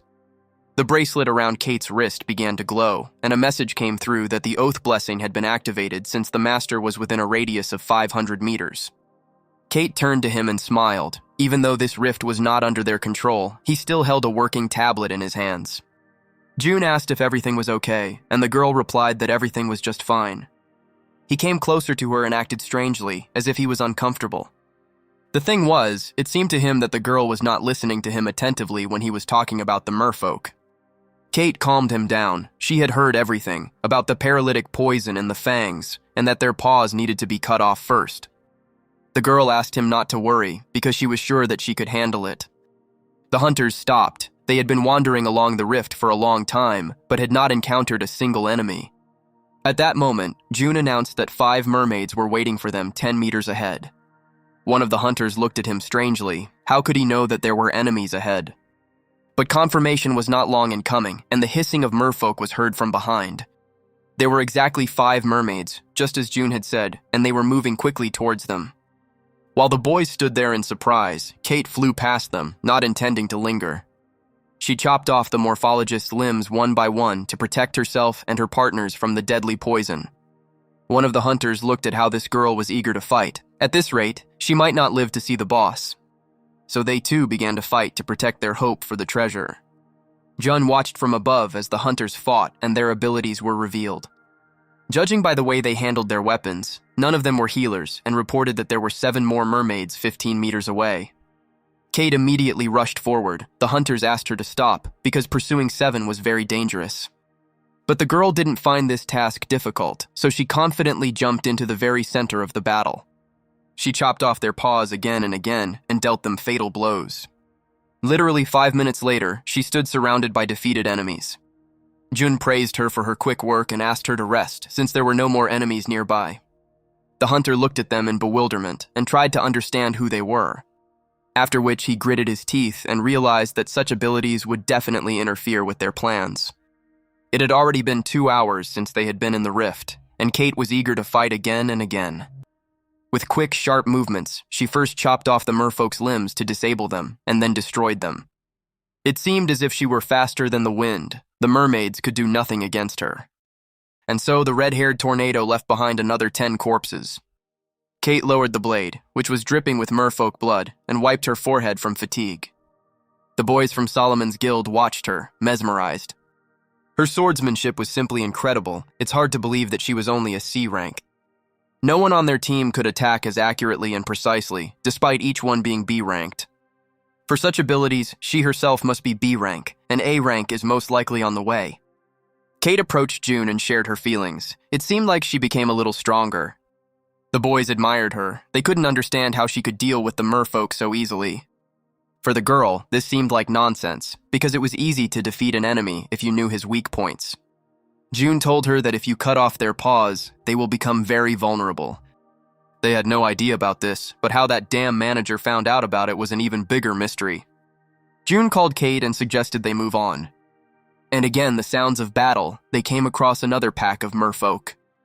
While the guys dealt with one mermaid, Kate took on all the others. But the number of mermaids was definitely less than usual, as if only the strongest were hanging around nearby. For the team, this only meant that it would be easier for them to reach their goal. One of the guys approached Kate and asked if she needed any treatment. The girl said that everything was fine. But she suggested keeping an eye on Jun because he was quite demanding. They went together to see the manager to see if he was hurt, but he was fine too. Another of the hunters speculated that a series of unforeseen factors had complicated matters. Now they need to come up with a plan for the 3 of them to get rid of this huntress. But they will most likely get hurt too if they try to get rid of her. Jun looked suspiciously at the guy who was at that moment thinking of ways to kill them. He decided to interrupt his thought process and again suggested moving on. After turning several turns, they emerged from the narrow cave and found themselves at a fork in the road. June studied the map and said that they should go left. Kate immediately went after him, but one of the hunters objected, as he knew the local geography better. The guy confidently said that they should go right. Kate looked at him in surprise, because because if June said to go left, then it would be better to go left. It was difficult for the hunter to find words against such iron logic, but he still decided to try. He reminded her that she and the manager were here for the first time, but the guys had been here many times, so they should know better where to go. Kate thought for a moment, then replied that then they could go right and she and June would go left. There was nothing else to do. They agreed and offered to go first. One of the guys quietly stated that he wanted to hit them last, so that his blow would be the fatal one. 10 minutes later, they continued to wonder who the two were. After all, right in front of them was the door to the boss, which had previously taken them more than 2 hours to get to. Kate giggled contentedly from behind him, and the guy just clicked his tongue in displeasure. The last thing you need to do in this rift is fight the boss. The girl immediately told Jun that it was dangerous to go inside, but he agreed to simply watch from the side. Kate nodded with satisfaction and asked him to be careful and stay away from the boss. Suddenly, a shudder ran through her body. One of the hunters inflicted a disease on her that reduces the enemy's statistics by 30%. Even though this girl was close to A rank, in this state she wouldn't be able to handle 3 opponents. However, the spell was immediately nullified by the oath's blessing. The hunters' mouths opened wide as this spell was cancelled. Is there any way to deal with it? And finally, Kate understood everything. She guessed that something was wrong, but she didn't think that these guys were hunter-killers. There was no time to waste, because she had already drawn her blade, and right now they were preparing to kill her. Suddenly, a shout came from behind, asking everyone not to move. Kate slowly turned around. The blonde-haired boy held a blade to June's throat and told her to stand still if she didn't want June to lose his head. Everything inside Kate collapsed. She couldn't protect him. She let him go. Jun looked at the dagger and coldly asked what he was going to do with it. The guy grinned, said he would find a use for him, and moved towards the huge gates, continuing to hold him back. The door slammed shut and Kate fell to the floor. Everything inside her was torn apart. Why hadn't she noticed this before? Why hadn't she protected him again? These questions tormented her again and again. The boys surrounded Jun and moved forward in the boss room. They knew Sharkus wouldn't attack until they crossed the red line. But he suddenly roared and quickly rushed towards them. Approaching them, he saw June, turned around and began to quickly swim away. The hunters were puzzled as to why this creature was behaving so strangely. Suddenly they noticed a new oddity. The red line had disappeared. It was as if someone had been playing a joke on them all day, but it was definitely not a joke. They opened a status window which stated that the quest had been completed. And the chest was open, but there was no treasure inside. Jun forced a sly smile. He was sure they were surprised, considering their efforts and the 9 sacrifices they had made here. The hunter turned to him in panic, not understanding how he knew. The hero said that they could observe what was in the chest all day long. Kate had been destroying merfolk with a blade all day long. He said that he came to check out the place right after they called each other yesterday. But this was a huge rift, and you couldn't just walk around here like you would in your backyard. Jun sighed heavily. He sympathized with them, because when these 3 took him hostage, they signed a death warrant. The hunter grabbed him by the jacket and started screaming at him to stop talking nonsense. The hero reminded them that they didn't have time for such behavior. All that had disappeared from the room was the red line and the award, but Sharkus was still there. The shark was already very close. June nodded to it, and it moved towards the blonde. The jaws snapped shut and blood gushed out. One of them would definitely not return. It was simply impossible why this boss listened to and carried out June's orders. The hero confidently walked towards the exit and asked to take care of the rest of the trash, and then he would leave him alive. Sharkus was happy that he had 3 victims today and did not hesitate to fulfill the contract. He was pleased that he had punished those who killed hunters for a reward. Kate sat near the closed doors and cried, blaming herself for everything that happened. The girl hit the ground with force, the aura of the oath on her hand glowing red. She should have protected him. She should never have agreed to go into the Great Rift with him. Her eyes filled with rage. Everything inside the cave vibrated. She was ready to kill them all. At this moment, June had already left the room with the boss and called her by name. The girl did not respond. He came closer and shook her shoulder. She looked unwell. Kate couldn't believe her eyes. She threw herself into his arms and burst into tears. Jun stroked her back and repeated 1,000 times that he was okay and that she needed to calm down. She was finally able to get back on her feet, and the hero finally suggested returning home. The guy continued to calm her down and noted that they had worked well today, so he would buy her something tasty. The girl walked forward, and June thought about the energy he felt a couple of minutes ago. The energy was like a flame that grew stronger with each passing second. He had never felt anything like this before. Moreover, he felt this energy inside himself. Maybe it was some kind of hidden skill. They left the rift, stopped at a local store for some treats, and headed home. Jill was doing her chores as usual when suddenly a strange sound caught her attention. She turned around to see Yoji zipping around the room on a robot vacuum cleaner she had never seen in their home. The girl asked where he got it, to which the dragon asked to consider it his destined soulmate. She sighed. The owner must have been looking all over for it and was going crazy and offered to return it. Yoji claimed that this thing had already decided to stay with him and he would not allow their strong union to be destroyed. He put his paws forward and began chasing her around the room. Jill laughed and agreed to leave the vacuum cleaner. After which she noted that he smelled strange and suggested going to the bathroom. The dragon grumbled every minute while Jill washed him, and she suggested that he finish on his own. She walked into the room and met Jun. He noted that she looked very busy. The girl explained that it was nothing special, she was just bathing Yoji. Jun was unhappy with the fact that a dragon at that age couldn't even wash itself. He suggested simply leaving this useless creature behind. Yoji heard everything and even shed a tear from grief. Jill remembered that she had an important question for her father, and she asked him to talk. The Hunters' Festival was supposed to take place tomorrow, and she wanted to go there together. Jun had never heard of this festival and looked at her questioningly. The festival was held every year and featured equipment sales and exchange booths, concerts and sparring matches, as well as renowned hunters offering consultations. He thought, on the one hand, he didn't want to cross paths with the hunters once again. On the other hand, his daughter would be happy if they went there together. Jill saw his doubts and began to say that it was not necessary because he worked so hard and she understood everything. June recalled phrases from a book on how to become a good father and said that he would be happy to go with her. The girl literally jumped for joy and thanked him. At that moment, a completely wet Yoji ran into the room. He also wanted to go, because he had been collecting coins for a long time to participate in the festival. June was furious because with one action the creature had destroyed the cleaning that Jill had done. The next day they went to the convention center where the hunting festival was taking place. The event was truly huge and an incredible number of people came to the center. Yoji, who was sitting on Jill's neck, was whining that he could walk on his own, but the girl refused to let him go because in such a crowd he could easily be trampled. Besides, she knew that he wanted to run away quickly and buy some food. All this time he's just waiting for the right moment, because that's how he got the robot vacuum cleaner. It was indeed true, he had a bag of coins hanging on his back. He had worked so hard for this day. The girl laughed and asked him to keep his money, and if he behaved well, then she would buy him something. Jun suggested that he carry Yoji, he was probably heavy. Jill refused, because it wasn't hard for her, and besides, Yoji wasn't in a hurry to be carried into the master's arms. They sat down at a nearby cafe and ordered baked goblin ribs. Jun wasn't thrilled with the idea. Yoji was drooling over them. This was the first time he would try them cooked. Jill deftly speared one piece with her fork and offered it to the dragon to try first. It was incredibly delicious. He couldn't even imagine that if you first roast a goblin and only then eat it, you could discover such a combination of flavors. The girl suggested that June try it too, and he was already pulling out a rib for her.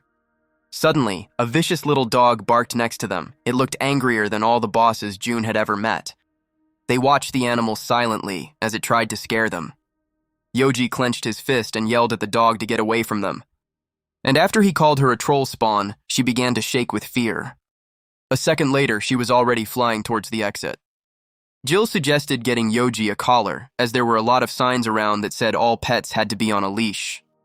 The dragon immediately jumped onto the table and declared that he was not a pet, but a security expert, monitoring the safety and health of the master and his daughter.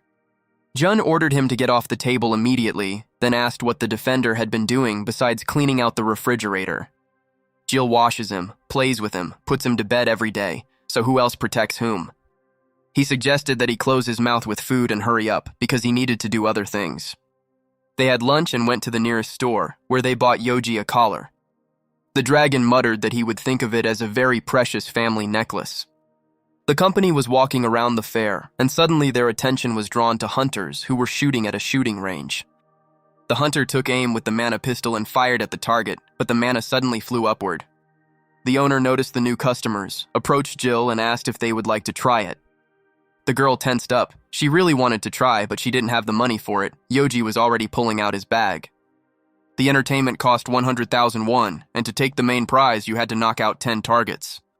It was too expensive to take the risk, but the owner tried to stop them because the main prize was an elf ring worth 8 million won. The man was distracted by the shooter. The guy knocked out 3 targets, and for this, he will receive a buffalo potion. The guy was breathing heavily. He didn't understand whether these targets were falling at all. The shop owner smiled, but his mind was thinking about a brilliant plan. Specially designed targets, especially the last one, made from the bones of an S-rank monster. Throughout the entire time of the shop, the record was 5 goals out of 10. He was sure that even the Emperor of the Sword himself would not be able to put them all down. June brought him back to reality, said he would try and handed over the payment. Yoji looked at the gentleman with displeasure, because he was always so greedy when it came to his food, but squandered money on entertainment. Jill tried to stop him, but June had already fired 3 bullets in a row. From the outside, it looked like he didn't even hit the target area. The shop owner reported that no targets were hit, so he could only give a stuffed toy as a consolation. He went behind the counter and began looking for the box where the prizes were kept. Suddenly he saw that targets 8, 9, and 10, which were the most difficult ones, were broken. June smiled and said that his daughter didn't need a stuffed toy. He looked at the targets again. Only small pieces remained of them, but this was simply impossible. Suddenly, he was overcome by even greater panic. What kind of prize should he give for this? The man only paid off part of the loan taken out to buy the Elder Elf's ring, so it seemed that was the end.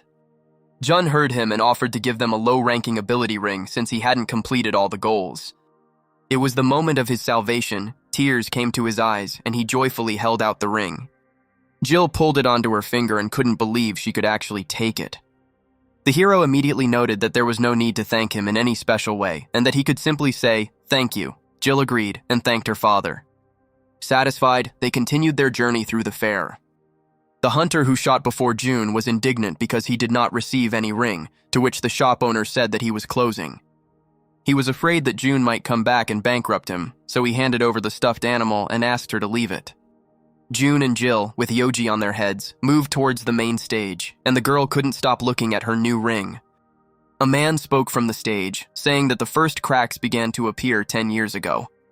It was something like a historical reference, telling about the appearance of the faults and the hunters. Jill suggested stopping and listening, as her father's memory might return. June froze in amazement, and Jill asked if at least part of her had returned to him. He grabbed his head and said that some memories were returning, but lately he was focused only on work. Besides, he was very grateful to the girl for all the housework she did. He certainly couldn't have done it himself. Yoji turned to him and said that he always thought Jill worked for him, not just helped him.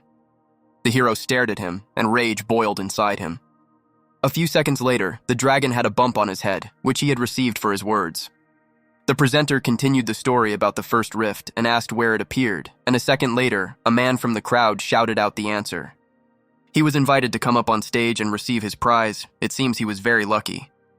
Yoji was getting bored and started begging Jill to go look at the food. The presenter started talking about a rift that appeared 3 years ago. It seems this story was about the dragon Masalis. He was showing the claw of the dragon that had killed 857 people and wounded about 2,000 more. Jill looked at Yoji from under her brows and asked him never to do that. He proudly raised his head and said that only lower-ranking dragons did that. They went out into the street and ran around like wild animals, but he was not like that. Yoji missed his lair. He looked at June and asked to be sent home to a lonely existence. June smiled and asked if he could never eat Jill's braised spare ribs again. The dragon called him a cunning old man and hugged Jill tightly. He sincerely enjoyed living and protecting this girl. June smiled at the dragon's last remark and saw that something was happening near the stage and suggested going there. Not far from the stage, people were actively taking pictures with someone. Probably, there were famous hunters there. Coming closer, June was finally able to see the center of attention of those around him. The faces seemed very familiar to him, but he could not remember where he knew them from.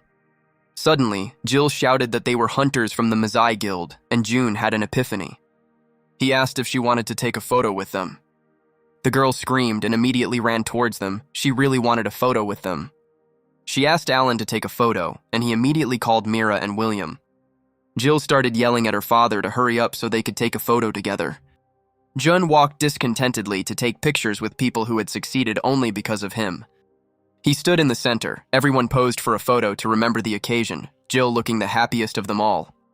The girl thanked them for the photo, and Alan said that they were very flattered that there was interest in their guild. June asked his daughter if she wanted to see anything else or maybe get a snack, which caught the hunter's attention. He watched them go and continued to listen to their conversation. Mira approached him and asked what happened and why he was looking at them so intently. Alan jumped up and ran after them, leaving the huntress's question unanswered. He shouted and asked them to wait for him. He only needed a minute of their time. June turned to him and asked how he could help him. Alan's team had already caught up with them, and he finally asked if he was by any chance the hunter Ethan Liu. Jill's mind flashed to the ID card she had found in her father's room, with the name Ethan Liu on it. Yoji tried to intervene and say that they didn't have time and were rushing to the food court, but Jill covered his mouth with her hand. Jill turned to June and asked if everything was okay. He told Alan that he was mistaken and that Ethan Liu was not him. The hunter bowed his head and apologized. Apparently, he had made a mistake after all. The hero didn't see anything wrong with this. It happens to everyone, and they went on about their business. It was definitely the same hunter who saved them in the rift. He was wearing a mask and wanted to hide his identity, so now he didn't confess. More fans of the guild approached them and asked for a photo, and that was definitely the end of the conversation. All participants in the dialogue were confident that they would meet again someday, but now was not the time. They spent about another hour at the festival, after which they went home, as they were very tired. Jun looked at Yoji, who was driving around the house on a robot vacuum cleaner. Now his precious body would not move on its own. He will have this wonderful device at home, and on the street, Jill, it's perfect. June clenched his fist, not liking the fact that the dragon considered Jill a means of transportation. Yoji rushed to the girl on the vacuum cleaner and asked her to be quieter and more careful, because Jill was watching her favorite drama. She looked up from watching and asked her father why he was wearing a suit. Jun didn't want to tell her the details because she would be worried, so he said he would have to go out. An urgent announcement came from the television. A huge fissure had been discovered in Mount Wumian. Yoji clarified the location of Mount Wumian, as it was quite close. Jill listened carefully to the conversation. The mountain could indeed be seen from their window. The girl and the dragon were glued to the window of the room. What they saw was both fascinating and frightening. The silence was broken by June's phone ringing persistently. He replied, "It was Nate. They were already waiting for him in the office. The situation was emergency." Jill looked at her father again and again out the window. The crack that had appeared was visible even from the house. A huge red and black ring that continued to grow. Emily was already near the fault. In just 10 hours, the fault had become the size of a 20-story building. She opened the status window. The rough estimate of the crisis had risen to 2,000 and was still rising. The rift from which the dragon Masalas emerged was estimated at 2,200. But the readings continued to rise very quickly. She turned to the hunters gathered there. There were about 100 hunters here, mostly A and B rank. And there are only 7 S-rank hunters, including Emily and her partners, Gail and Ray. Everyone was in a terrible mood. The rift's numbers had demotivated them even before the battle had begun. Ray continued to stare at the rift, his appreciation growing with each passing minute. He thought about telling his mother the password to his bank account, since he would most likely never return home. A headquarters for coordination was established in an abandoned building near the fault. Gail reported the situation. They had completed the deployment of troops and were currently awaiting further instructions. President Adrian reiterated that this was an extremely dangerous mission, and civilians were being evacuated to keep the rift perimeter under control. It was necessary to prepare for the worst. All the hunters who were sent on the mission understood this. Besides, this time the Behemoth Guild and the Sword Emperor won't be able to help. Adrian folded his arms and announced that the only one who could be the commander-in-chief was Gail. He didn't have time to answer him. A siren sounded throughout the area. It was an urgent broadcast from the Rift Control Office, asking all civilians to heed the instructions and proceed to the nearest shelter immediately. The sirens died down, and Gail said he would do everything he could. But it was impossible to do everything they could. They couldn't afford it. Everything had to be done perfectly. Emily listened to their conversation from around the corner and didn't want to interfere. Adrian reported that according to the information, there are 2 hours left until the outbreak, 70% accuracy. If the outbreak is not stopped and monsters fill the streets of Seoul, a terrible tragedy will occur. The catastrophe is not comparable even to Masalas. Everything must be kept inside the rift at any cost.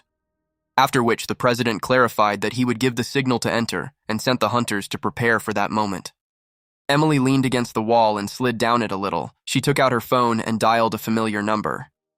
The situation at June's home was also tense. Jill wondered if he was going to work because of the news. He didn't know the exact answer to that question, so he needed to get to the office quickly, but she was probably right. The news reported that the rift crisis exceeds 2,000. Yoji asked if he should go straight to the rift instead of the office, as it would obviously be faster that way. After which I decided to ask if maybe he should go to the rift. It was a very attractive idea. Jun thought about it for a couple of seconds. But still, this option will only complicate everything. The hero headed out and ordered Yoji to protect Jill since he couldn't stay home. She turned to him and gave him the most menacing look. June suggested that he figure out for himself what would happen to him if the house was destroyed or Jill was injured when he returned home. He went out into the corridor and said to be sure to lock the door. As soon as the hero found himself outside, his phone started ringing again. June picked up the phone and was quite surprised that it was Emily calling him. Emily was very worried and asked him for a favor. He stopped. He was not prepared for this outcome of today's events. She continued, he probably already knew about the rift on Mount Vumian. The monsters are expected to emerge from the rift within 2 hours, and the hunters plan to enter and stem the tide. Typically, the team commander-in-chief for S-rank rifts is Jonathan. But right now, he and the Behemoth Guild are exploring another rift, and it will take him 3 weeks to return. By order of President Adrian, Gail received the position of commander of this expedition. They had only 11 teams and 7 leaders, S-rank hunters.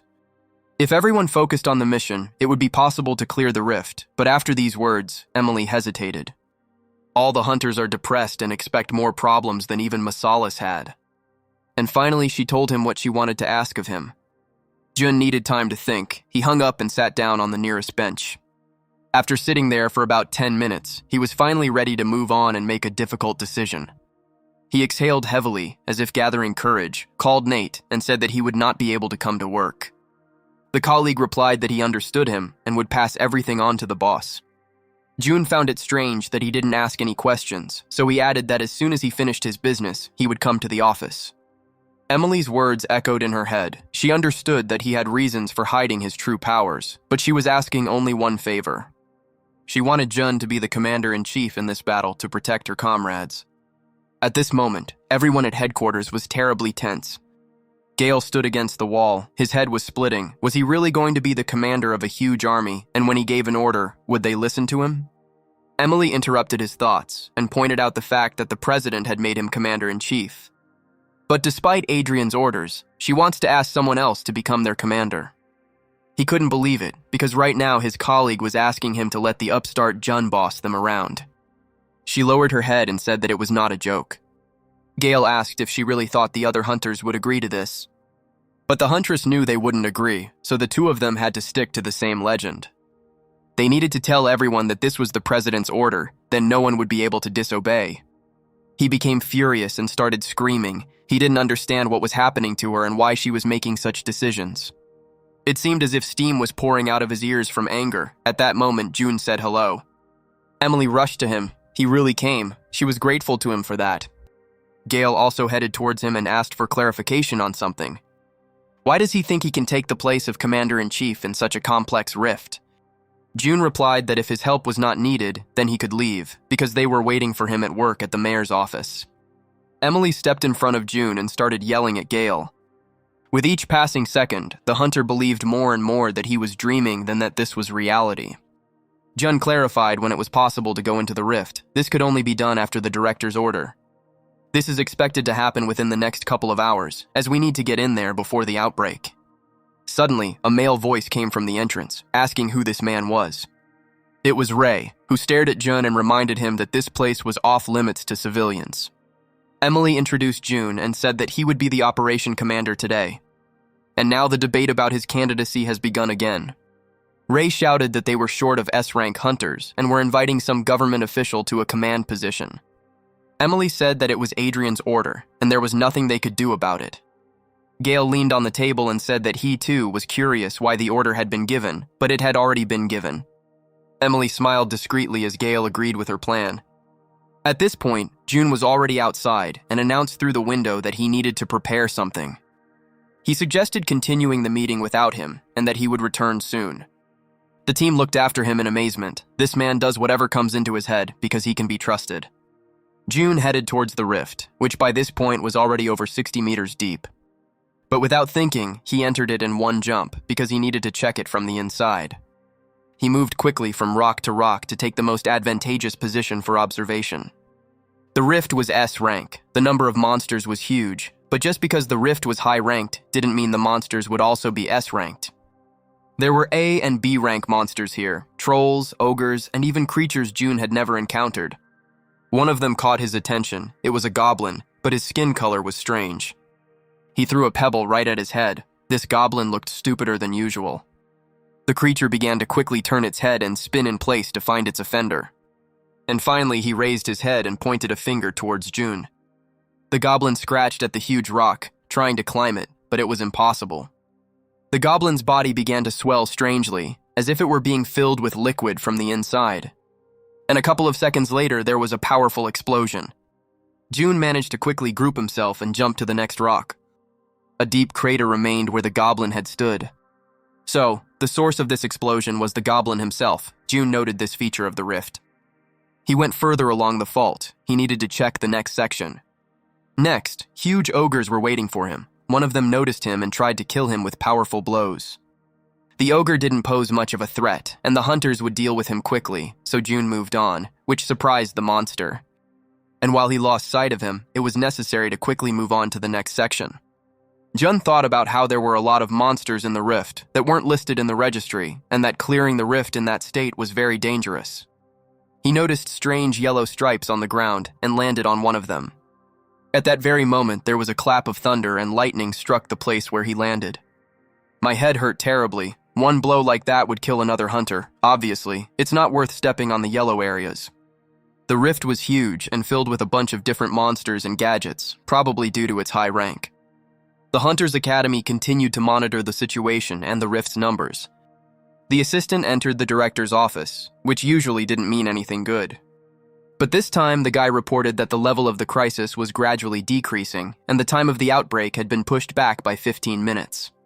Adrian looked questioningly at his assistant. He didn't understand why this was happening. There were only two options that could lead to this. Either the rift dissipates on its own, or the number of monsters inside decreases. But if the rift were to dissipate on its own, the numbers would decrease much faster. The president proposed to continue with the plan. But seeing his colleague's look, he clarified what was wrong.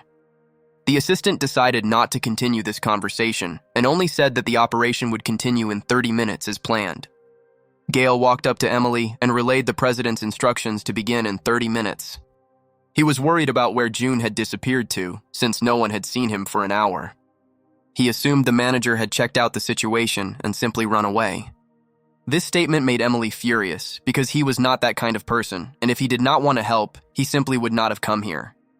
Gail yelled back at her. He didn't understand how she knew this. He didn't know they were that close. Besides, it was strange that he came after her call. June appeared behind him and said that he had not run away anywhere. The hunter froze. He could not understand why he did not feel his presence. June handed Emily some papers and asked her to be sure to distribute them to the leaders of each group. Gail kept thinking. He had been ranked 7th among the best hunters for over 8 years. So why couldn't he sense his presence? Maybe it was because of stress. No, stress couldn't have affected this. There was only one option. This guy is not as simple as he seems. June clarified the situation and specified when they would be able to enter the rift. There were less than 30 minutes left. So there was time for a short briefing, and he asked to gather everyone to do it. All the hunters who arrived for this mission gathered near the headquarters and looked in surprise at the guy who stood in front of them. The crowd whispered that maybe the administration wanted them to die for sure, since they had chosen him as commander-in-chief. No one understood why the president chose this kid to lead the mission. The hunters started shouting for this circus to be shut down and for Gail to be returned to them. And while Emily tried to calm everyone down, June silently watched the chaos that was happening here. Jun asked for attention, and his voice rang in the ears of the hunters. The screams immediately died down. Everyone looked at him attentively and felt the enormous power that emanated from this man. June coldly announced that he was starting the meeting.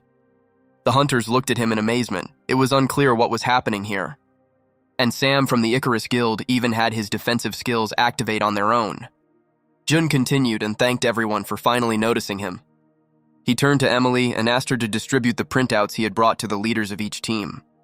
She went into the crowd and began to carry out his task.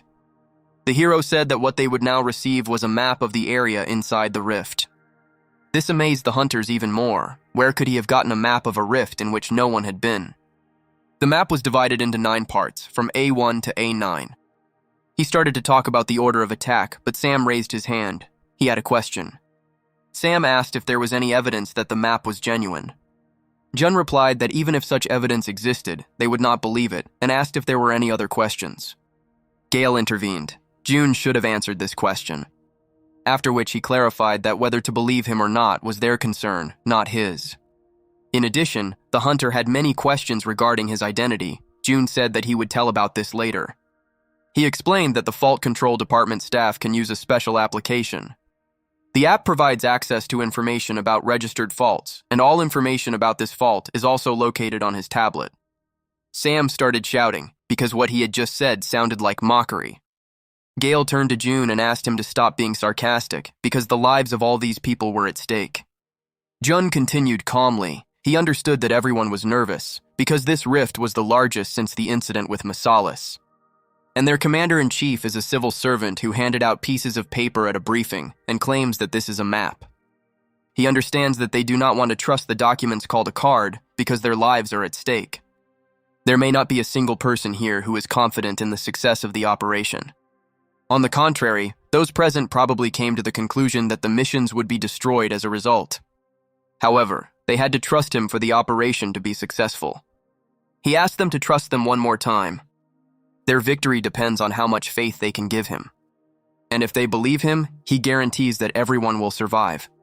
After this fiery speech, everyone began to listen to what June was saying, and so, 30 minutes later, they entered the rift. The hunters walked in a tight crowd and looked around, studying what was inside. Ray cried out, because what the manager said turned out to be true. The map was absolutely accurate.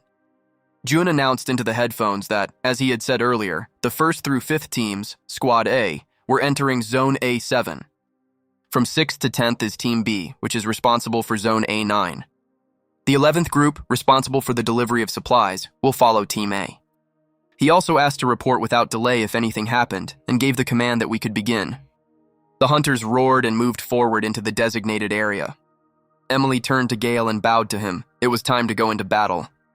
Gail continued to watch as the squad headed into battle. One of the hunters said that it was time for them to move forward. Suddenly, Emily thanked him internally and offered to treat him to dinner when they returned. At that very second, he jumped onto the ogre with a joyful cry. Sam called him an idiot for attacking like that, because it was supposed to be unexpected. Squad B was in a wait-and-see position when Jun suddenly reported that Squad A had begun the battle. Ray immediately jumped up and shouted that none of them could lose today and sent the troops into battle. Each of the hunters was giving out his battle cry. The mood was better than ever. Jun watched from a high cliff and coordinated the troops, hoping that they would finish with this rift very soon. The president watched the battle unfold on camera and could not understand who had taken command of the operation. Gail delivered precise blows to the ogre, and suddenly his head flew off to the side. Sam was a tank hunter, so he punched monsters. The entire field was strewn with dozens of hunters, each of whom had his own creature to fight. In his next attack, Gail put all his mana into it and slammed the ground with all his might, causing a blast wave that destroyed a bunch of monsters at once. Sam admired his last blow. It was exactly what he expected from him. Even though this battle was not easy, they seemed to have destroyed everyone in the area. There was a pile of corpses around them, and Gail informed Jun that Team A had cleared Area A7. The manager thanked them for their good work and gave the order to proceed to Zone A8. Sam decided to talk to Gail and said that if he were president, he would appoint him commander-in-chief. The hunter asked him to focus on the battle. Sam sighed heavily and said that he didn't understand what Adrian was even thinking. However, Gail continued to warm to the thought that after everything was over, he would have dinner with Emily. June stopped the squad and announced that from now on, they would need to follow several rules. Ahead of them were black goblins, who either attack or blow themselves up.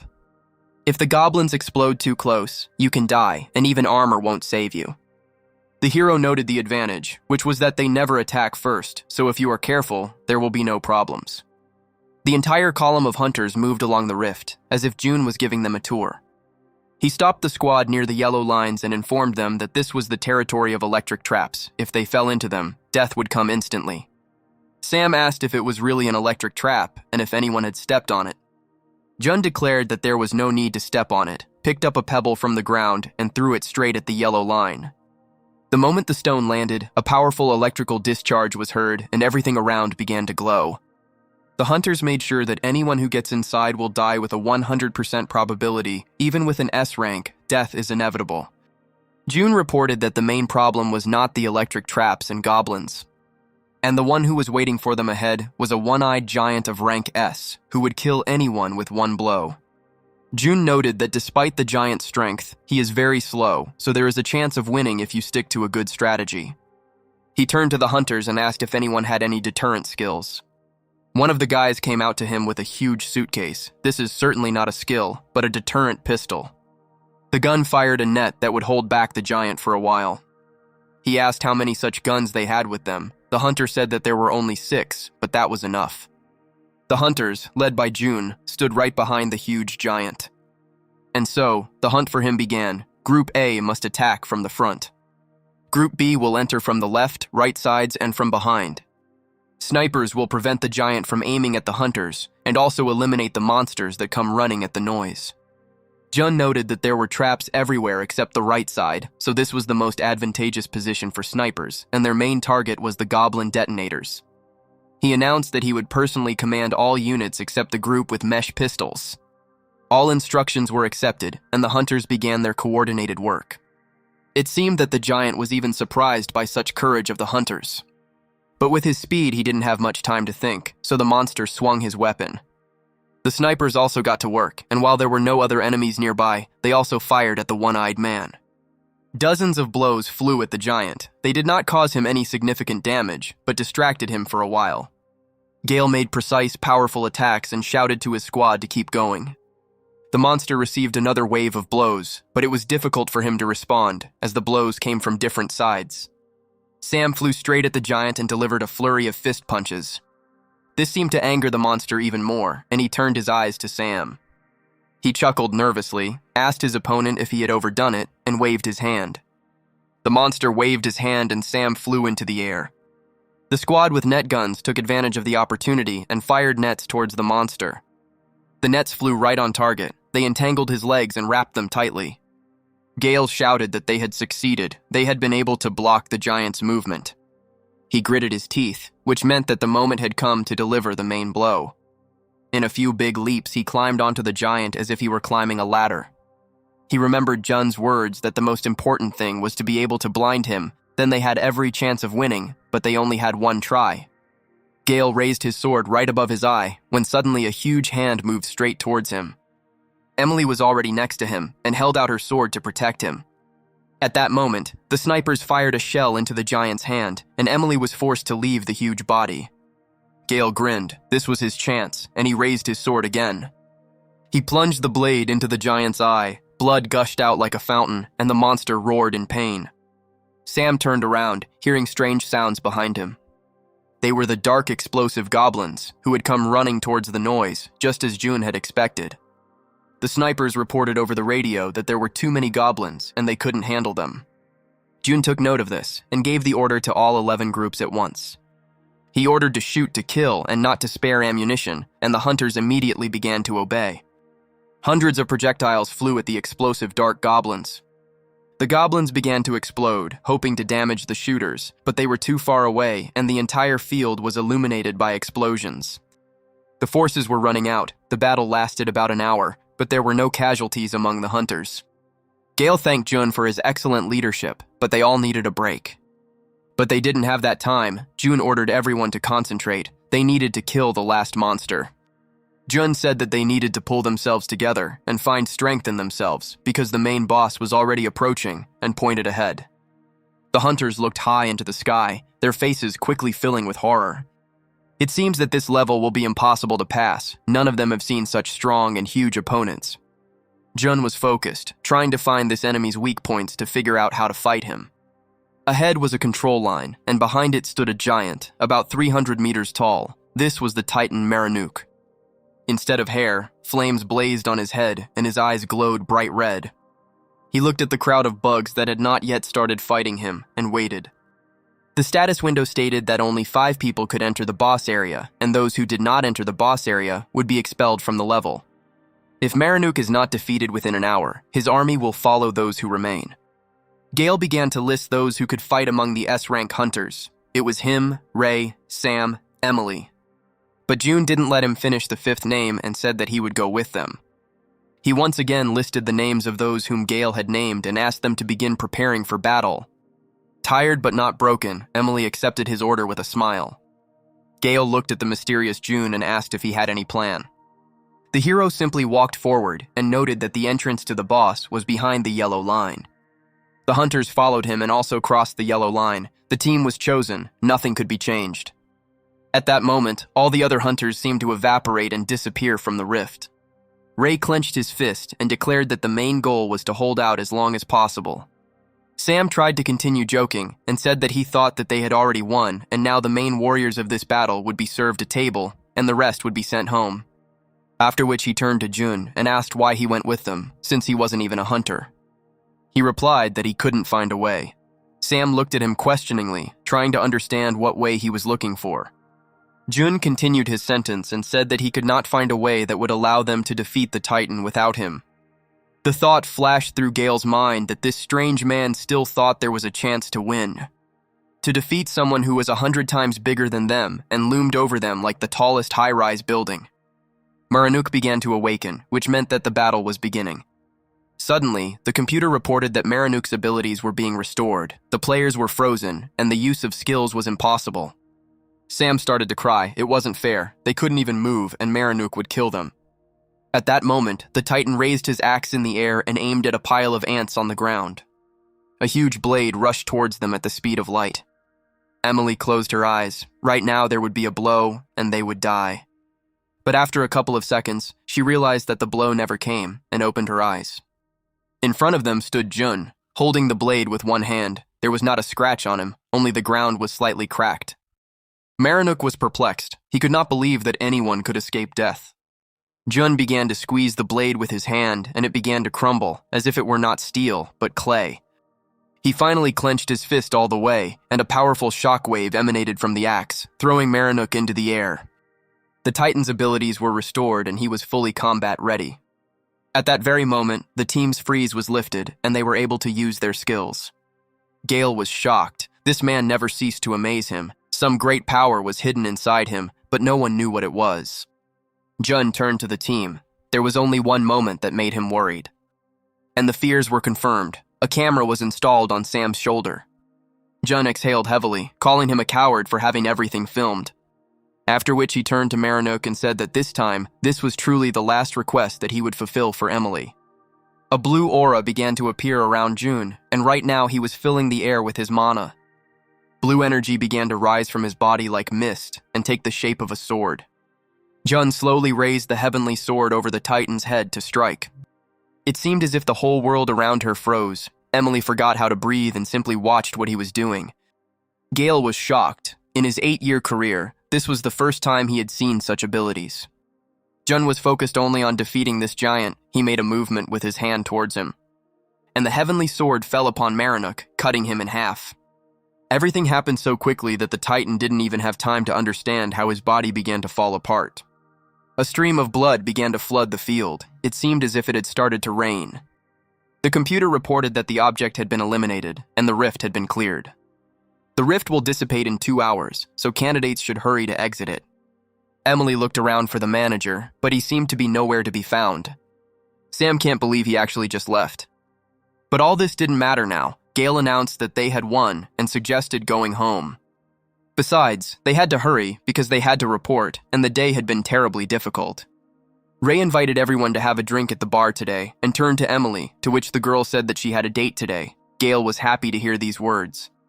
Jun was already in the center of Seoul, and heading home, he called Jill and said that he was free. The hero asked what she would like for dinner, while Yoji was shouting in the background, asking for pizza. The information system reported that the state of emergency had been lifted, but June continued to discuss the upcoming dinner. June was walking home and had no idea that a couple of hours before his return, the city had become quite unsettled. A couple of hours after June left, Jill offered the dragon dinner. Yoji wished her bon appetit and attacked the bowl of ribs. While the pet devoured one rib after another, Jill completely lost her appetite. She was worried about her father and hoped that everything would be okay with him. Yoji reached for Jun's plate and asked if he could have his portion since he wasn't likely to be back anytime soon. The girl quickly lifted the plate, and Yoji began shouting that the gentleman was invincible and would definitely return home.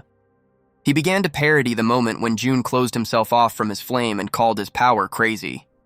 Jill placed the plate in his paws and told him he could have it since there were still some braised ribs left. Suddenly, the whole house shook and Yoji had to balance to save the food he had just obtained. Jill looked at Yoji and asked what that push was just now. But this didn't bother Yoji, because the most important thing now was that he didn't drop anything. There was breaking news on TV. A dragon appeared in the city center and another tremor occurred. The whole table was overturned, food was scattered everywhere, and Jill appeared to have hit her head. Yoji sat on the table, covered in sauce and crying because he had dropped his ribs. He turned angrily to the TV, looking at the one who was to blame for this. And a second later, he flew out the living room window, heading towards the city center. Jill tied her sneakers, annoyed that this dragon only caused problems when her father was not home. A huge rift opened in the center of the city, from which a dragon emerged. The dragon was in no hurry to attack. At the moment, he was simply studying the situation. The rift team was already there. Greg shouted that the Mizai guild had finally arrived. Alan, Mira, and William moved towards the rift. From that moment on, this place was under their control. William approached the guard and asked what rank this dragon had. At the moment, it was the same rank as Masalis, but the numbers could increase. Mira pulled the bowstring and aimed the arrow towards the dragon. Alan tried to stop her in a panic, but the girl believed that while he was standing still, it would be better to take away one of his eyes and simplify the task. Nate hurried towards them and asked them not to make hasty attacks, because the dragon could become enraged and there were still many civilians nearby. He shouted that he understood her anger, but attacking right now was a mistake. At that moment, the dragon was staring intently somewhere. The hunters tried to find the object of his interest and looked in the same direction. Nate didn't notice anything unusual and asked if there was anything in the sky that might have attracted him. Suddenly, a red star blinked in the sky. No one had seen it before. It was Yoji, running at the speed of light to get revenge on whoever had deprived him of another portion of ribs. At the moment of landing, he changed shape and turned into a huge red dragon. Yoji was much larger than the dragon that emerged from the rift. The crowd froze. It was simply impossible to believe that there were two dragons standing right in the center of the city. Greg, hiding behind Nate, asked if he thought they had seen this red dragon before. At first, Nate didn't understand what the boss was talking about, but then he noticed the number 1 on his forehead. This was the same animal that June took to help in the rifts. Yoji flew up and gave the second dragon a hard push, after which he caught it in the air and with a powerful kick sent it back into the rift. Nate heard a familiar voice as Jill ran past him, heading towards the rift. She jumped, crouched, and disappeared inside the portal. No one had time to stop her. The purple dragon sat in a deserted rift and held his head. The previous blow had been strong. He wondered what idiot dared to stop him and turned his gaze to the offender. The purple dragon, with the number 9 on his forehead, finally realized who he had just called a bad name. Right now, his master, the dragon Izas, the strongest of them, was looming over him. Izas reported that the dragon made 2 mistakes. The first mistake was that he left the rift without his permission, after which he struck a powerful blow.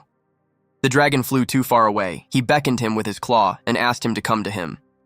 He looked down on him and asked if he knew what braised ribs were. The purple dragon thought about it. He knew what ribs were, but he had never heard of stewed ones. Izas said that this was his second mistake. The dragon struck him again, and the second one did not understand how he could be mistaken about something he had never heard of. He was about to continue this conversation when suddenly Jill's voice was heard from somewhere outside. Izas looked at her in panic and asked how she ended up there. The girl was afraid that he would cause problems, so she followed him, to which Izas said that she still couldn't take such a risk. The second dragon became furious. He did not understand how the pathetic little man dared to address the Lord informally. Izaz stopped him and clarified that he was going to do this to a member of the owner's family. He said that this was his master's daughter, a great man who makes the most delicious braised ribs. After which he swung his fist at him and said that he would have to get 5 more blows for wanting to harm Jill. A few minutes later, Jill was looking at a picture that had once looked different, much like how her father had trained Yoji. The purple dragon was doing push-ups, and Yoji was sitting on top of him, noting that he was in terrible shape. Jill shouted that she already felt sorry for this dragon and suggested going back. Yoji didn't think it was enough to awaken the bitter taste of human society, but Jill suggested they cook some spare ribs at home. Yoji immediately changed his form and said that the second dragon was lucky, but if he went out again without permission, it would be the end for him. Jill looked around and asked if this dragon also had nowhere to go, and that was why he lived here. She suggested that he go with them and ask his father if they could leave him, but Yoji was against it. She sat down next to the purple dragon and asked if he could shrink, and he nodded. And in a couple of seconds he was already different, a little dragon with incredibly beautiful pink eyes. The girl stroked his head, praised him, and called him cutie. She finally suggested going to their home, but if her father was against it, then nothing could be done. Tears welled up in the dragon's eyes. He realized that the owner's daughter was an angel. At that moment, Nate and Greg were blocking the way to the rift on the street. Alan asked them to stop talking nonsense and to step back because they had to protect this place, and a civilian had just entered the rift. Suddenly, Mira was taken aback. It seemed she wouldn't have to save that girl. The girl emerged from the rift safe and sound, and she had company. Nate couldn't contain his emotions. He was happy that June's daughter was okay. He ran up to her and, just in case, checked to see if she was hurt. The guy saw that she was fine, but thoughts were spinning in his head. She went in there without equipment. How did she manage to return in one piece? But there was one more question that needed to be clarified. Nate leaned towards her and whispered if the 2 creatures were dragons. Jill happily confirmed his suspicions and reminded him that he had seen one of them last time. The girl didn't understand why Nate's face twisted like that, because she thought everyone already knew it. Mira also carefully studied these creatures, and although it was impossible, she had an idea of who they were. She finally said that they were dragons. Nate vied with her to answer that they were the pets of their employee June. Nate began to stretch Yoji's face and asked Mira if he could do the same with a dragon. He made another attempt to convince her that they were puppies. Yoji looked up at him and asked if he wanted to die. Jill asked Yoji how dare he talk to his father's colleagues like that, and if he continued, she would not feed him today. Mira continued her investigation and noted the numbers on their foreheads. Nate interrupted her again and asked Jill if it was time for them to go home. Jill looked at him in surprise, not understanding where he was going with this. Nate motioned with his finger for her to come closer so he could speak something into her ear. He whispered that if it turned out that these babies were dragons, it would turn the whole world upside down, and besides, her father would find himself in a difficult situation. Jill loudly declared that her father was already waiting for her at home and that she should return home as soon as possible. Mira tried to stop her. Nate stood between them and stopped the huntress, who continued to shout that these creatures were dragons. Jill scooped up the little ones, and her heels sparkling, ran towards the house.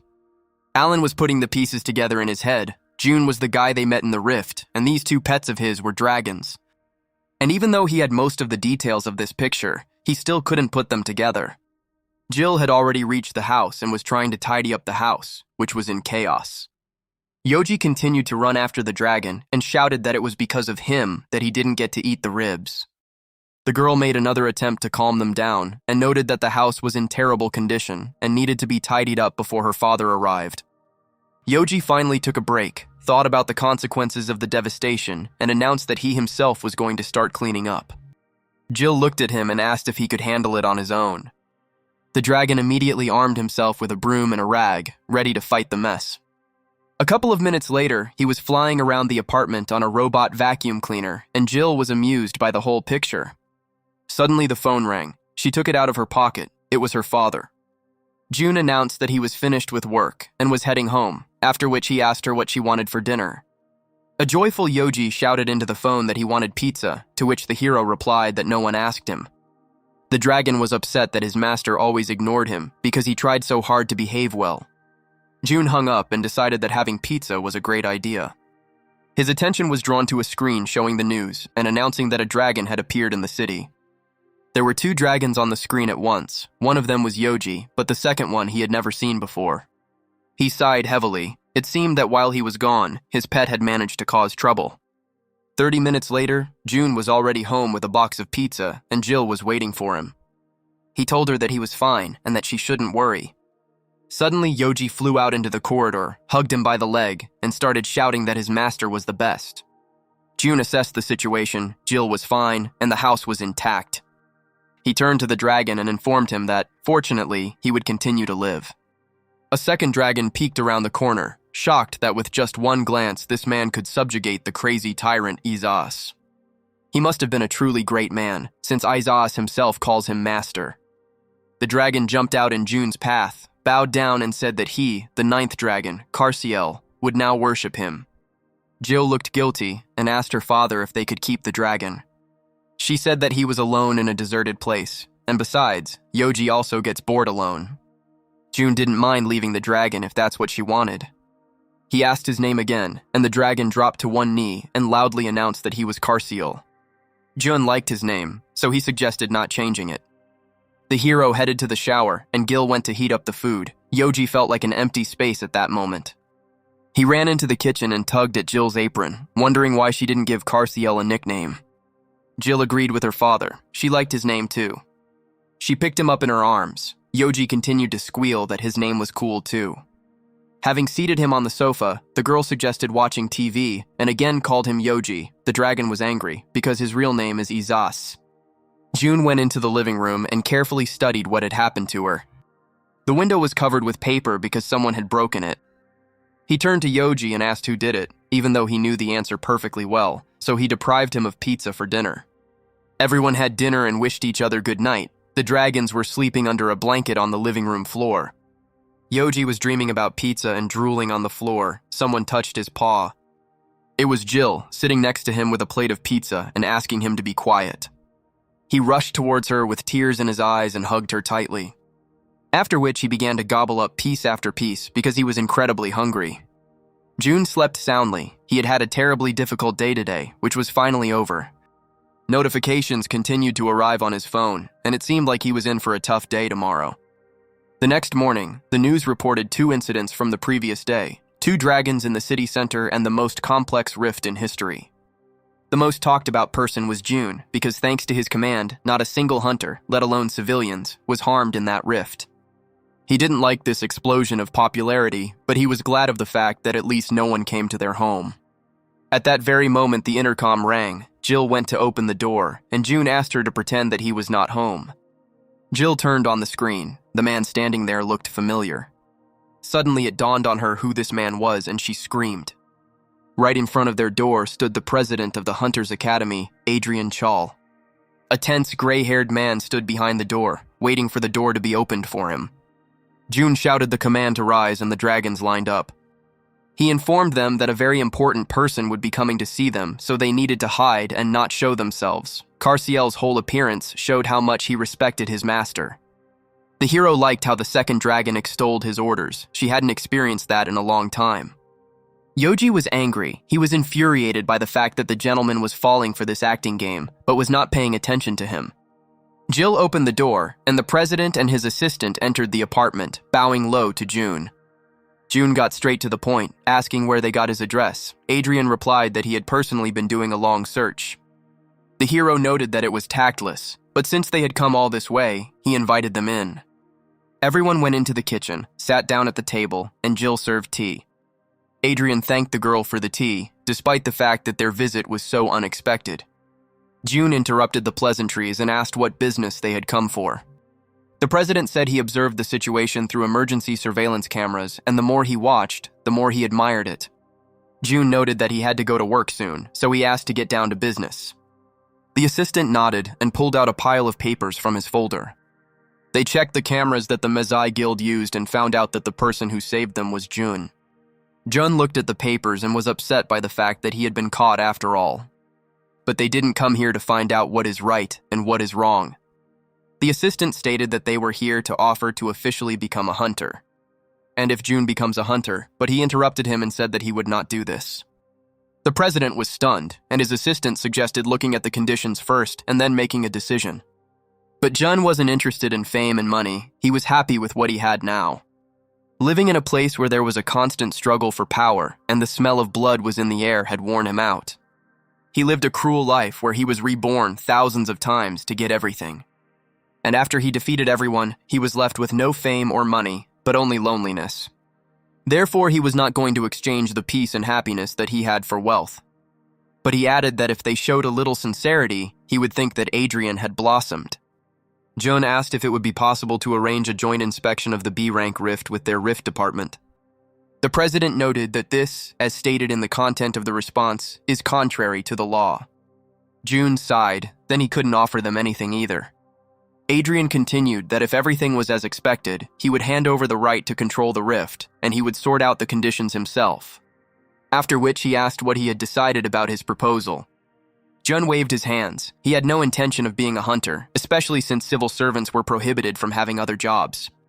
The president and the assistant looked at each other, as if they were communicating with the power of thought and coming up with a new plan to persuade Jun. The hero interrupted their thought processes and declared that in moments when they really needed his strength, he would help. They looked at him with their mouths open and couldn't believe their ears. Adrian jumped up, leaned his elbows on the table, and shouted that this was more than enough for them. After which he suggested not to delay his request and to please his department immediately. Nate picked up the phone and Jun said that the Mazai Guild had signed a contract with them. The office was in a frenzy. Everyone was jumping, rejoicing, and dancing. This was their long-time dream. Greg performed the hottest dances, shouting that today was a corporate party and he would treat the entire department to beef. He snatched the phone from Nate and asked when his best and favorite employee would finally arrive. Jun said that he would come to the department immediately after he finished the meeting. The presidential aide noted that he had excellent colleagues, and Jun smiled back. They walked further down the corridor, approaching the conference room. They were to meet with the invited hunter from abroad, who would soon be here. The invited hunter Richard has just landed at the airport. He thought that taking the first place among the hunters from the Sword Emperor would be an easy task. But I still hoped that Jonathan would hold out at least a little, so that it would be interesting. The hunters, accompanied by the president and Jun, had been waiting for Richard's arrival for several hours. The assistant tried to contact him, panicked, and did not understand why he was so late. Everyone in the conference room felt awkward being there given recent events. Emily finally decided to start a dialogue with Jun and noted that the foreigner was very late. Gail also spoke up. Most likely he didn't take them seriously since there was no behemoth guild here. At that very moment, the door swung open with force. It was Richard, who decided to open it with his foot. He lowered his glasses and announced that Daddy was here. He looked around the room and asked why all this scum had gathered there and where they had put Jonathan. After which she began to reassure them that it was just a joke. None of the hunters understood what was happening, as Richard spoke in English. A minute later, he realized this himself and took the artifact out of his pocket. This device allowed his speech to be translated into any language without the use of an interpreter. He walked up to Ray and extended his hand. Gail was quite wary of this pompous idiot. Richard looked down on the hunters. He did not consider them strong opponents, but they could become excellent subordinates. Emily felt extremely awkward under his gaze, and Gail tried not to notice his impudence. The guy spun around sharply and continued to study those present. His attention was drawn to Jun. It was immediately obvious that this guy in a suit was not an S rank. Did the government really send a civil servant to clean up after them? Richard dropped into a chair next to Jun and declared that his mood was spoiled because not everyone here knew how to fight. The president wiped the sweat from his forehead with a handkerchief and proposed to begin the meeting. He said that 10 years ago, a huge hole appeared on Mount Sode, which was called the Core. In order to suppress the Core, Hunter Jonathan created the Behemoth Guild. Over the past 3 years, more than 20 dives have been completed. But suppression is still impossible due to the varying levels of difficulty. The assault team reported that the core seemed safe at first glance, but as soon as someone went beyond the 500-meter mark, the number of monsters suddenly increased. In addition, according to preliminary estimates, the monsters that appear there are above S rank. The Behemoth Guild has put forward a proposal to continue level ranking and introduce the SS rank. Enormous monsters lurk in the core at every turn, attacking on land, from the air, and in the water. So far, the Behemoth Hunters have not been able to advance very far. According to the Hunters Academy's estimates, it was determined that at this rate, conquering the core would be impossible, even in a century. The aide added that everyone present was invited to join the attack. Gail asked the president how strong the monsters were compared to the final boss, Maranook. Adrian exhaled heavily. They could only guess. Most likely, Maranook was a child's toy compared to those who were in the core. Emily asked if June would go there with them, but that hadn't been decided yet either. Her last words shocked the foreign hunter. He didn't understand why everyone was so worried about this guy who wasn't even on the list. Richard decided to immediately remove all questions, pointed his finger at June, and asked who he was. The president remained nervous and announced that June was the commander-in-chief of the S-rank Major Rift operation. Richard laughed, because if the man who looked like he would break if touched was a commander, then he would gladly kill him. Gail jumped up from his seat and asked him to repeat what he had said, but Richard did not look away from his goal. He towered over him and told him that he had seen many weak guys who became commanders, after which they died with a hole in the back of the head from the Allies. And if he doesn't plan to end up the same way, then he'd better get out of here. June just laughed, stood up from his chair and straightened his tie. After which he turned to him and asked if he could cope with him with such little inner strength. The veins on Richard's forehead began to bulge as anger began to build within him. Then he grabbed him by the suit and raised his fist, aiming at his head. While Richard was preparing to hit June, he stood motionless, without any emotion. In a second, Emily appeared between them, asking them to stop this circus. The foreigner asked again what was so special about this bastard that everyone was fussing over him. Emily stopped them because it was a public conference room, and ordinary people nearby could get hurt. In the basement of the building, there is a training room where you can freely compete with each other. Richard laughed even harder. Was it worth going somewhere far for a guy who would break from one push from him? He pointed at the presidential aide and asked if he would take them to the gym. The assistant leaned towards Adrian and whispered that at this rate, Richard could get hurt. The president turned to Jun and asked if everything was okay, to which he merely nodded in response. After which, Adrian headed towards the exit and announced that he would take them there himself. Richard began to flex his fists and declared that although he was not into intimidating people, he would show this guy his place. And so, everyone present in the conference room went down to the basement training room. June promised that he would sort everything out and settle it himself, but even if he was lenient, Richard might get into trouble. Besides, the group leader will torment him if the training hall breaks down. The foreigner was ready for a fight, called June a suit, and suggested that he get down on his knees right then and there and beg for forgiveness. The only thing that irritated Jun was that this guy talked too much. Richard was seething. He promised that even if someone tried to stop him, it would be useless and he would kill the suit. Jun finally decided to end it and stepped into the training ring. Richard rushed towards him and tried to strike, but nothing happened. Another blow, and again it missed. It seemed as if he was 10 times slower than Jun. The hunter began to panic. He did not understand how his opponent was dodging his blows. Jun just continued to watch him suffer. Richard threw another 10 punches, but still didn't hit. And at that moment, when the foreigner simply rushed at him, Jun took a step to the side, and the guy flew down. After which, the hero struck him once in the shoulder. The team's mouths dropped open, not understanding what the consequences of this might be. But Richard only froze, as if he had turned into a stone statue. The hunter lost his balance and fell like a stone onto the ring floor. Jun won another of his fights, turned around and headed towards the stairs from the ring. He glanced at the resident and said that he hadn't hit him too hard, so he would wake up on his own in a few minutes. The manager checked Richard's limp body. Everything was fine, nothing was broken. He had just lost consciousness. The president froze. He could not even imagine that they were faced with such force. Gail also finally confirmed his suspicions. This man really was on a completely different level.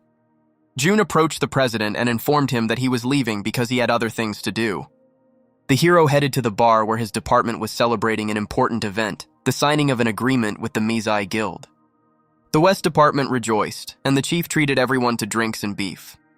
A girl from their unit asked why they were looking for Jun from the academy, whether they really wanted to recruit him. The manager replied that they only had one request, at which point Greg and Nate breathed a sigh of relief. Just in case, the boss reminded him once again that Jun shouldn't leave and abandon them. He smiled in response and agreed with his words. Nate didn't understand why the Mezai Guild, a recognized A-rank guild, wanted to sign a contract with the city hall. And Greg still felt uneasy about this news. He added that it seemed that these hunters would not listen to them, but would simply laugh. The boss asked June if he would take on Kate and one of the new hunters. The answer was yes. He asked to take care of Kate so that she would not feel alienated. The entire department was looking forward to the next day, as they were sure that the huntress would enjoy working shoulder to shoulder with the Meizai Guild. And so the next working day arrived. Everyone was expecting new hunters to arrive, but the atmosphere in the office was tense. From the very morning, Kate stood her ground. She would not work with other hunters. The employees were stunned. They didn't expect such an answer from her. The girl noted that she could protect Jun herself, so the department did not need additional team members. Nate tried to convince her otherwise, because no matter how strong Kate was, you can't stop 10 opponents with one hand. After which he asked a logical question: what would happen to the manager if the monster attacked from behind? Memories flashed through his mind. Considering what had happened some time ago, he was right. Jun knew what needed to be done and reported that he was fine, and that Kate was now in no way inferior to the A-rank hunters. He looked at her with his mesmerizing black eyes and waited for an answer. Kate was pleased by his words. She was embarrassed, but agreed with him. It seemed the conflict was resolved. Kate agreed, and Nate thanked June with his eyes. Suddenly, the door to the office opened, and a guy entered and announced that the Meizai Guild had arrived. The staff were running around in a panic. Tea needed to be prepared, and it wouldn't hurt to tidy up. The chief stopped the chaos with his hand and asked the fault handling department to gather around him. He made a speech that the department was, of course, grateful that the Meizai Guild was signing a contract with them, but that there was no point in groveling before them. After which he added that if they were to harass anyone, they should immediately report it to him. He would sort it out. Nate was shouting that their boss was cool, and June just smiled silently. And then the members of the Meizai Guild entered the door: Alan, Mira, and William. Greg ordered the staff to put strength into their gaze and not to be nervous, but he himself was terribly nervous. The hunters confidently approached them, and Greg and Nate tried to remain calm and look brave. Alan towered over Greg and asked if he was the head of this department. He hesitated in response, muttered something unintelligible, and only at the end said that he was the boss. The hunters bowed low and greeted him. Nate and Greg, who were watching what was happening, opened their eyes wide. The boss whispered to Jun why they were so disciplined, but he didn't know the answer. Alan stood like a tin soldier. There was no room for error. Memories of how the academy president had negotiated this job with them came flooding back to him. He asked to serve June unquestioningly with all his heart. And if the relationship between the president and the manager deteriorates, it will be entirely their fault. Alan was only thinking about how Jun would not remember how he had insulted him in the rift. June invited the hunters to sit down while he made them some tea, but Alan and William offered to pour the tea themselves. But this would put him in an awkward position if the guests were busy with tea. The hunters trembled again. The manager asked me to simply read the contract carefully and familiarize myself with the terms before putting the stamp on it. Alan hesitated for a second, then ordered his partners to quickly sit down at the table. A moment later, all three were in their places and waiting for the papers to be brought. And as soon as they received them, Alan gave the command to sign, and they raised their hands in unison. While the hunters were signing, Greg tried to shout that the contract needed to be read and then signed. Jun realized that the probable reason for this behavior was the president's instructions. After signing the contract, the department completed all the paperwork and Jun headed home. Yoji greeted him with joyful cries. Jun assumed that they hadn't had dinner yet and needed to do it without him. The dragon laughed maliciously. He didn't even know that this was possible. Jill was already advancing from behind. She pushed the pet away and asked when he would stop behaving like this. They sat down at the table. Yoji continued to watch the master, waiting for a command. Jill sighed heavily and said that he could eat. The dragon seemed to be drunk from these words. Yoji pounced on the bowl, and Jun asked if this dragon was really that strange. Or maybe Carciel was strange, because he was sitting far from the table and eating dog food from a bowl. Suddenly, Yoji choked and began screaming for water. Jill decided to ignore the theater and asked her father if he was free tomorrow. There would be a lesson at school at 10 in the morning with parents present, and she hesitated. The girl didn't ask anything and just reasoned that tomorrow was a weekday and her father was probably busy. June said that he would come, because he had worked well today. Jill blossomed and began to tell that the lesson would take place in the rift that appeared 2 weeks ago, and there were no monsters in it. The hero was happy to see her happy. He could not refuse her because he liked to see her like this. Yoji slammed his paw on the table and declared that he would go with them too.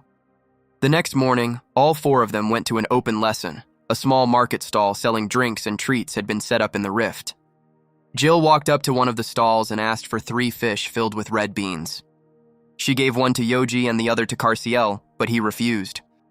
The purple dragon thanked her for her concern, but such food was not suitable for him.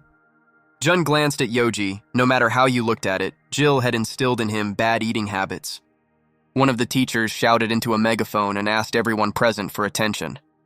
He said that this place appeared immediately after the Maranuk rift was cleared and that no monsters spawn here, but if the students find a fragment of an unknown map, they will be able to better master the use of mana. Parents will be able to watch their children only from the observation deck. Students must find map fragments and place them in a cup in the center of the wasteland. To make the search for fragments easier, everyone will be given auxiliary beads, artifacts for practicing mana control. June and Jill had already received a bead. Jill's was glowing red. If you introduce mana into this ball, you can change its shape as you wish, and the color changes from red to purple. The more purple, the stronger. Jun hesitated, in case he put too much mana in there and it would break. Suddenly the ball changed in his hands and turned into a black knife, but Jill had never heard that black was even possible. The teacher spoke into the megaphone again and asked the students to get ready to leave. Jill waved to her father and the dragons and set off on her mission. June waved to his daughter when he suddenly felt something strange. The wasteland where the bowl was located had incredibly powerful energy. It seemed to come from the cup that was there. He couldn't let Jill get into danger, so he decided to test something by releasing some mana into the cup. Vibrations began to spread through the earth, and the bowl began to emit purple energy. Jun couldn't understand how the cup was able to absorb his energy. The earth shook, a strong wind arose, and it became difficult for the parents to stand on their feet. As soon as the vibrations died down a bit, the parents rushed to the teacher. They were unhappy that their children were being trained in a dangerous place. Another strong vibration passed and everything stopped. The parents screamed for their children to be brought back here immediately. Jun continued to watch what was happening as the cup absorbed his energy. In addition, the energy emitted by the thicket has become much stronger. He opened the information window. Nergis was watching him. He needed to head to the center for a special quest. Once the quest was completed, he could get an entrance ticket. There were 60 points left until the end of progress. These are probably the very same pieces of the map, and the cup is the key to enter the core. Everything around calmed down, and the parents began to shout even more furiously and look for the person responsible for this event. It seemed that in just a couple more minutes it would become more dangerous here than in any rift. The dragons discussed how all people except their master were so weak. Jun continued to study the information. The gatekeeper was interested in him, and judging by the fact that he killed the applicants, it was impossible to allow anyone else to get the map fragments. He turned to Yoji and ordered him and Carciel to follow Jill. While one dragon was ready to sacrifice its life for its younger master, the second was glad for the chance to taste some more food. They walked away from Jun and Yoji headed towards the food stalls. Jun understood perfectly well that Yoji would go to Jill only after he had done some of his own business, which meant he had time to calmly look for the fragments. Jill wandered through the forest without success. So far, she had not found a single fragment. She didn't want to upset her father, but suddenly the ball lit up and she felt hope. The girl believed with all her might that this was not another dummy. But the ball led her to some bone, and this was another failure. Suddenly, her attention was drawn to a strange sound coming from the bushes. A frightened Olivia emerged from the bushes, screaming Jill's name. The girl came out of the bushes, shook herself off, and asked if everything was okay. She angrily walked up to Jill and asked her not to scare her like that again. Jill gasped. It seemed Olivia was worried about her. The classmate blushed, crossed her arms, and returned to her previous state, declaring that she simply had to take care of the weak. Olivia continued to scream at the girl not to do that again, but something was rushing towards her at high speed. She quickly turned around, covered Olivia with her body, and tried to force her to lie down with her hand. The girl took a fighting stance and quickly fired a burst of shots towards the attacker. The number of shots raised dust around, through which 2 figures could be seen. The haze cleared, and Yoji appeared from it, rubbing the spot where the shots had been fired and asking what kind of stupid bugs were in this forest. Olivia finally saw the dragons and realized that one of them was the same pet she had seen last time. Yoji rubbed his nose and asked Jill why she was lying on the ground. The girl also finally opened her eyes and did not understand what these two were doing there. The two little warriors clenched their fists. They decided that Olivia was offending Jill. Olivia felt something strange. Some strong energy did not allow her to move. Jill lightly poked her finger at Yoji and asked him to calm down because Olivia was her friend. And at their last meeting, she called him very sweet. After which she ordered him to go and apologize for his behavior, but the dragon refused. The girl added that then he too would eat food like Carciel. A second later, Yoji was kneeling in front of Olivia, apologizing and promising that this would never happen again. Carciel began to lament that he should have first assessed the situation and only then taken action. Olivia was taken aback by how skillfully Jill controlled these monsters as if they were pets. Suddenly, June appeared behind her, interested in what had happened there. After which he added that he just wanted to check if everything was okay. A terrifying chain of events formed in Yoji's head. If the master found out that he had only just arrived and had even attacked her friend, the consequences would be dire. Jun asked Jill if Yoji protected her well. The dragon rushed towards the girl, covered her mouth with his paw, and assured the master that everything was fine. Then he walked over to Olivia, put her hand on his head, and told her that the girl's friend was okay too. June watched him closely. He knew that this creature had only recently arrived here. But luckily for Yoji, Olivia hugged him and confirmed his words. While the girls were busy with the dragons, June opened the status window. By this point, he had found all 66 map fragments. He put them in his pocket and thought that if he returned here in the evening, he would be able to remove the seal from the cup. The hero walked towards the girls and said that it was time to gather and they needed to head back. Jill began to burst into tears because she had not found a single fragment. June encouraged his daughter. This time she was just unlucky. Next time everything will definitely work out. They were already home, had a delicious dinner, and were getting ready to watch a movie together, but June was getting ready to go somewhere. Jill asked him in surprise where he was going at 10 o'clock in the evening. The hero said that he would return very soon, but Jill still did not want to let him go. She begged him not to go anywhere today, and there was fear on her face. He turned to the dragon sitting near the TV and understood everything. She was too scared of the horror movie. At that very moment, Yoji and Jill grabbed his legs and started crying, just so he wouldn't leave. He asked everyone to be quiet, and an idea came into his head. Jun froze over Yoji and clarified that in fact, he wasn't the least bit afraid. And as punishment for his behavior, he will take the dragon with him. Jill then began to beg to be taken along. But it was too dangerous, so he would not take her with him, and in return he promised to return quickly. The girl was interested in how quickly he would do it. Her father said that the taxi ride there and back would take only 2 hours. She howled again. If this took 2 whole hours, then he really might faint. And when asked what time would suit her, she held up 2 fingers and said 20 minutes. Yoji laughed and asked if she had a conscience, how she imagined a distance of 2 hours in 20 minutes. She loomed over him with the most terrifying expression on her face, as if his life depended on the answer to the question about time. June stroked the girl's head and promised to come as soon as possible. Besides, Carciel stays with her. He is not afraid of anything and will be by her side all the time. The door slammed shut, and Jill grabbed Carciel and began to sob in fear. Jun chose the fastest way to get to the place. He picked up Yoji in his arms and ran with big leaps towards the rift. Yoji suggested riding on it, as it would be even faster, but it was too noticeable. The dragon fluttered in the wind like a flag and wondered where they were going. June said that there was a monster in the rift where they were during the day, and they needed to deal with it in about 5 minutes because Jill was at home and she was scared. The dragon wondered whether the one who could last 5 minutes in battle with June was a god or a monster. Literally 10 minutes later, they were already in the rift. June was heading towards the treasured cup. Yoji noticed that there really were no monsters here, and that was strange. Jun asked him to wait a bit and threw the collected fragments into the cup. The cup vibrated and began to emit clouds of purple light. The dragon hid behind June. It all looked like a scene of a monster appearing, and if the light appeared, it would be perfect. At that very second, light burst out of the ground, blinding the heroes. The little ball of light began to take on the shape of a fairy from a children's book.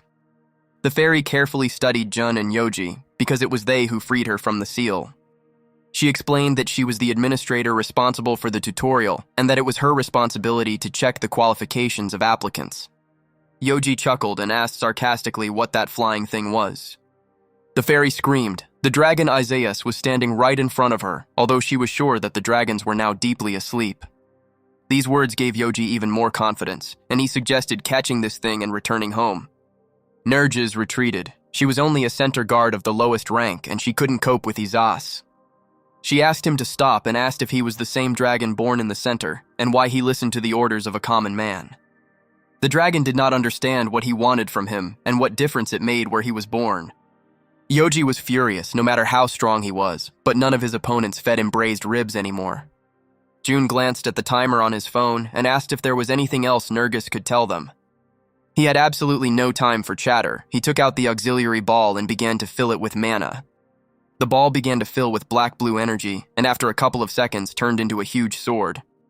He was already swinging it to strike, when suddenly the fairy began to scream and beg for mercy. Nerges screamed that if they killed her, they would not be able to continue the attack on the center. Jun lowered his sword and asked why he couldn't attack. The fairy explained that if the tutorial administrator disappeared, then the path to the next floor of the core would be blocked.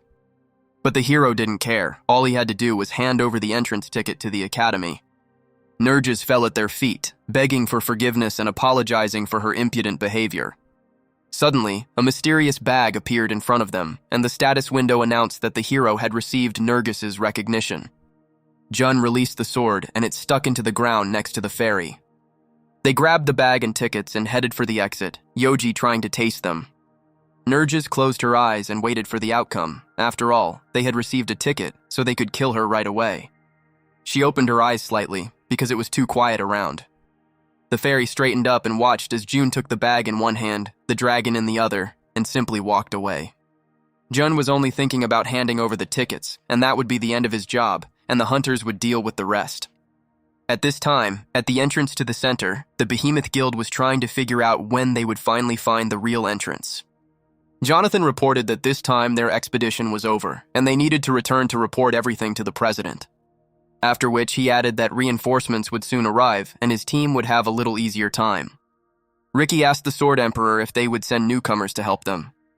Jonathan clarified once again that these would be reinforcements, hunters who belonged to other guilds, so there was no point in even thinking about treating them unceremoniously. Ricky claimed that even his mother didn't nag that much. Chloe asked if that was why he had such a terrible temper. He immediately turned to the girl and noted that he would write a statement for insulting her parents because of her statements.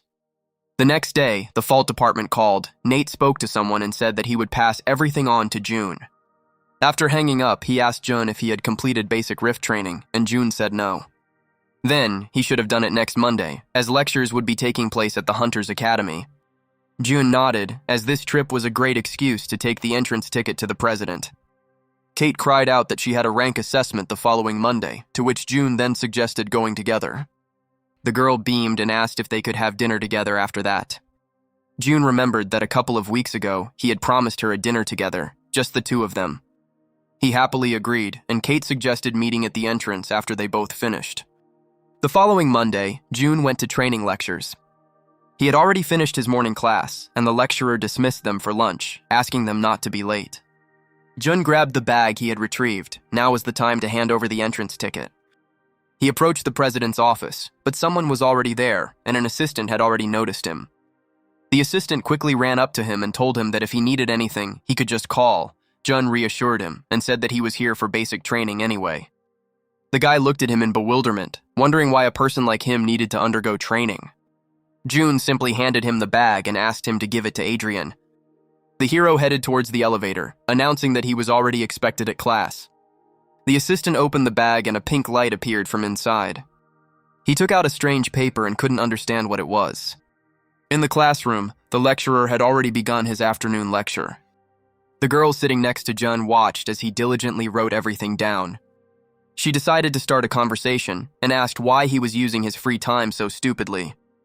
Jun said that he was quite inexperienced in working with rifts, and his memory was not very good, so it was better to write everything down.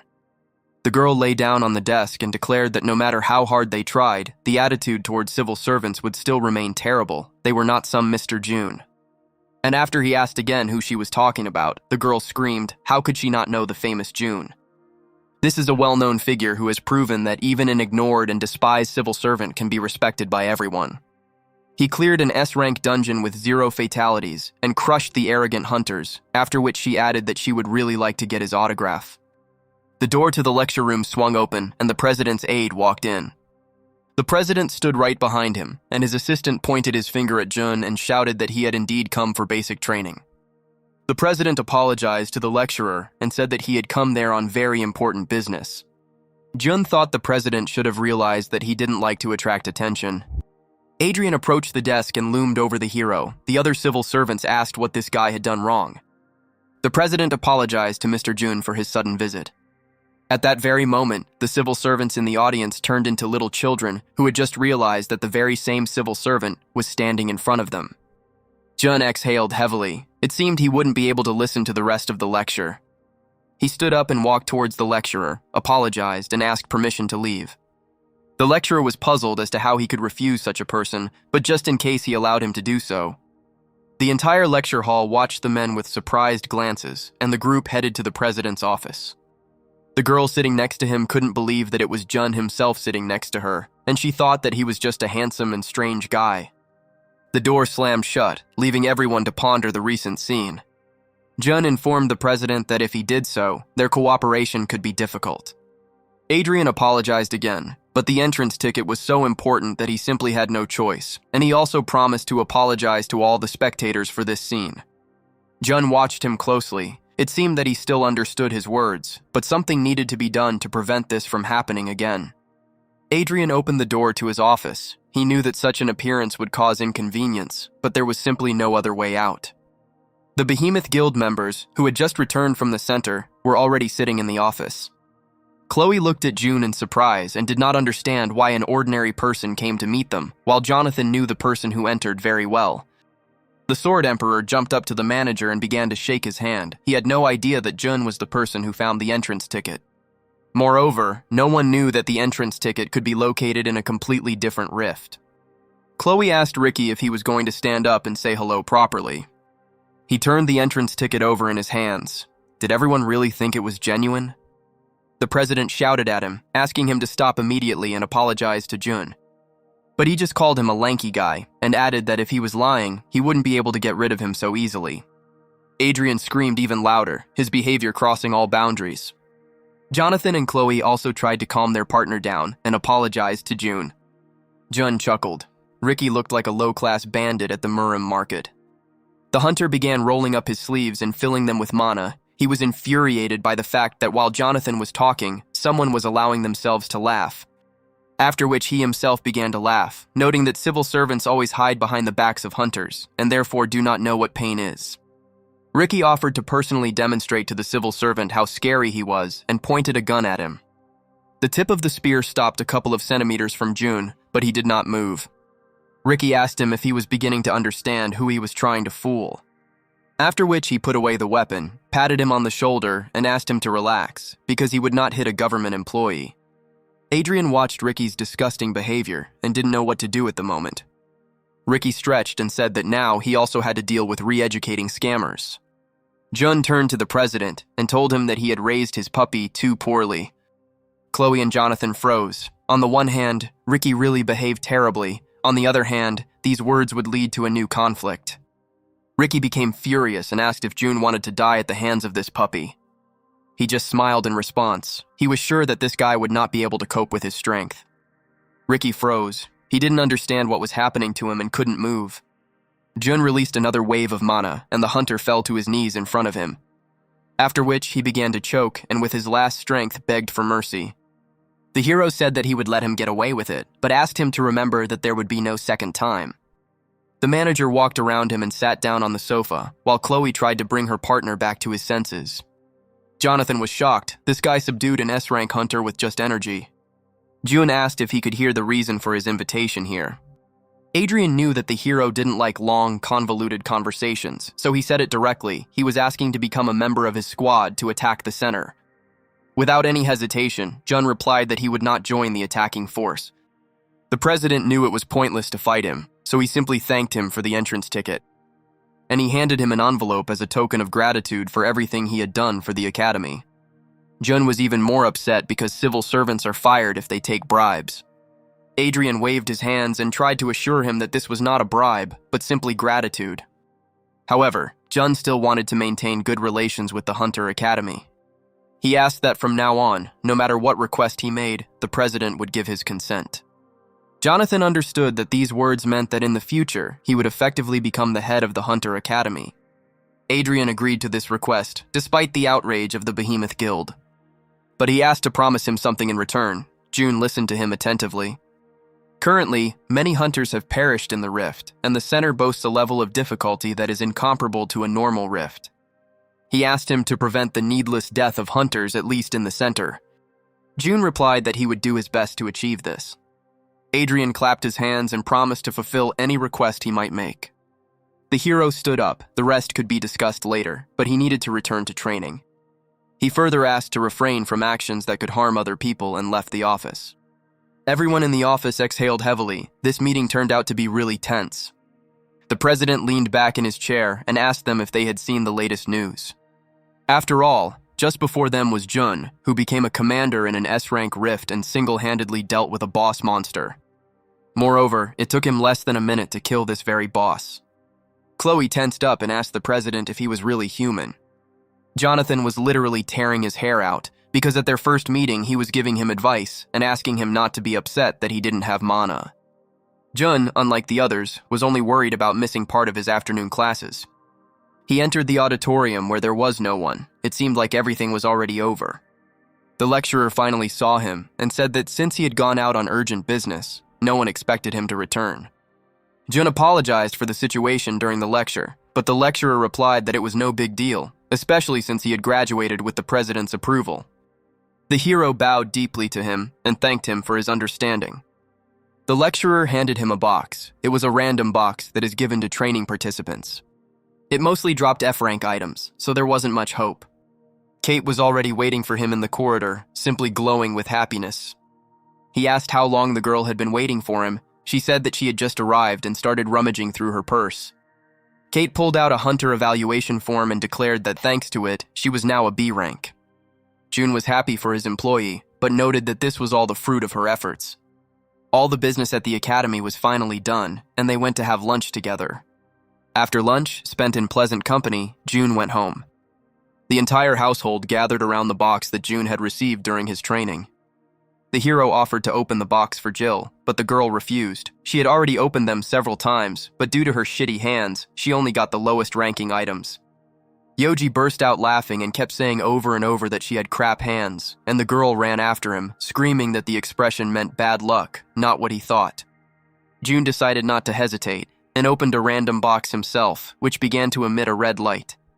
Jill noted that there should at least be a yellow light, otherwise it's a dud. Suddenly, the box began to gain strength and glow even more.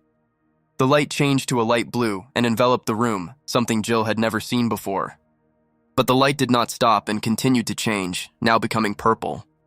They say that if you get a blue one, it means an unexpected turn in life, but purple is the level of the 9 o'clock news. Jill asked if her father was being too indifferent to what was happening, but he only noted that it all looked good. Music began to play from the box, and a voice announced that a spiritual heritage had been discovered. Jun didn't understand whether this was good or bad, because he didn't feel any special power. He held a beautiful emerald book in his hands, and the status window indicated that it was an encyclopedia dedicated to the center, which, as the study progressed, would increase anti-magic power. Jun thought about it. It was strange that he received a spiritual legacy dedicated to the center. If we are talking about the same center, Nergis said that dragons were born in the center. Jun turned to Yoji and asked if he knew what it was. The dragon didn't. He gave him a nasty look, suspecting him of hiding something, but the dragon really didn't know. Carciel also clarified that he knows nothing about the center. He was definitely born there, but he doesn't remember anything. Jill said that this box usually drops items up to S rank, and she hasn't heard anything about legacy items. Carciel thought that this was the first time he had seen the gentleman so interested in something. Is the owner really going to go to the center? Yoji lost interest in the book, as it was not something edible, and decided to go to bed. Jill went after him because he had promised to brush his teeth before going to bed that night. June stood up and stated that he would make sure the teeth were brushed. At that very second, Yoji clung to Jill and shouted that he was ready to brush his teeth and wanted to do it with her. But June took him by the wings. For today, this task will be done together with the main owner. The hero picked him up and headed to the bath, while Jill and Carciel wished him luck. The next morning, the dragon sat in front of the TV and was indignant that all the dramas lately were the same. Yoji was even more indignant and asked the writers to come up with something new, continuing to switch channels. Suddenly, their attention was drawn to the sound of the front door lock opening. Carciel noted that the younger master was currently studying, and the older master never returned so early, so could it be that thieves had come to visit them? Yoji flashed his fangs. He hadn't exactly relieved the stress of brushing his teeth last night. The door opened, the dragon screamed that he would bring justice upon the thief and flew towards him. Suddenly, he crashed hard into the hand of the one who had just burst into their home. It was June, who was very curious about what this dragon was doing again. But what interested him most was his words about yesterday's stress. The hero squeezed his muzzle a little harder, and the dragon screamed that he didn't mean anything bad. While Jun continued to hold Yoji, Carciel calmly walked out into the corridor and bowed to his master. The three of them finally made their way to the kitchen, Yoji wondering why he had returned from work so early. And without waiting for an answer from the owner, he began to shed tears because of his dismissal. Jun reassured him that it wasn't like that. He just had a business trip to Kanwodo that evening, and he came to pack his things. Carciel only listened attentively to their dialogue, not daring to interrupt it. June said that he would cook a little later, but for now he would go and clean up. He decided to start with his bedroom, but when he looked in, he realized that it was perfectly clean. Then it was decided to forget about cleaning and at least do the laundry. But after the hero looked into the laundry room and this business was completed. Carciel said that when the senior master goes to work, the junior master does all the housework and goes to school.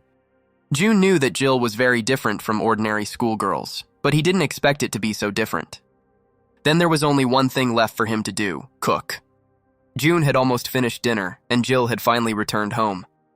He tried a spoonful of what he had prepared and was glad that the girl was home.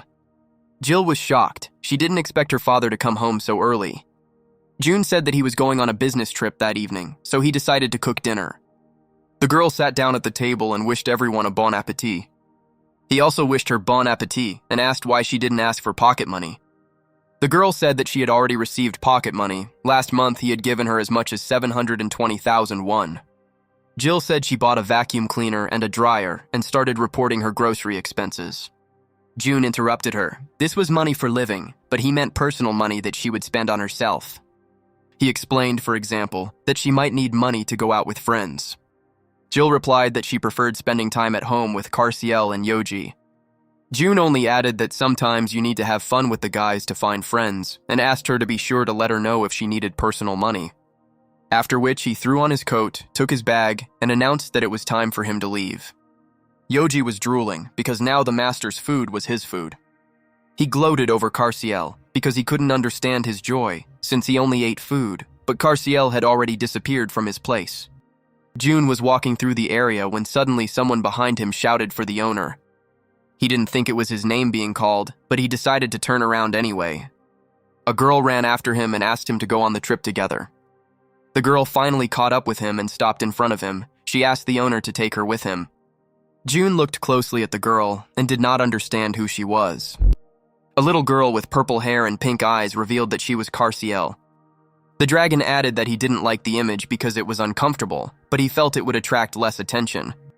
The crowd continued to watch as the little girl called the man master. June noticed the displeased looks of those around him, who were watching them closely. He hugged Carciel from behind and suggested that they first move to another place. At that moment, a heavy male hand fell on June's shoulder and stopped him. The man said that his place was at the police station, but the hero tried to assure the man that all this was not what it seemed. But the man was not reassured by these words. He asked him to follow him calmly, since he did not want to shed blood in front of the child. He held June by his coat and said that if the girl had not been there, he would have died at his hands long ago. A child's hand squeezed the huge man's throat with force. The girl was interested in how the pathetic little man could be so impudent in his conversation with his master. Jun asked Carciel to stop, but he was sure that the man had crossed the line. The hero exhaled heavily. If they stayed here, everything would only get more complicated. He decided to take matters into his own hands and picked up Karsiel to leave. Jun looked at the stunned residents. He understood that all this looked strange, but it was not what everyone thought and assured that they could rest assured. He hailed a passing taxi and quickly left the place. Getting into the car, he asked to take them to Mount Sode. The driver quickly drove off. A couple of hours later, they were already there. June paid, and they left. Karsiel was indignant about the cost of the taxi because they were driving slowly, and with the money they paid, they could have bought a lot of food. June asked him to calm down and noted that while he was in this state, he should not call June master. The dragon was scared. He didn't want his owner to kick him out of the house. The hero reassured him, as he had no intention of kicking him out, and then turned his attention to the happy father and son. He turned to Karsiel and asked him to call him Dad while he was in the form of a girl. This was the only way to avoid misunderstanding if someone overheard their conversation. Karsiel beamed and said that he would be happy to call June his dad. June suggested they have a snack before they entered the rift, but Karsiel was upset because he hadn't brought any food with him. But if he had eaten dog food like that, Jun would definitely have had to go to the police station. So he suggested having a snack at a diner that was nearby. Jun ordered them a bowl of ramen, which they never ate at home. Jill had forbidden them from eating such food because it was unhealthy, so they had one chance to try it right now. The hero didn't know if Karsiel would like ramen, since at home he only ate kibble. Karsiel was delighted with the flavors that unfolded in his mouth. June smiled contentedly. June decided to ask why the dragon went after him, since due to the current situation, he could not find out right away. Karsiel asked in return whether June was planning to go to the center alone. And after June confirmed his suspicions, he began to raise his voice, because it was dangerous even for him. Karsiel pounded his fists on the table. He knew that there was some terrible force inside the center, but he couldn't remember what it was. Jun stroked the girl's head and thanked her for her concern, but he really could go there alone. But Karsiel said that if Dad got hurt, everyone would be sad, so he would go with him and protect him. Jun agreed to go together, suggested finishing the ramen and heading to the center. 30 minutes later, they reached the entrance to the center on Mount Sode. It looked truly enormous, but neither of the two were going to hesitate before entering. And now they were already flying into a huge hole, not knowing when their fall would end. They landed, and June realized that this was where they went before entering the real entrance of the center. Everything around looked quite peaceful, given the stories of the Behemoth Guild. June said that since they were going to enter the real entrance today, Karsiel would need something. He gave him an entrance ticket and said that everything would be clear when they got to the right place. But the words about the monsters appearing unexpectedly were true, because behind them stood a huge blue titan. Karsiel shouted at his master to hide behind his back. He wanted to deal with this monster himself and released fire from his paws. June asked him to wait a little and grabbed him right by the fiery paw. The dragon begged to let go of his hand, as it might melt. Dark blue clouds of mana swirled around Jun. He asked Karsiel not to worry about the monsters, clenched his fist, and a handle began to form there. He had some things to figure out this weekend, and it would be best if he quickly figured it out on his own. He delivered a powerful blow and cut the titan in half. The enormous undertaking collapsed, raising a huge column of dust. It even seemed to Jun that he had overdone it a little with the force of the blow. Vibrations from the force that had been released here began to travel through the water in the rift. The water fairy sensed this. Could it be that someone new had entered the center? If she could sense his energy even here, it meant this challenger was quite strong. She thought that she was just bored, and finally a strong toy appeared after a long time. Karsiel asked Jun where the entrance they were looking for was. Jun replied that, judging by the energy he felt, they were almost there. In the distance, they saw a red gap in the bushes. It seemed that was exactly where they needed to go. Karsiel overtook his master and declared that he would go and check first. Suddenly, something strange caught the dragon's attention. There was a man lying in front of the entrance. It seemed he was badly injured and needed help. Jun opened a book he had recently received from a random box. He found a similar illustration in a book and clicked on it. Then he pointed his finger at the target, and the book reported that information about human hell had just been downloaded. The book opened with a description of a trap plant that takes the form of a human and attacks when approached. He received the status of a spirit world traveler and was granted additional anti-magic power. The hero thought that it would be very nice to get information by filling out this book, but he had too little time. Carciel pressed himself against him and could not move.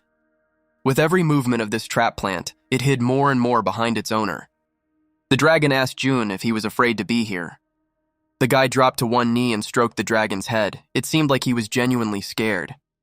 He asked to tell him if he was afraid, and then he would take him home. The dragon asked if they were to go together, whether he would be a burden. June reassured him that everything was fine and he would take care of everything himself. He extended his hand to him and asked if he would go with him. Carciel put his paw in his hand and agreed to go. The dragon held his owner by the hand and hovered in the air so that he would not bend over. Suddenly, he began to feel very strange. His body was slowly becoming heavier and heavier. Jun also felt that he had to put in more and more effort to hold the dragon. Carciel's speech became slower. He said that he should not lose consciousness. Immediately after these words, his body went limp and he hung in Jun's arms like a plush toy.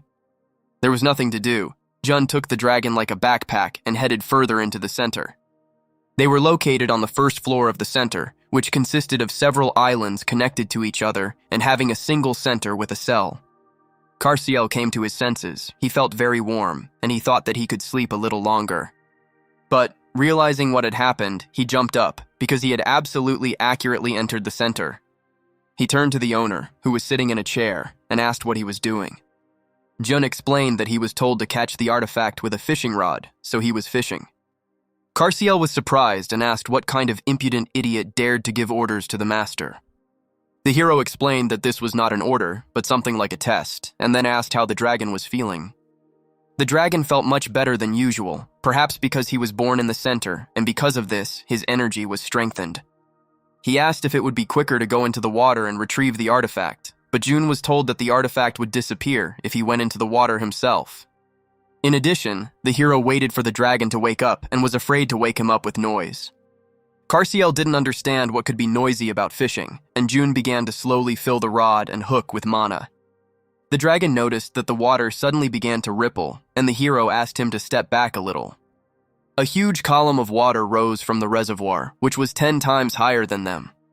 Yoji wasn't sure it was possible to fish like that, but Jun assured him that it was at least faster. A fish landed in Carciel's paw, and he asked if that was considered cheating. Jun replied that he didn't use anything other than a fishing rod, so it wasn't cheating. The fishing rod began to disappear, which meant that the artifact had been caught, probably a watch. He opened a status window that said he had caught 3 artifacts. Additionally, artifacts could be combined to create a higher-level artifact, an offer Jun accepted. As a result of the merger, he received a wizard's bracelet, which increased his damage and anti-magic power. Jun showed the bracelet to Carciel and said that he would give it to Jill. The dragon was happy for his owner and congratulated him. Jun stroked him on the top of his head. The hero reached into his bag to get a tablet or a book and figure out what to do next. But a black hole appeared in the sky above the lake, as if it had been cut open. A hand appeared from the hole, and the sky began to crack at that spot. Carciel jumped out in front of Jun and asked him to hide behind him. What emerged from the rift told her that they had completed this quest sooner than she thought. Jun carefully studied the creature that appeared and behaved cautiously. The little fairy said that her name was Tusitala, and that she was the assistant of the adventurers who had arrived at the center. After which, she asked him to take care of her and blew her a kiss. Jun continued to silently watch her actions. The fairy was 5 times smaller than he was, so she didn't seem to pose any danger. Tusitala flew up to Jun and asked why he wasn't reacting to her. It was confusing. The fairy circled around the hero. She tousled his hair, touched his face. She wanted to finally play with this toy, because this was clearly the contender she had sensed long before his arrival. Carciel began to growl. He felt some kind of terrible energy emanating from her. Jun also felt this power, so he asked the dragon to stand behind him and not go out. Tusitala realized that she had been discovered, but she could not afford to lose her toy so quickly. And she began her theater, began to look around and shout, whether they felt the terrible energy. She clung to Jun and said that she was terribly afraid, and could not even imagine how scared the adventurer was. The fairy turned to Jun and asked if he understood even a little how creepy this place was. After which she added that without her help, they would die in the blink of an eye. Jun glanced at her and realized that Tusitala looked much stronger than he had seen before. But then he grinned and realized that it made no difference anyway, and he could handle it. The fairy began to get angry. Why did this man allow himself to laugh while she was speaking? She was literally shaking with anger and wanted to go and kill him right then and there. But then I exhaled and decided to be patient and enjoy the game as long as possible. The fairy bowed to him and offered to tell him more about the center.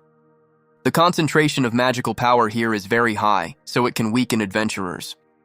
Therefore, a very important thing here is the anti-magic power, which is able to protect the body from the penetration of magic. And the deeper the adventurer descends, the stronger the concentration of magical power becomes. Tusitala circled over June and noted that he had already gathered quite a lot of anti-magic power.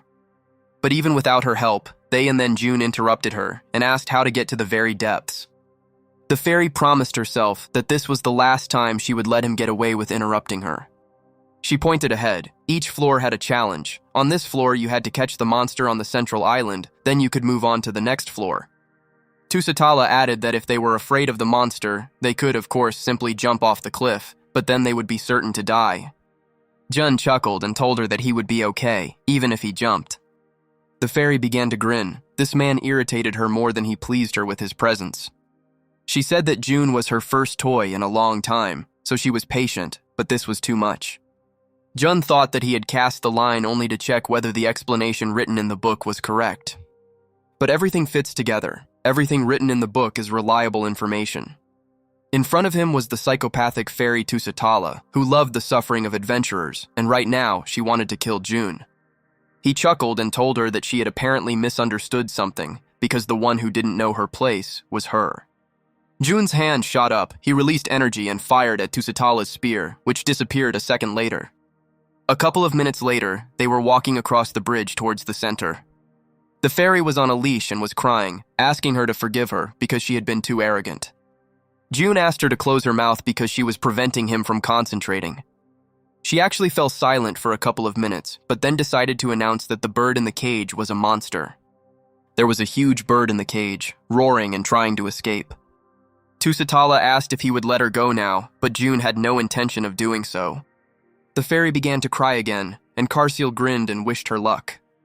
June asked if he caught him, and whether he would go to the second floor of the center. Tusitala frowned and said that it was so, when suddenly she screamed when she saw the book. She flew closer and asked if the book was a fake.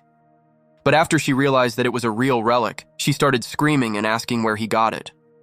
June coldly replied that he had found it for her in a random box, took out a tablet, and took a photo of the bird.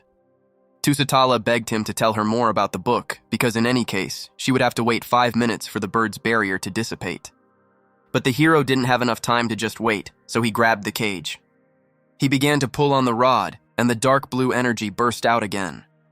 It was simply impossible, but with just one movement of his hand, he removed the barrier that protected the bird. Tusitala was shocked. She knew for sure that no one could remove the barrier before the set time. The barrier fell, killing the bird along with it. The status window reported that the entrance to the second level of the center would open in 168 hours. Additionally, the challenger can choose a reward for victory, a random third-level artifact, or the challenger's memories. The candidate's memories allow the creation of a save point on the first level, but selecting this artifact will automatically eject the person from the center. Jun chose the applicant's memory artifact without hesitation. Tusitala screamed again. Even though the choice was random, it was still a third-level artifact that was very valuable here. June examined the stone again and said that it could stay there because he needed to go to work. He looked at Karsiel and said that he had something to do at home, so they were going back. The fairy was shocked. It seemed that a truly crazy contender had appeared in the center. The exit from the center began, and June ordered the fairy to wait here, and he would return next week. After these words, only a glow remained from June and Karsiel, and they disappeared from the rift. The fairy prayed that all this would turn out to be just a bad dream, and that this man would never return here again. Everything was calm at home. Jill was doing her usual household chores. She set the table, but Yoji was quite surprised that there was not a single dish with meat today. The girl said that he should switch to vegetables for a while since his belly has already grown. He looked at her suspiciously and asked the reason for the lack of meat. Perhaps it was because June was not at home. Jill said it was all for his health. The dragon was boiling. He started flying around the room and squealing that she was petty and didn't love him at all. Jill started eating dinner and asked him to be patient, and when her father returned, he would prepare a lot of side dishes. Yoji was not at all happy with the fact that he was not treated as well as the others in this house. He jumped down from his seat and said that he was not going to take it anymore. He went to the window and addressed Lady Moon. Tears came to his eyes and he asked her to fulfill his wish. Yoji asked her to make sure that the gentleman returned home as soon as possible. Suddenly, from the corridor, he heard the sound of a door opening. There stood June and Carciel, who had just returned from the center. Joyful Yoji was happy that his wish came true so quickly and rushed towards his owner. June watched his face as if in slow motion. After which, he automatically took a step to the side, and the dragon flew with all his might into the wall behind him. While Yoji was sliding down the wall, Jill approached June and said that she was very glad that he returned before Sunday. He headed to the kitchen and asked Jill not to worry about dinner. She grabbed him by the jacket and loudly declared that this would not do. The girl asked to first go and take a bath, as slowly and as long as possible. She suggested that Carciel do the same, since they were clearly tired. Jun had already lowered himself into the hot bath, and Carciel continued to listen to Yoji muttering something under his breath. The hero turned to Yoji and asked how much longer he would continue to behave like this. He said again that he didn't dodge on purpose and didn't want to hurt him. After which he turned to Carciel and invited him to get into the bath. Yoji offered the dragon a choice, him or the master. Carciel climbed into a hot bath and asked if these thoughts would change anything if the master was still stronger. Jun asked Yoji to finish his theater and get into the bath too. Finally, all three found themselves in the water, and the dragons felt as if they were in paradise. They went out and were met by Jill with a ladle, who asked if everyone had washed up well. But the three of them could no longer utter a word when they saw what was in the kitchen. The table was covered with a pile of dishes, as if today was some kind of holiday. They sat down at the table, and Jill said that they had been working hard over the weekend, so she decided to cheer everyone up. Yoji looked at his plate, saw meat there, and turned to Jun. The dragon begged him not to go anywhere again. Jill lowered her head. She turned to him and asked him to eat silently, otherwise he would leave the table immediately. He immediately covered his mouth with his paw and accepted the order because his dinner depended on it. Jill asked what they had for lunch today. Carciel said ramen without hesitation. The dragon began to say that it was very tasty, when suddenly he also covered his mouth with his paw, because this was his secret with his owner. Yoji was flushed because the second dragon had tasted something he had never eaten before, and June apologized to Jill.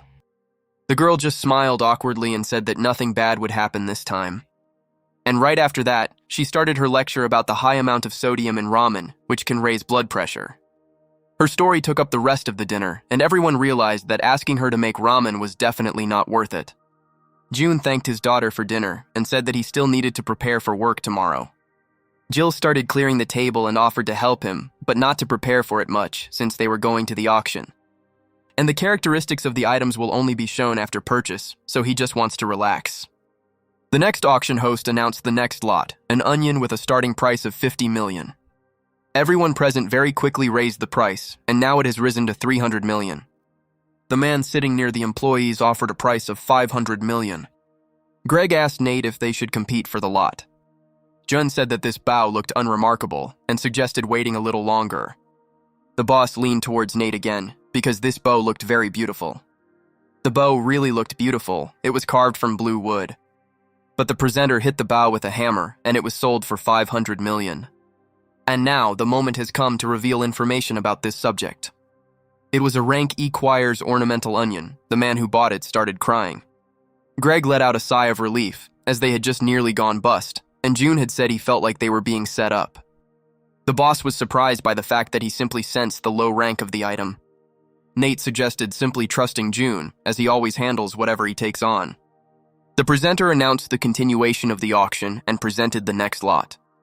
It was an ordinary sign with something written on it, and its starting price was 1 million won. Greg leaned back in his chair and asked who would buy an old, rotten piece of wood. He glanced at Jun, who had already started to raise his sign. The boss, who had already rushed towards the manager, was stopped by Nate and asked to simply trust him. Jun felt a strong energy from inside the tablet, and he also felt the same energy in the center. Someone present offered 50 million for this sign. June raised his sign and raised the bet to 100 million. Greg couldn't hold back any longer. He shouted that it was obvious to the naked eye that it was just a piece of junk. But June was sure that he needed this artifact.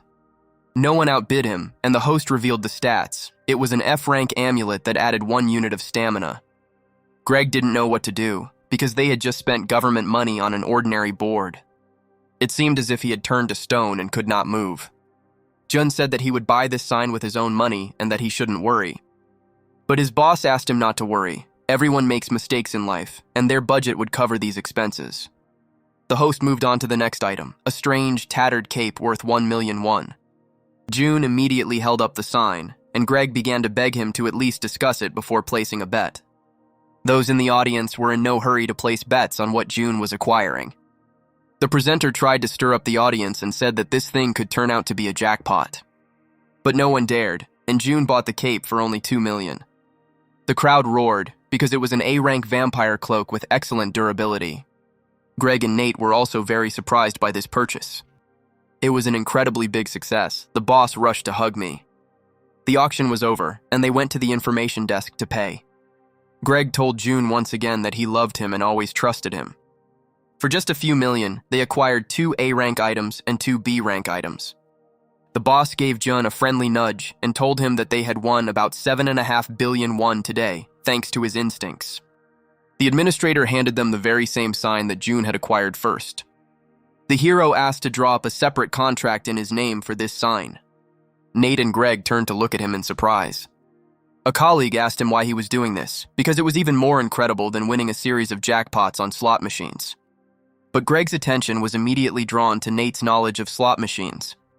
And while the guys were distracted by the conversation, June paid for that very sign. He took her in his hands and realized that he was not mistaken about her. An enormous amount of energy emanated from her. Jun definitely felt the same as he felt in the center. Black energy burst out of the tablet and began to envelop Jun. The hero did not understand where he was now, and whether those around him could see it, or only he. It felt like he was trapped in space. Suddenly, a girl appeared in front of him and told him that he was not ready yet. He tried to use his power and create a weapon, but nothing worked. He couldn't even move. The girl said that she would now send him back and asked him to remember her words. She pushed him with her sword and everything behind him began to glow. The last thing he heard from her was a stream in the center. June returned to the real world and could not move, but this time from shock. He looked at the sign again and decided to head downtown as soon as the second level opened.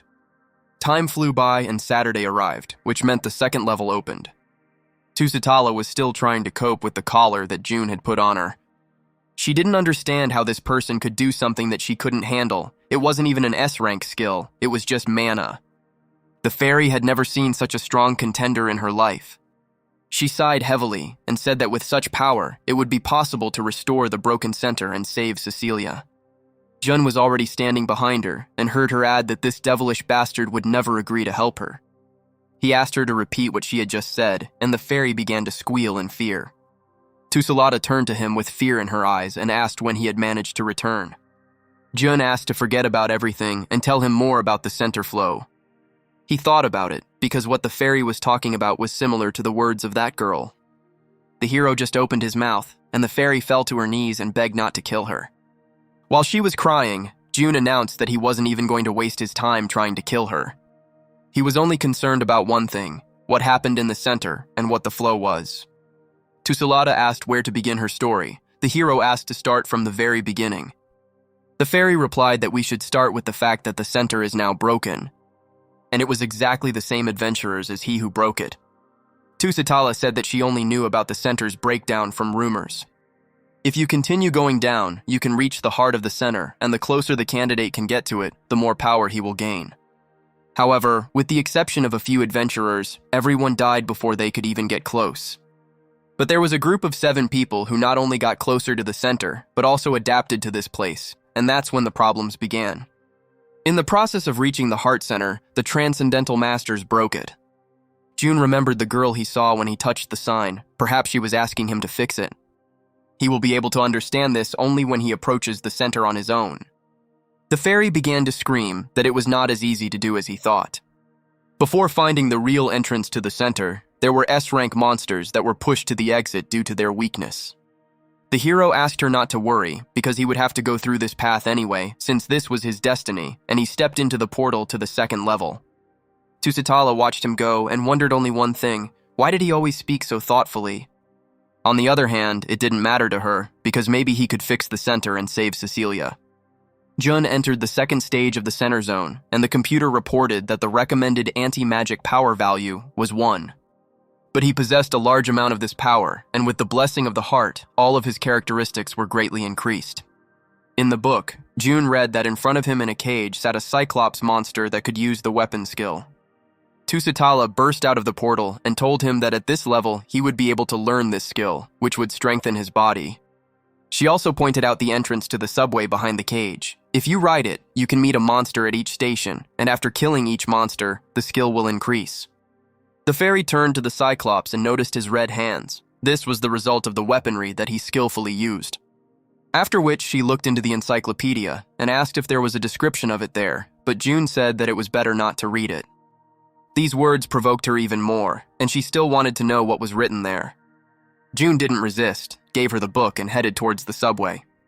The fairy thought that if it was written there that she was one of the strongest creatures, it would even embarrass her a little. But after she saw the words bitch, psychopath, and orphan in the book, she slammed the book shut. Jun noted that he warned her that she wouldn't like what was written there. Tusitala hung her head and finally suggested going to the metro, and Carciel couldn't help but laugh. All three of them went down, and it seemed as if they were not in a rift right now, but in a regular metro. Jun read in the book that as he traveled, increasingly powerful monsters would appear at each station, but this would also increase his weapon skill. Carciel was interested in why Jun was photographing all the floors. He explained that he was there as an advance team and was gathering information, and that the main team would carry out the real attack. The fairy froze. Could there really be other people on Earth as strong as him?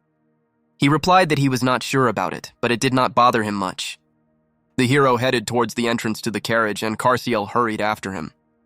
But as soon as the dragon's paw crossed the entrance line, a loud sound was heard, and a voice announced that only those who had passed the first floor could enter.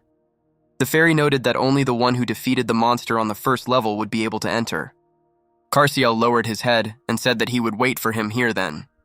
Jun asked Tusitala how many stops there were, but she frowned and suggested looking in a book. But the book only recorded what the writer experienced himself, so the information only reaches the second stop. The fairy herself didn't know exactly how many stops there were, but she shouldn't go too far, because after a certain section, it's impossible to guarantee its safety. The doors began to close, and she shouted that they could only return from the stations when the monster at the stop was killed. Jun rolled his eyes. He heard what she said, but he didn't think about the real dangers that might await him there. Carciel said that she shouldn't worry too much, because his master was the strongest and most invincible person. 2 hours passed, which is usually how long it took, so the hero should be back soon. But after 4 hours, the dragon and the fairy began to worry because the owner still had not returned. At this point, Jun was already at the last station and continued to collect information. While he was taking photos of the area, a monster sitting on a rock was watching him. He opened the book and decided to add the information to the encyclopedia, since there was nothing about this place in it. The evil monster said that even if he fully concentrated on him, he would not be able to last even a minute, not to mention that he was wasting time writing in a book. Jun pointed his finger at him and noted that he didn't have a weapon, so he could manage without it, and released his energy at him. A huge hole appeared in the monster's chest, and as he died, he said that Jun deserved to be called the god of martial arts. For a moment, Jun stood motionless and watched the result of his skill, after which he bowed to him and headed towards the exit of the station. As soon as the train doors opened, the fairy and the dragon began waving their hands and screaming. They pounced on Jun with hugs, because until that moment they thought he was dead. The fairy started wagging her finger at him, saying that he couldn't do that, and then asked how many stops he had passed in total. The hero calmed down Carciel, who was clearly nervous, and reported that he had passed all the stops. As Tusitala said, he gained weapon skill. The weapon skill became stronger, ranging from red to purple in the order of the colors of the rainbow. The more stations you completed, the higher your skill, but the fairy was afraid to even think that Jun would start with the purple color right away, since only the 7 who got close to the heart of the center had it. Jun was already outside and decided to try out a new skill. He released a column of mana that glowed black. The monster was defeated in just 1 second, and a voice announced that in 168 hours, it would be possible to enter the 3rd level of the center. Tusitala's eyes widened. She had never seen or heard of anyone wielding black weapons. June again chose the challenger's memories as a reward, and Tusitala began shouting, asking what his weapon skill level was. The hero reported that the skill was currently at 0.1%, but the fairy said that this couldn't be, because then the color should be red. He opened the status window and showed her that the skill's mastery level was indeed 0.1%. The hero had mastered it completely, and the improvement level had now begun. June returned home, and it was work Monday again. A couple of hours had passed since the start of the work week, and Greg was already dreaming of the weekend. All morning, the boss had been grumbling that as soon as they started working better, they were only overwhelmed with more work. Suddenly, the door to the office swung open, and the person who entered shouted that he hadn't seen his friends for a long time. There was tension in the office. It seemed like everyone was not happy with the man, except Jun, who didn't recognize him. Nate leaned over and reminded him that the man's name was Chase. He was a representative of a small workshop and a con man. Chase walked towards a pouting Greg, who was wondering why he had come this time. The salesman narrowed his eyes and asked if they had any budget left to purchase equipment. The boss said that they had spent their entire budget on the auction. Chase cried out in fear. After which the man became sad. He insisted that they should have made the purchase in a real workshop, and he would have sold it to them cheaply. Chase didn't lose hope and turned his attention to Nate, who, without waiting for questions, said that he didn't need anything.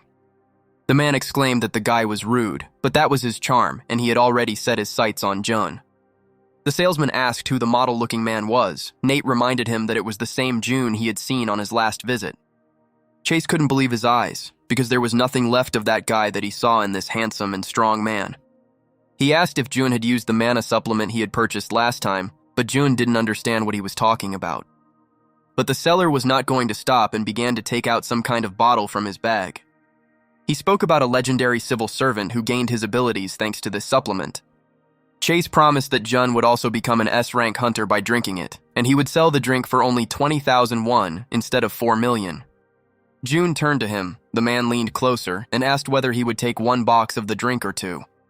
The hero whispered that the seller should be content with his previous deception and reminded him that fraud with hunter's items carries a life sentence.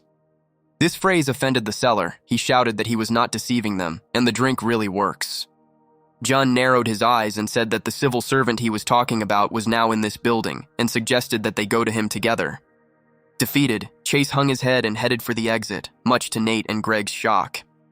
They rushed to the savior and endlessly asked how he managed to do it. The questioning was interrupted by a joyful Kate, who entered the office and shouted that she was back. She gave everyone a bag of the drinks the men had just refused and announced that they were gifts. The girl excitedly shared the fact that she snatched up this nutritious mana drink at a huge discount. Greg reminded Nate that he too had been incredibly happy with the purchase when he first met Chase. Jun laughed when he heard this information, but his boss decided to remind him of his past purchases as well. He revealed that Jun spent 1.5 million won on mana supplements during his first meeting with the seller. Kate was upset. She didn't want to believe that it was all a scam. Nate decided to support her and started drinking the magic drink. June was saddened by the fact that he spent such a sum on this trinket, but he also thanked Kate. After finishing his workday, June headed home, where, as always, Jill and company were waiting for him. Noticing the bag, Yoji immediately asked if there was food in it. Ignoring the dragon's question, the hero handed the bag to the girl and said that it was a nutritious drink for mana. Jill took one bottle, told him that the drink was popular on the internet, and asked if he bought it himself. But when the daughter heard that it was a gift from Kate, she frowned deeply.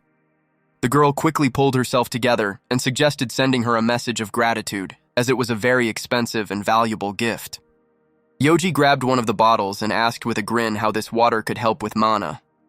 The dragon had just opened his mouth to tell about the true qualities of this drink, and June's hand quickly caught up with him. The hero closed his mouth tightly and suggested that they go wash together. While her father and the dragons were in the bathroom, Jill quickly set the table and invited everyone to dinner. Jun took the bottle and asked why it was only near his seat. The girl replied that he was always at work, and since the drink was expensive and healthy, it was only for her father. The hero opened the bottle and began pouring it into glasses, suggesting that they drink it together. Yoji again pointed out that there was no point in drinking it, but was interrupted by Jun. Under the heavy gaze of its owner, the dragon reported that this was undoubtedly the best elixir for mana. Jill didn't hear their conversation and took a sip of her drink. She said the taste was a little unusual, but after June took a sip, he realized what kind of drink it was. The dragon spat out the drink and began to grumble that he would no longer drink alcoholic beverages. The hero turned tensely to Jill and asked if everything was okay, to which the girl replied that everything was fine. It seemed that everything was really fine, if not for one fact. Yoji sat there, disgruntled but submissive, as one bean after another flew at him. Jill couldn't get her chopsticks to handle the food and just kept throwing it around. She suddenly became very sad, unable to find an answer to her strange behavior. June, Carciel, and Yoji watched her silently. Everything was clear to them. She was drunk. The girl looked at Yoji and asked if he wanted anything else to eat. The dragon pressed himself against his master. Her eyes terribly frightened him, and he was even ready to refuse food. Jill suddenly changed her mind, slammed her fists on the table, and started yelling at Yoji. A second later, the belligerent mood was replaced by tears, and she begged them to answer why they hated her. June stood up and suggested that she go to bed early and go to rest immediately. He carried her to the bed, locked the room, and Jill continued screaming that she couldn't sleep until she finished cleaning. But the soft bed quickly drove these thoughts away, and she stared at the ceiling. It seemed to her that the whole world had turned into a tornado right now, and she was at its center. Her eyes began to slowly close, and it became increasingly difficult for her to speak. The girl could no longer lift her heavy eyelids and fell into a deep sleep. The next morning, Carciel and Yoji sat down to breakfast together. Jill got out of bed and tried to open her eyes, but it was very difficult for her to do so. The dragons turned around at the noise coming from their hostess's room. The girl came out into the kitchen very disheveled and asked to tell her what had happened yesterday because she didn't remember anything after they sat down at the table. Yoji leaned back in his chair and told her about her strange condition. She had thrown up on the blanket, she was crying and throwing tantrums. Jill couldn't believe her ears. She couldn't have behaved so disgustingly. The dragon also clarified that the owner had to clean up everything for her and calm her down for half the night. And in the morning, the dragon told June that the girl was now useless and that she needed to get rid of such a daughter. The girl began to cry and shake the dragon, trying to find out if he really said that, but Yoji finally said that he was joking. The father called the school, said that she would be late, and cooked porridge for his daughter to eat before leaving. She glanced at the table, and there indeed stood the breakfast that her father had prepared for her. Jill didn't lose her composure and happily informed Yoji that he would now be deprived of meat side dishes for a week. Her words were like a bolt from the blue for him, and he began to panic. The dragon began to tug at her t-shirt and beg her to forgive his stupid joke. Something interesting was also brewing in the fault management department. Nate was on the phone and replied that he would be heading there right away. He told June that a complaint had come from the rift they had obtained rights to. A group of hunters had set up a blockade there and were controlling the hunt, taking everything for themselves. The colleague exhaled heavily. If a rank B rift was blocked, then there were at least 10 rank A hunters. But if something goes wrong, the department will lose its hard-earned rights to the rift, so he heads there. June had already started to rise from her chair to go together, but Nate asked that he remain in the department. His colleague assured him that he would sort it out on his own and asked him to pass his words on to his boss. The guy grabbed his briefcase and quickly flew out of the office, and June only wished him good luck. The hero decided to find out a little more information and began to explore the internet. He found out that the Ike Guild, which had many A-rank hunters, was operating in their rift. Nate could find himself in danger if he overestimates his strength. Jun thought that his colleague probably wanted to keep his word he had given in the past. While they were in the sauna, Nate was saying that when he came to the rift department, there were no senior people there. After working like this, he decided to become a good elder who could be relied upon. And even though June told him that he was already a reliable person, it seemed Nate decided to confirm this with action. The hero understood what he was feeling, but it was too dangerous for ordinary people to go into the rift with the ceiling. At that moment, Greg entered the office. The boss was stretching his back on the way to his place and said that he couldn't wake up and that his body felt heavy. After this phrase, June's eyes sparkled, and he invited Greg to go for a ride with him. The man was happy to get some fresh air and offered to buy him a coffee at his expense. A couple of minutes later, the happiness drained from the boss's face and he was screaming in the front seat of the car. Greg begged that this ride wasn't straight to heaven as the car sped along. The man held onto his belt and shouted that they had definitely been caught on camera and that now his driver's license would be revoked. He asked why he was rushing things like that, because even if he died, Jun would not get his position. Jun reported that before the boss came to work, information was received that the Ike Guild had blocked their rift. After which he added that it could be very dangerous there, and Nate went there alone. Fear froze on the chief's face. Did Nate really go there alone? The realization came to him quickly, and he ordered Jun to drive as fast as possible, and if a complaint came, he would deal with it himself. Nate hadn't yet entered the rift, and was telling himself that no one would harm him. His attention was drawn to the sound of an approaching car flying straight towards him. At the last moment, he managed to jump out of the way to avoid being hit by the wheels. Nate started yelling about why the hell they were driving like that when suddenly Jun got out of the car. Jun asked his colleague in fear if he had already been in the rift and if everything was okay with him. He was shocked that the driver turned out to be Jun, said that everything was fine, and asked what he was doing there. The hero replied that it was the boss who wanted to see the Ike Guild, and that at that moment he was throwing up right in the parking lot. Nate said that he contacted the Ike Guild, who denied everything, so he needed to go and check for himself. Greg wiped his mouth with his sleeve and lamented that he should have told him everything first, and only then gone into the rift. The chief reminded them that the three of them would die if they separated, but would live if they stuck together. The colleagues agreed that they would no longer cope with difficulties alone and headed into the rift. A schoolgirl stood in the clearing, clearly scolding the hunters working in the rift. She reported that they had set up a blockade there, but the hunters assured her that this was not so. The girl shouted that only 10 people had occupied 70% of the hunting grounds, which meant that this was definitely a blockade. Why would S-rank hunters even come to this dungeon? It's obviously to pressure others. Government officials entered the rift. Greg asked that those who caused the commotion here be brought to him. Jun noted that the girl was wearing a school uniform like Jill's, wondering what the schoolgirl was doing there. Nate and Greg were puzzled by two things at once: why the schoolgirl was yelling at the Ike Guild, and why its leader looked like he was backed into a corner. The girl finally noticed the government officials and froze for a second. Suddenly, she ordered government officials to quickly arrest these people. Jun continued to study her carefully. She is quite loud and bossy, but he doesn't understand why yet. Greg approached the Ike Guild and asked if the student was telling the truth. The guild leader reported that they had indeed caught many monsters here, but they had never interfered with other hunters or created any blockades. He handed him a flash drive containing video camera recordings confirming his words. Jun inserted the flash drive into his tablet, and they began to carefully study the recordings. The schoolgirl, pleased with herself, was confident that she was right and was already beginning to shine. Greg cleared his throat, apologized to the girl, and informed her that it wasn't a blockage. She pouted, wondering if these men had also sided with the guild, and its leader apologized again and finally said her name, Kira.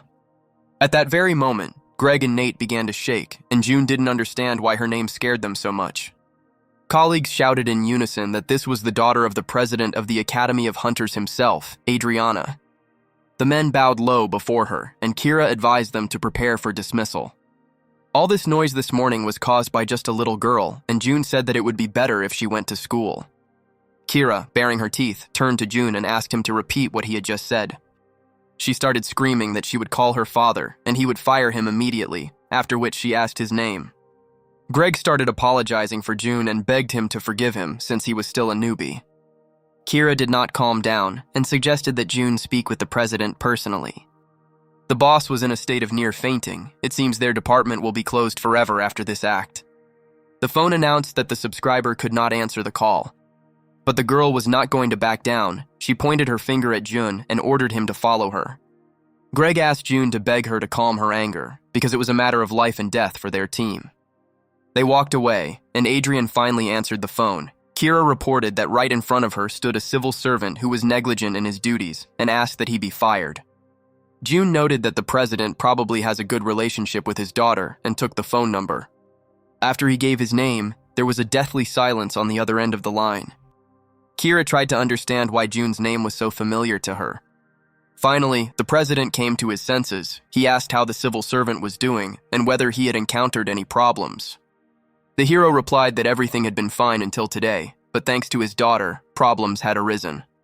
Adrian began to apologize for her, but Jun understood that she was still young and had ambitions raging within her. Kira didn't understand why her father was so afraid of this man. At that moment, Jun reported that the girl had skipped school and subjected government officials to training like some kind of mongrels. The girl was still trying to remember why June's name sounded so familiar to her. Suddenly, a revelation came to her. This was the same legendary civil servant and commander-in-chief of the S-rank Rift. June handed her the phone and told her that her dad wanted to talk to her. She hesitantly raised the phone to her ear and quietly addressed her father.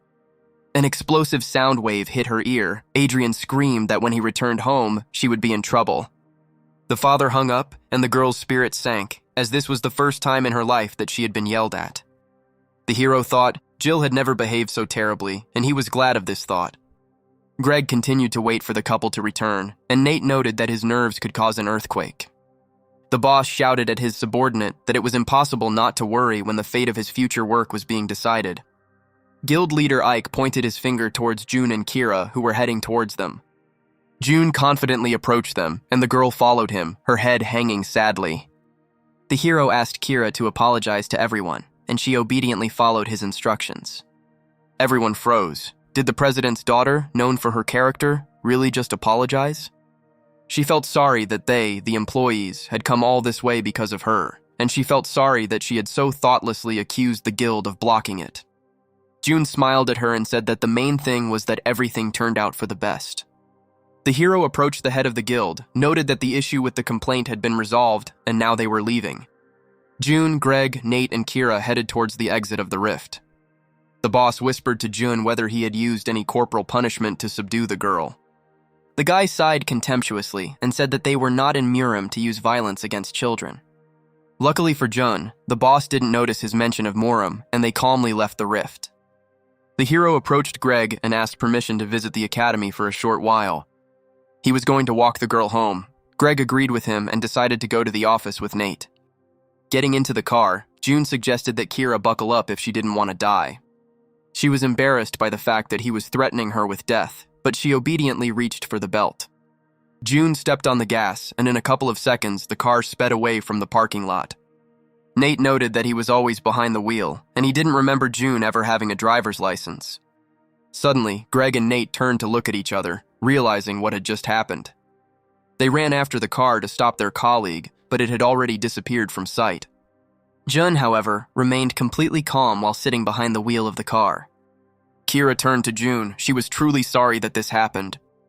The guy asked her to forget today's circumstances. This can happen to anyone. After which he asked why she was in the rift instead of being at school. Kira said that she didn't think it was important and fell silent. But June did not break this silence because he had received an answer to his question. The girl asked if he would ask her anything else, and June asked in response if he should do that. Usually after such an answer, they ask why it doesn't matter or whether there is some story behind the reason. June asked like a robot why going to school wasn't important. The girl frowned. Kira asked if he didn't care about her that much, then why take her to the academy? The hero said that he has a daughter, about her age, and she studies at the academy. He wants to meet her. The girl started screaming. She couldn't understand where he got his high school daughter from because he looks very young. June replied that she was not his biological daughter, but he treated her as his own. After which he decided to change the subject, smiled at her, and asked why she didn't think school was important. Kira assured that she would become an A-rank hunter, and that the school only taught her the basics, which she found boring. Her father told her to gain experience at the academy, but for her it was just a waste of time. June said that there was truth in her words, but the president did not say anything wrong either. Suddenly, the sky outside the window changed. The computer reported that there was a distortion in the center. They stopped and got out of the car. People around them ran away in panic. Right in front of Jun stood those he killed in the center, but why were they alive and why did they appear here? The Cyclops and the bird loomed over him menacingly, and he resolved to find out the reason from Tusitala later. At that moment, the bird began to attack and released a pillar of fire in his direction. The pillar was of incredible power. It seemed that this could be the final blow for them. Kira closed her ears and eyes. She didn't want to believe that she had just died. After a couple of seconds, she realized that she was alive and finally dared to open her eyes. June stood in front of her, shielding them from the impact of the official car. Despite the danger of the situation, the hero managed to think about whether he would have to write an explanatory note about the car, since he did not get into an accident with it. He pushed away unnecessary thoughts and asked Kira to wait a little while he finished with this. June formed a spear out of mana and threw it at his opponents. Kira closed her eyes again and screamed that such monsters were beyond the power of even the Sword Emperor.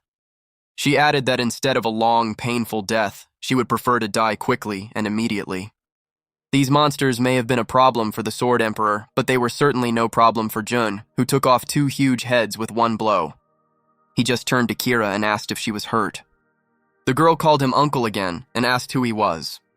Jun quietly replied that he was a civil servant, but the girl was furious with this answer because that was not what she meant. The girl stamped her feet and screamed, "Can't he just go and tell how he did it?" That evening, the assistant came to the president with a report on the situation. There are no casualties, restoration work has begun, but there is one problem. The hunter who killed the monsters has not yet shown up. But for Adrian, it didn't matter. In any case, only one person could handle it. The assistant thought for a couple of seconds and then smiled. Indeed, no one but Jun could have handled this. The guy looked at the president silently, even though everything was resolved. Judging by his heavy expression, he was already thinking about repeating a similar situation.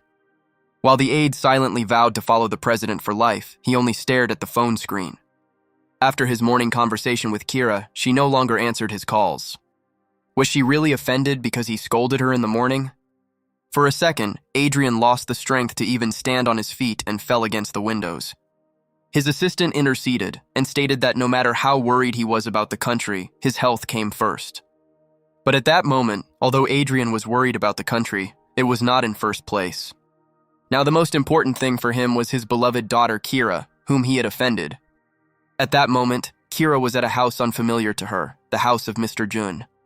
She glanced at the phone and mentally apologized to her father for not picking up. But the girl couldn't do anything else. The only person who could solve her problem was her uncle. And until he helps her, she has no intention of returning home. Jill had almost finished cooking dinner, Carciel was helping set the table, and Yoji was completely absorbed by the television.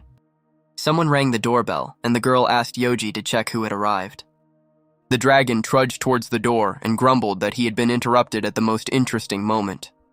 He opened the door, and an unfamiliar girl appeared in front of him, looking over him. Kira looked around and was surprised that the door was opened for her, but no one was there. She took a step forward, and her knee connected with Yoji's face. The schoolgirl squealed in fear, and the dragon's face twisted into a painful grimace. The girl bent down and began to study the monster. Maybe this was the child that the uncle was raising. She took her hands away from him and said that her name was Kira, and she was looking for Mr. Jun. The dragon rubbed his nose with displeasure and announced that his master was currently in the shower, after which he declared that they did not need any goods and showed her the door. The door began to close, and Kira angrily pushed against it, shouting that she would leave only after she met with the master. Yoji also stood his ground, pressing on the door from the other side and asking her to leave. The noise in the corridor attracted the attention of Carciel and Jill, who had already headed to the scene. She looked out into the corridor and asked who had come to them, that the dragon had made such a fuss. At that moment, a girl burst through the door, and Jill recognized her as Kira. Yoji was indignant that the girl didn't immediately say that she knew the owner, since he mistook her for a saleswoman. Kira stood up, tidied herself up, and thanked the girl for finally letting her into the house. Jill couldn't understand why the president's daughter came to their home and asked Kira about it. She said that Mr. Jun had helped her a lot today, and she came to thank him. The girl immediately realized that it would not be so easy to get rid of her gratitude. She became wary and finally suggested that they come in and start by having some tea, since her father was busy right now. She was embarrassed that she had to bring 2 suitcases with her in order to thank him. Kira walked through the apartment and looked around. The house looked smaller than her room.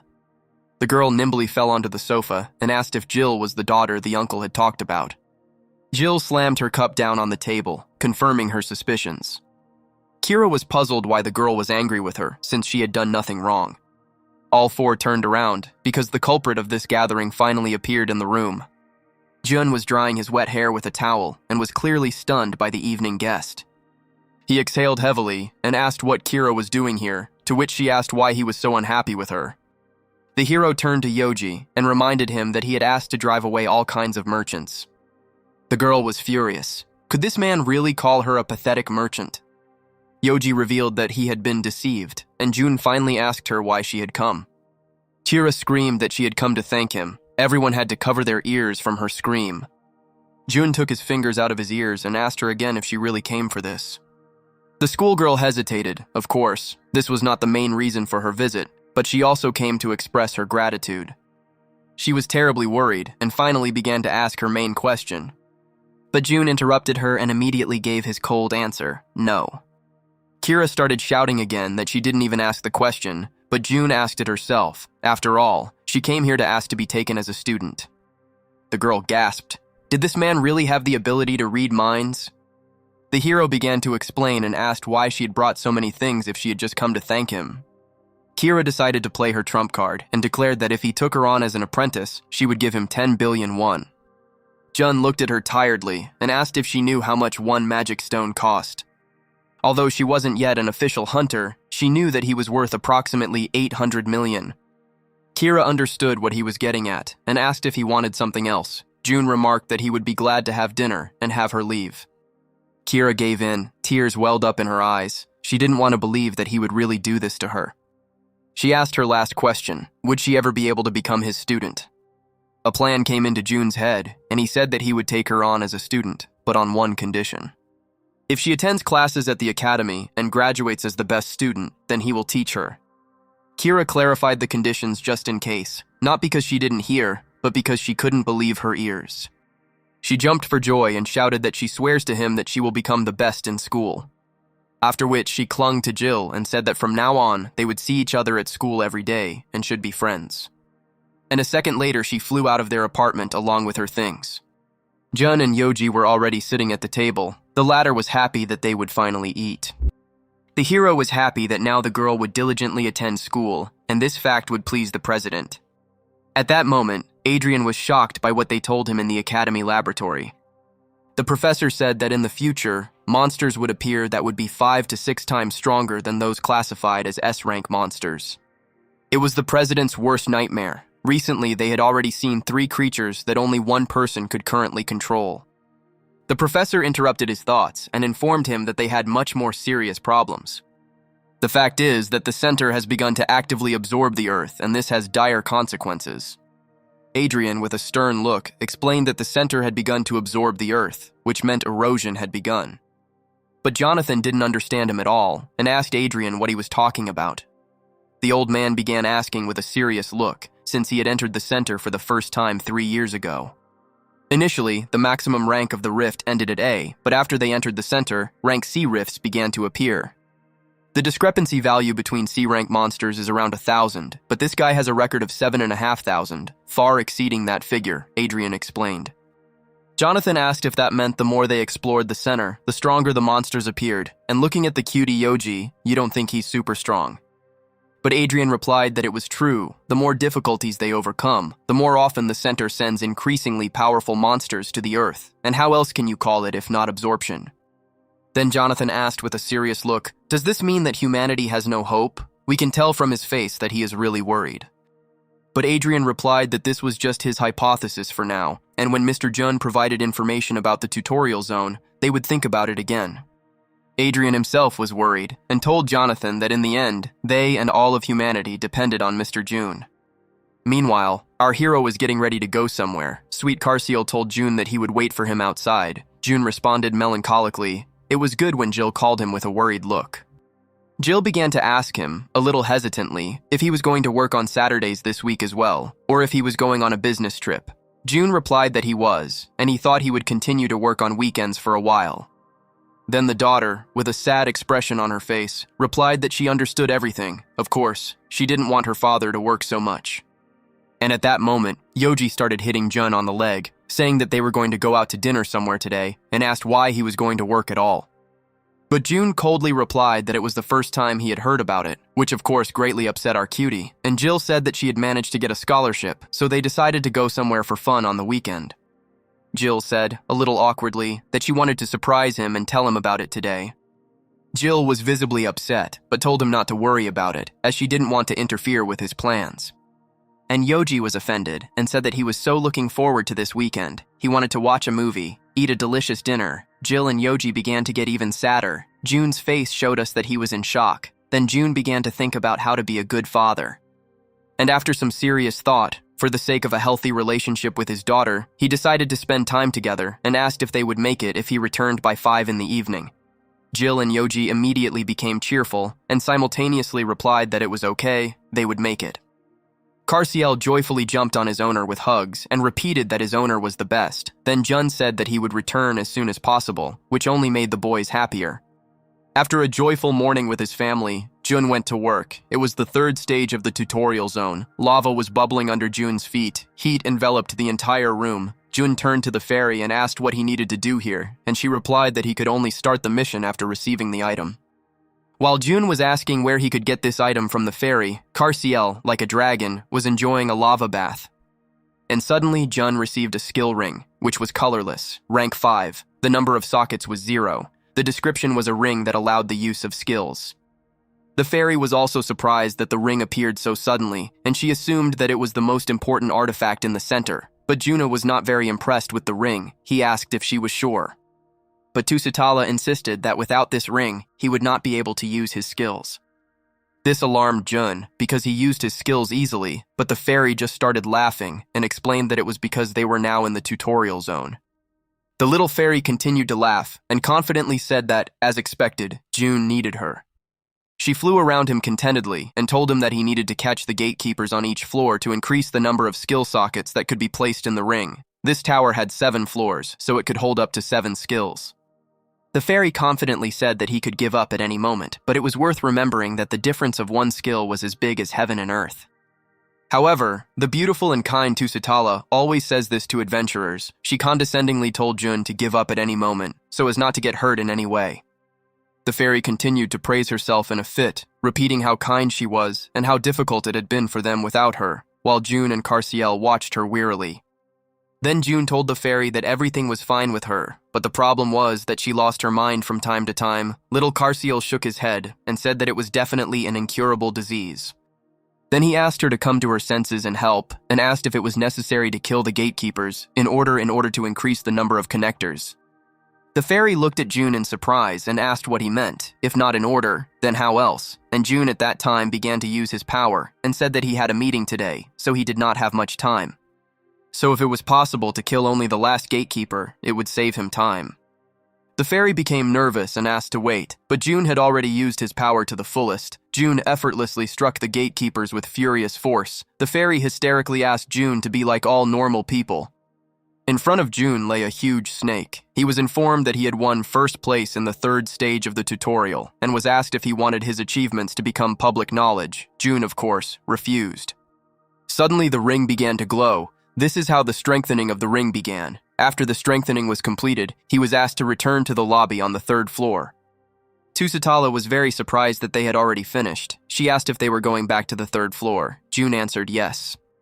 The upgraded skill ring had 7 sockets, center treasure rank. The fairy was shocked and started screaming loudly. How did he manage to upgrade the ring so much? Jun wasn't impressed, and Cutie Carciel snapped, saying she acted like she knew everything. But in reality, there was a lot she didn't know.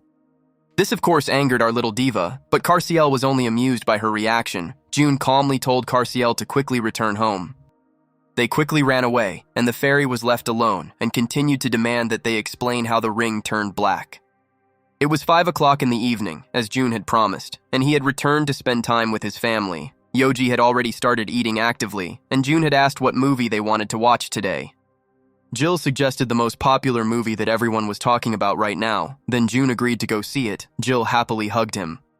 A huntress was walking behind the boys, and seeing Jill hugging Jun, she decided that she was his girlfriend and became very upset. Kate thought Jun had been flirting with her all along, a distorted memory that flashed past. The girl became seriously angry and even activated her firepower, which frightened people passing by. She said that betrayal only leads to death. She grabbed the guy by the shoulder and asked in a creepy voice how he could do this to her. His good attitude towards her was just a lie. The girl asked if he considered her a simple toy. With tears in her eyes, she told the guy that she was truly disappointed in him. But when the guy turned around, it turned out that it was not Jun and Jill, but completely different people who were in shock from what had happened. The guy was still in shock, but his girlfriend was already starting to get angry. She asked if he had met both of them. Then the guy got really scared and quickly replied that he didn't even know this girl. But the girl's anger could no longer be stopped. To the guy's great regret, his name is also June. The guy repeated in fear that he did not know her, and our heroine, who caused this scandal, stood silently, not knowing what to do. Then June, whom Kate had expected to see initially, approached them and asked if she had come to watch the movie.